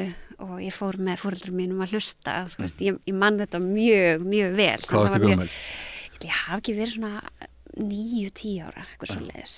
Ertu byrjuð að læra hljóðfæri? Ég byrjuð að læra hljóðfæri, og en ég man að það verður mikil hvatning. Það var mikil hvatning og rosalega upplifun, þú veist, að þetta er eitthvað svo magnað fyrirbæri sinfóníuhljómsveit, þú veist, svona margir sem að saminast í einhverju einu og leggja, þú veist, alla krafta í það. Hópvinna eins og hann gerist best. Já, algjörlega.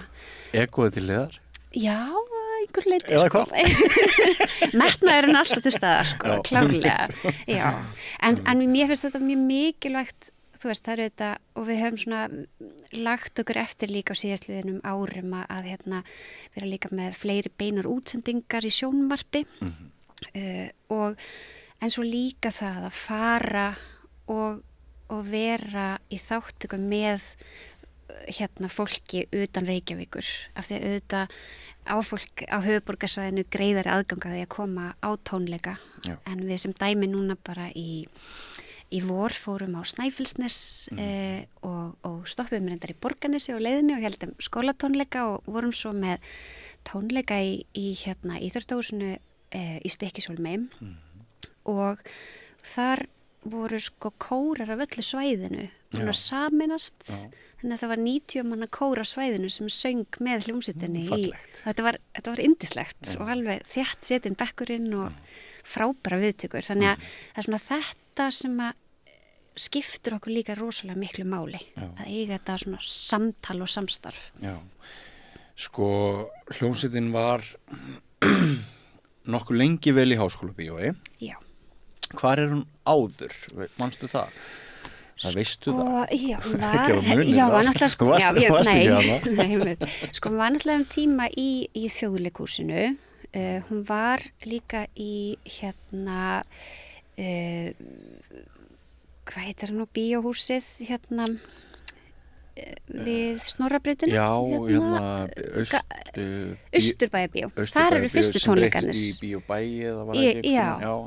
þar til dæmis eru fyrstu tónleikar hljómsveitarinnar haldnir en svo var náttúrulega í miklu samstarfi líka við Þjóðleikhúsið og þá var Þjóðleikhúsið að setja upp óperur og annað og hljómsveitin þá spilaði í þeim uppfærslum þannig að svo fer hún yfir í Háskólabíó sem að mörgu leyti var bara mjög skemmtilegu staður að vera á og mögnu nýting á því húsi og margar góðar minningar sem fólk ofta að rifja upp frá þeim tíma sem að hljómsveitin var í Háskólabíói en það er þannig 2011 með opnun Hörpu sem að hljómsveitin svona í fyrsta sinn öðlast svona, hvað maður að segja, heimili við hæfi í rauninni, sko.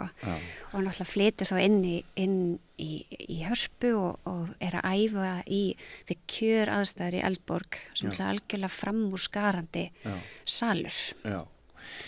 Sko, menn eins og Askenasi og sko, Íslendingar hafa náttúrulega borið eins og þú sagðir sjálf áðan.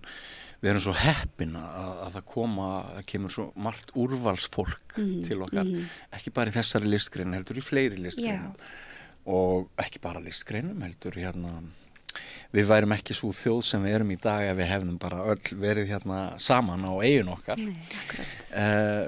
Til dæmis Askenasi, hafði hann áhrif á starf hljómsveitarinnar mikil og eru svona einhverjir burðarásar sem að Já, ég held að hann hefði haft mjög mikil áhrif, bæði bara þetta laðaðan til landsins líka fjöldan allavega af listafólki. Tengslin.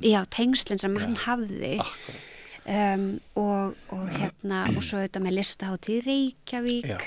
Þar náttúrulega verða ýmsir svona stór viðburðir í sögunni að veruleika og þetta bara, skipta hann líka gríðarlega miklu máli bara í þeirri vegferð að við myndum eignast tónlistarhús, bara þjóðin og lagði heldur betur sitt af vogarskálarnar varðandi það þannig að hann er mjög mikilvægur partur í sögu hljómsveitarinnar og náttúrulega frábært síðan að hann auðvitað stýrði opnunartónleikunum í Hörpu og svo var það 2018 þá fór hann með hljómsveitinni í tónleikaferð til Japan það sem var fyrir fullu húsi og fjölda tónleika þannig að hann er gríðarlega mikilvægur hluti af sögu hljómsveitar. Sko, ég ætla að ræða við þig og eftir ráðningu nýs aðal hljómsveitarstjóra ykkar en áðurinn ég kem að því þá langar mér svona aðeins að lýsa fyrir þér upplifun minni af því að vera fastagestur og fylgjast með tónleikum Sinfóníu hljómsveitarinnar. Það er eitt sem ég er smá áhyggjur af. Það er meðalaldur gesta. Ef þú ert þarna svolítið aftarlega, þá eru eiginlega allir sköllóttir eða gráhærðir. Bara alveg allar leiðina upp að sviði. En það er samt íkjur. Það er alveg ungt fólk innan og stundur sem maður börn. Og mann er stafúa gaman alltaf þegar maður sé börn. En sko maður hugsar, hann er nú svo sem ekkert ókeipis miðinn. Það er eitt af því sem maður hugsar og svo hugsa maður líka þegar meðalaldurinn er svona hár það ákveðin ógn við svona framtíð starfsins ef þú reynir að bregðast við þessum punktum. Já, ég skal gera það. Sko, Ég held nefnilega sko Sinfóníuljónsveit Íslands hefur ákveðna sérstöðu þarna. Bæði það að hérna í svona mælingum sem við gerum reglulega bara á markhópnum okkar og bara almenningi almennt, að þá hérna eru jákvæðustu hérna, þeir sem eru jákvæðastir gagnvart hljómsveitinni sem sagt hérna fólk á aldursbilinu 18-25 ára og svo svona 60 ára eldri eða 55 ára eldri, ég man ekki nákvæmlega hvar hérna, skurðurinn liggur. En hérna þannig að ég held að það sé mikil sókn í því fyrir okkur og ég held svona ef við berum okkur saman við aðra hljómsveitir að þá töluvert ungu fólki sem að sækir hérna viðburði hjá okkur. Einhver að tala ykkar máli í samfélaginu? Við auðvitað bara ráðherrar, já, þingmenn, finnst þér menningunni almennt svona sinnt og hampað sem skildi mikilvægi menningarinnar? Sko, mér finnst margir tala mjög hérna skýrt og vel fyrir menningunni og ég held til dæmis bara, þú veist, svona það sem að þau verkefni sem að menningarráðherra hefur komið á laggirnar núna bara síðustu vikum og mánuðum jafnvel, ef við horfum bara svo hérna stutt tilbaka, eru stór og mikil og mjög mikilvæg fyrir íslenska menningu. Ég myndi þetta ofta alveg vilja að það væri meiri umfjöllun og sýnilegri umfjöllun menningarstarf. Og mikilvægi menningar. Já, mikilvægi menningar, klárlega. Ég er alveg sammála því. En hérna, við erum auðvitað meðvituð líka það að við þurfum að sinna mjög fjölbreyttri dagskrá eða fjölbreyttri flóru af tónlist og Sinfóníuljónsveit Íslands ólíkum þörfum og ég held að sko bara í gegnum tíðina hafa Sinfóníuljónsveit Íslands gert það virkilega vel og bara talandi eins og fræðslustarf. Þú veist, á einu starfsári erum við kannski að taka móti svona 14-16.000 grunnskólanemundum í heimsókn í hérna á tónleika hjá hljómsveitinni sem dæmi fyrir utan náttúrulega bara svona opna viðburði fyrir fjölskyldur og svo svona tónleikaröð og þetta fræðslustarf og þetta samtal við skólana hefur verið mjög svona samofið í langan tíma. Í rauninni, þú veist, kannski nánast frá upphafi að hérna það var verið að fara í íþróttahúsin í skólanum og spila sko, og halda skólatónleika. Og það er mjög mikilvægt og mikilvægur bara partur af okkar hlutverki. Við erum til dæmis með Ungsveit Sinfóníuljónsveitar Íslands. Við erum með hljómsveitarstjóra akademíu fyrir ungt og efnilegt tónlistafólk sem hefur áhuga á því að feta sig á þeim slóðum að verða hljómsveitarstjóri og við hefum verið með svona vinnustofur fyrir tónskáld og þannig að það er mjög mikill metnaður í þessu að eiga í samstarfi við ungt fólk. Er gott starfsár hjá þér svona eins og ef við líkjum því við fermingaveislu að sko þarna allt sem okkur fannst svo gott fyrir 30-40 árum, það er hangikjötið og brauðtertan og en svo þarftu líka að vera með eitthvað exotíst og nýtt og spennandi. Það komið sushi þarna einhvers staðar út á kantinn og svo ertu með eitthvað svona mjög funky og augrandi. Er það svona gott starfsár í þínum huga það sem að leitast við blöndu af því sem er hefðbundið, við getum kallað það gamaldags en samt náttúrulega flutningur hljómsveitarinnar í hvert og eitt skipti eitthvað nýtt og áherslur. Er þetta svona eru þið sambland af því að þjónusta fólk sem vill vita að einhverju leiti að hverju það gengur með mjög þekktum perlum í tónlistarsögunni og svo líka eitthvað sem er svona meira nýstárlegt? Já. Og það er kannski líka sem er svolítið svona sérstæðan hjá okkur af því við erum eina hljómsveitin með fastráðnum hljóðfæraleikurum á landinu. 88? Já, nákvæmlega. Já, og erum þar að leiðandi gegnum við mjög ólíkum hlutverkum. Já. mér finnst það mikill kostur, mér finnst það mjög skemmtilegt við starfið og ég held að það gefur líka, þú veist, það gefur hljómsveitinni ákveðna sérstöðu, það gefur hljómsveitinni bara reynslu í að fara út fyrir kannski þægindaramman stundum og gera öðruvísi hluti. Þannig að ég myndi segja að Sinfóníuljómsveit Íslands sé mjög framsækin hljómsveit í samanburði við margar hljómsveitir þar sem þú veist kannski ef við tölum til dæmis bara Finnland þar sem eru held ég hátt í 30 hljómsveitir svona kannski ekki allara fullri sinfónískri stærð en hljómsveitir starfandi. Já, þú veist að þá kannski meiri svona ákalla á að skapa sér sérstöðu en hjá okkur þá felst sérstaðan eiginlega í því að sinna mjög mörgum ólíkum hlutverkum. Já, ykkur hefur heldur tekist það ágætlega undanfarin ár. Að minnsta kosti, ég hef nú ekki langa sögu þarna sem gestur, en segðu mér að því nefndi verða aðgöngum með hans, ekki smá stéttaskipting í þessu? Þetta nú ekki fyrir kannski blá snögt verkafólk við leggjum okkur eftir því að hafa mjög breytt verðbil og eftir í hvað fólk situr í húsinu? Já.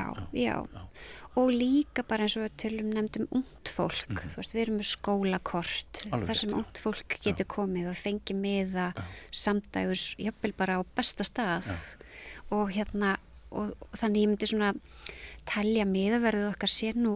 Er það menntaskólaaldurinn sem á þessu? Það ég held að segja upp í 25 ára. Og byrjar við menntaskólaaldar? Já.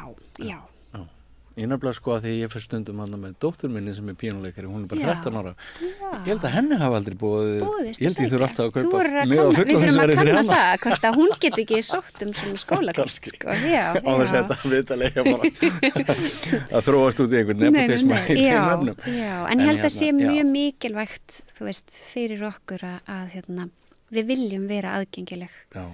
Og við þetta bjóðum líka upp á þó nokkuð mikið viðburðum án endurgjalds. Já. Og Já, einmitt. Þá skulum við víkja sögunni til Barböru Hannigan. Já. Mjög spennandi að maður sá nú bara umsagnir eftir tónleika hennar fyrir nokkrum vikum. Það var eins og Íslendingar hefðu aldrei orðið vitnið að öðrum eins listviðburði. Sem hún sló algjörlega í gegn og hefur svo verið áður hjá okkur. Já. Og svo er hún bara allt í hennu, hvernig ber það til að hún er bara leiðin í hinga til að vera hér í nokkur ár?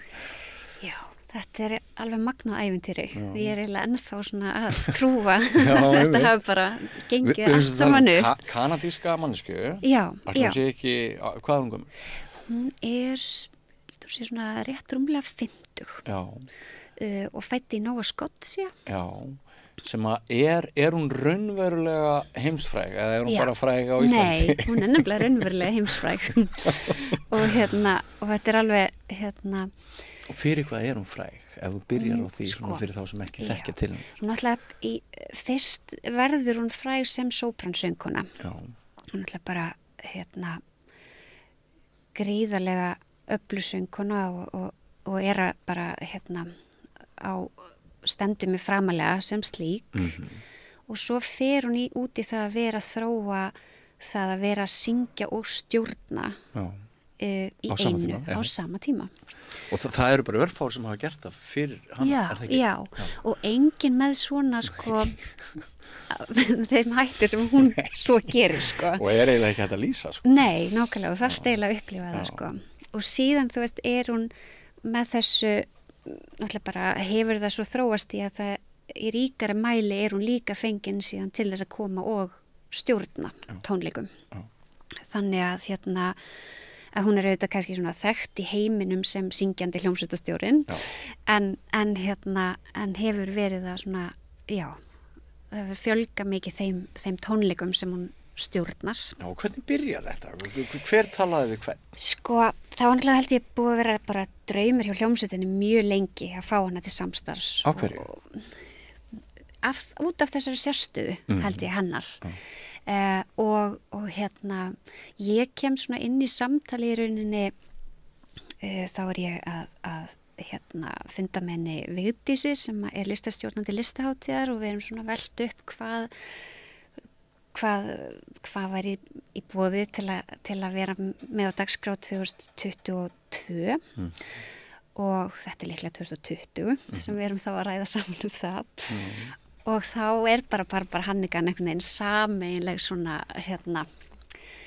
eitthvað sem okkur langaði gríðarlega mikið báðum til þess að sjá á dagskráni þannig að við förum bara og setjum það í gang og svo bara púslast þetta þannig að það gengur allt upp hún laus þessar dagsetningar sem ekki sjálfgefið í þessum bransa og hún kemur 22 og kemur fram á 2 tónleikum og það var alveg frábærir viðburðir og það bara leið og hún kom og ég man svo, þetta svo sterk minning sko, bara ég kem niður og ég hugsa er byrjuð æfingin því það var bara tómt einhvern veginn allt á baksviðinu og oft svona ekki erils en fólk svona ná í eitthvað og það bara allir klárir inn á sviði og hún gengur svo inn og sko maður bara upplýði strax leið og hún byrjaði að stjórna æfingunni einhverja ótrúlega kemistríu og orku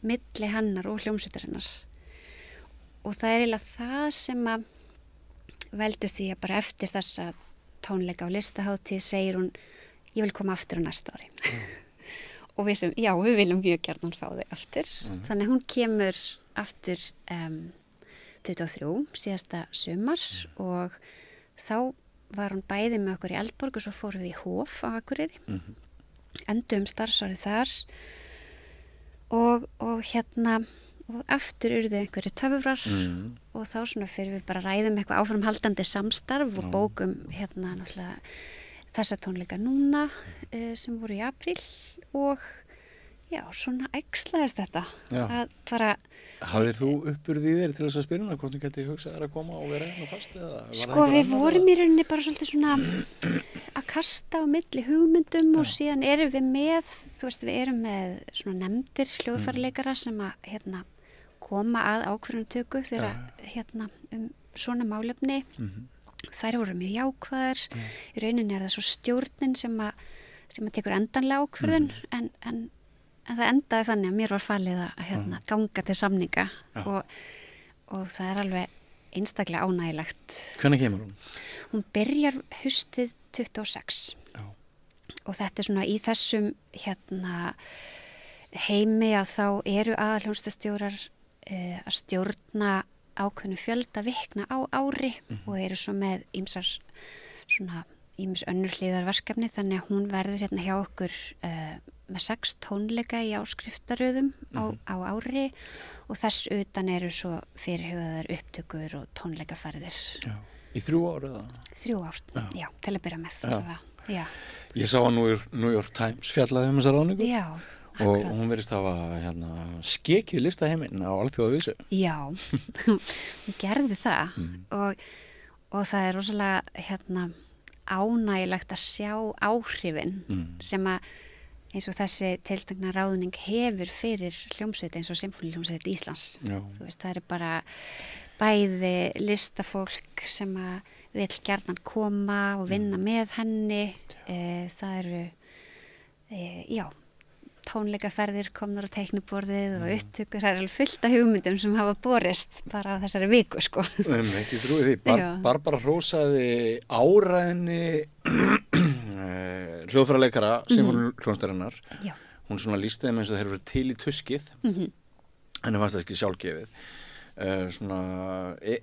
Myndirðu segja að væri svolítið ögrandi og svona léttur andi inn í hljómsveitinni til þess að accept challenge?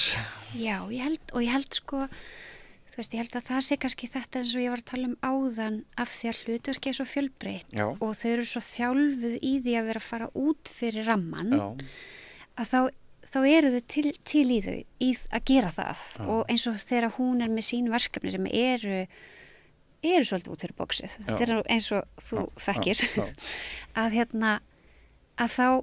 þá var það hennar svona rosalega sterk upplifun að þau bara treystu henni og hún þeim einhvern veginn til að fara þessar leiðir. Þá gerist eitthvað alveg magnað. Já, En nú myndi ég giska á að þessir 88, þeir skiptust kannski þannig að það veru 10-15 svona íhaldsamir sem að myndu bara vilja spila Strauss á hverju kvöldi eða eitthvað. Nei, ég er nú bara að bylla eitthvað. Bara svo í leiki með bara með einhverja svona hugmyndir og skilu hvað ég á því. Eru bara allir, er hljómsveitin þannig samansett að allir eru bara sömu blaðsíðu? Sko, ég held að þú veist, við erum auðvitað með 88 listamenn sko, einstaklingar sem hafa sína skoðanir og allt svoleiðis en þegar kemur til dæmis að þessu þá klárlega er fólk gríðarlega ánægt og það er mikil ánægja með það að fá hana til liðs við hljómsveitina. Ég held sko varðandi svona verkefnavalið að þá held ég að fólk kunni að meta fjölbreytt efnisval en auðvitað er örugglega mjög mismunandi hvaða tónskáld eða tónverk er í uppáhaldi hjá hljóðfæraleikurum sko. Sko listfengi hljómsveitarinnar frá til tíma myndir þú segja að vera gott í dag? Já, mér finnst það og mér finnst sko hljómsveitin er, þú veist, það eru mjög svona listrænar kröfur og listræn gæði eru svona alltaf mjög ofarlega hjá öllum, þú veist, og það er mjög mikill metnaður. Það er svona það sem mér finnst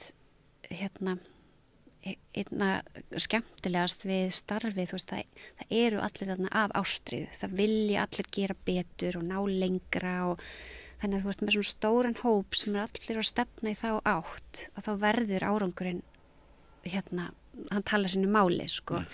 Ég held að líka þú veist það var auðvitað mikill fengur í því að komast inn í Eldborg og byrja að æfa við þær aðstæður. Hljómsveitin þurfti smá tíma til þess að bara læra á salinn og við erum reyndar ennþá að þú veist það er náttúrulega endalösi möguleikar í salnum og við erum alltaf að Hvað er best að sitja fyrir þá áhorfendur í sal? Það er held ég svolítið persónu bundið sko. Mér finnst til dæmis mjög gaman að sitja framarlega á þriðju svölum. Mér finnst rosalega góður hljómburðurinn þar. Já, en það er mjög mismunandi hvernig fólk hvar það óskar eftir, eða svona hvar þeirra uppáhaldssæti eru sko. Akkurat, já. En sko þessi sko þetta verkefna valið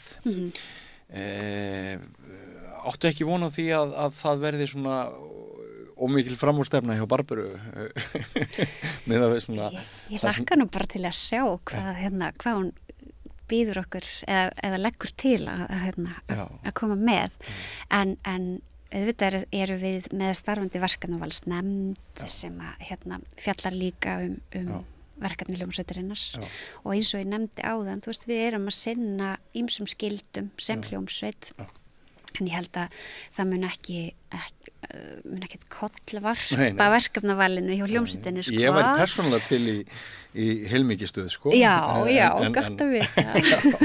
Já, en ég held að fólk samt sko það vill hafa, hvað maður að segja, svona, mín upplifun er svo að fólk er að sækjast eftir því að koma á viðburði sem eru upplifun. Þú vilt koma og það sem mér finnst svo mikil snild svona í hennar prógrammeringu er, þú veist, það er alltaf einhver þráður eða einhver saga sem að tengir öll verkin saman. Þannig að það er alltaf verið að færa þér einhvers konar ævintýri eða þú veist, það er alltaf eitthvað svona samhangandi, þú veist, mér finnst líka gaman að sækja tónleika þar sem eru hefðbundnari, þú veist, það er bara forleikur og konsert, hlé og symfónía en mér finnst þetta mjög áhugavert að fara meira út í svona svona annars konar nálgun. Já. Hvernig er hljómsveitin skipuð þessir 88 sko helmingur hljómsveitarinnar af erlendu bergi brotin nú orðið eða það eitthvað minna? Nei, það minna, en það mjög áhugavert að reyna að greina þessar tölur því að það er svo mikið hljóðfæraleikurum sem búið að starfa við hljómsveitarna kannski 30-40 ár og tala betri íslensku en ég. Þannig að það var einhvern veginn, svona orðið svolítið einhvern veginn, hvernig skilgreinir maður aðila, sko. En við auðvitað, við störfum á alþjóðlegum vettvangi, við erum með hæfnispróf og þau fara fram fyrir tjaldi. Já, blind í þeim skilningi, þú veist ekki hver að... Nei, ekki í fyrstu umferðinni og þannig að þetta er auðvitað svona svolítið strangt ferli að fara í gegnum að sækjum stöði í sinfóníuhljómsveit. En kröfunar hafa bætt gæðin? Kröfunar, já, þau gera það náttúrulega og ekkert bara hjá okkur, ég held bara hljóðfæraleikarar verða sífellt færari, bara við, þú veist. Krakkarnir yngri og yngri já, sem að slá í gegn. Já, alveg ótrúlegt, sko. En ég held, sko, fyrir okkur líka þá er það gríðarlega dýrmætt að vera fjölbreyttur hópur. Já. Mér finnst það mikil kostur að starfa í þannig umhverfi. Eru konur búnar að taka völdin svolítið? Það verður eftir já, kannski, þú veist, það er alltaf núverandi aðalhjónstastjóri, frábær, Eva Ollikainen og svona kannski... Og það eru sennilega meira 50%?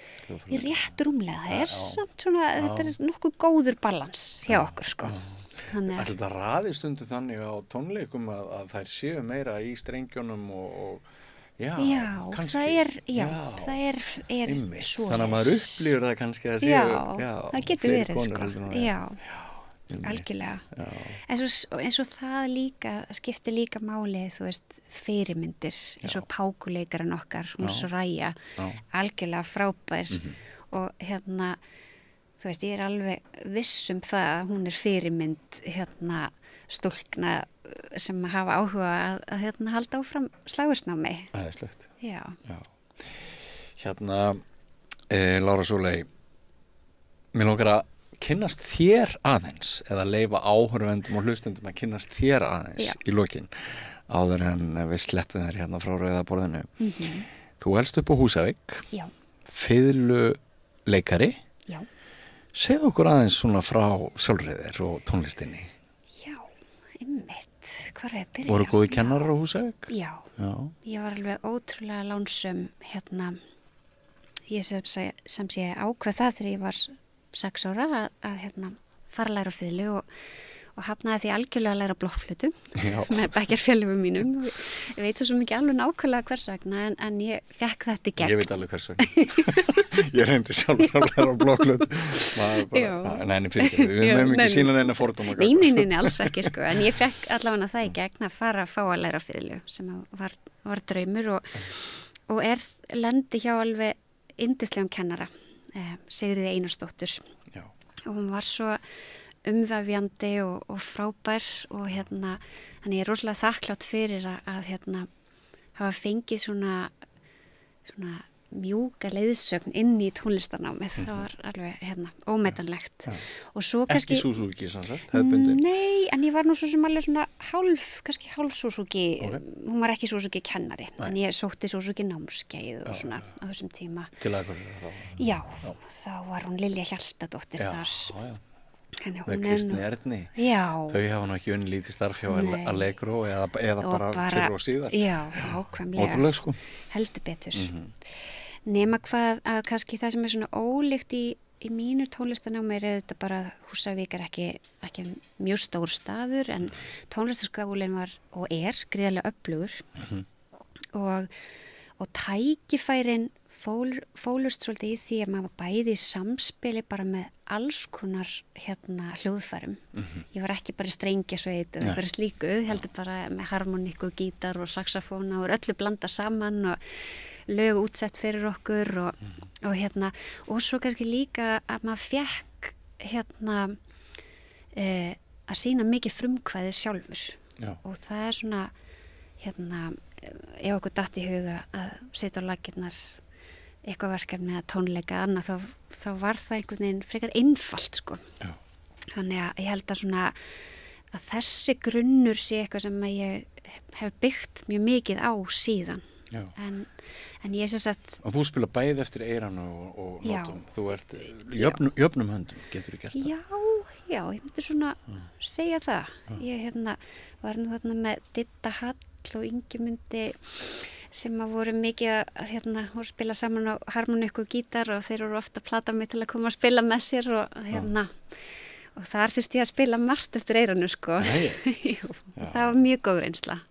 En svo var ég líka koman Valmar Valjóts, hann kom til Húsavíkur þegar ég er 12 ára og það var líka mikið frá Íslandi. Já, hann alltaf gríðarlega fjölhæfur eins og þú veist og það var líka mikil innspýting fyrir mig og ég fór síðan í tónlistaskólinn á Akureyri, byrjaði að fá að spila með Sinfóníuhljómsveit Norðurlands þegar ég svona 14 ára. Það var, þú veist, rosalega dýrmætur skóli að fá tækifæri þar og síðan eftir menntaskóla þá flutti ég til London og fór að læra fiðlu og var í Bretlandi í rúm 5 ár. Í Wales? Ég var í Wales, já, hluti til í London og svo í Cardiff í Wales, já. Og svo kom ég aftur bara og var á Akureyri svolítið tíma, sko. Varstu að kenna þar? Já, ég var að kenna og spila og svo á... Þú ert eitthvað að spila með manninu þínum? Já, við vorum svolítið mikið að spila saman. Þið eruð þarna dúó sem að komið fram á Þorrablótum, ekki satt? Já, bara við ýmis konar tækifæri, já. Og svo á þeim tíma líka verið að opna hof. Þannig ég var svona, tók þátt í því og var síðan í starfi hjá þeim í nokkur ár. Þannig að svo var ég lánsum líka að bæði hljóta listamannalaun og vera bæjarlistamaður svona eftir ég var farin að vera bara sjálfstætt starfandi og gat þá sýnt svona ýmsum verkefnum og hugmyndum mínum og svo það bara svona ákveðnum tímapunktir sem að því hafði alltaf og hef alltaf haft með mikinn áhuga á bara svona bæði í rauninni verkefnastýringu og listrænistjórnun og þannig að þá tökum við ákvörðunum að flytja til Bretlands og ég fyrir nám og það var auðvitað alveg svona, þú veist, smá stórt skref að flytja með 3 börn og mann og allt út en alveg frábært nám og þá flytjum við til Cardiff aftur sem var skemmtilegt og svo það í rauninni bara svona þegar ég langt komið með námið sem að staðaframkvæmdastjóri auglýst og þú bara hoppar út í laugina já, það var þetta svona algjört draumastarf fannst mér og finnst enn en ég ákvað bara að sækja kannski svona fyrsta hugsunin líka bara svona að láta vita af mér að þetta væri það sem ég hefði áhuga á en annars sáum við alveg fyrir okkur að vera í Bretlandi einhver tíma sko en já, svo bara fór sem fór og við flyttum heima aftur þarna árið síðar Þetta nú falleg saga Já, einmitt, já Stelpa frá Húsavík Já, einmitt Já, þetta já, og líka bara ég held, þú veist, allt sem að maður starfar við og að gera það svo gaman þegar það kemur saman og maður næra að nýta það í eitthvað svona starf eins og mitt í dag svona, já Tekur maður ekki með sér allt lífið? Jú, já maður gerir það já. Og læri svo alveg helling líka og svo læri maður Galdurinn að halda áfram að vera auðmjúkur og í hlutverki nemandans það ekki bara? Jú og ég meina það líka svo eins og í hljómsveit eins og okkar, ég meina það svo margir hljóðfæraleikarar búin að starfa þannig áratugum saman þú veist, það mjög mikil reynsla þarna og aldrei erfitt að tjónka við þau?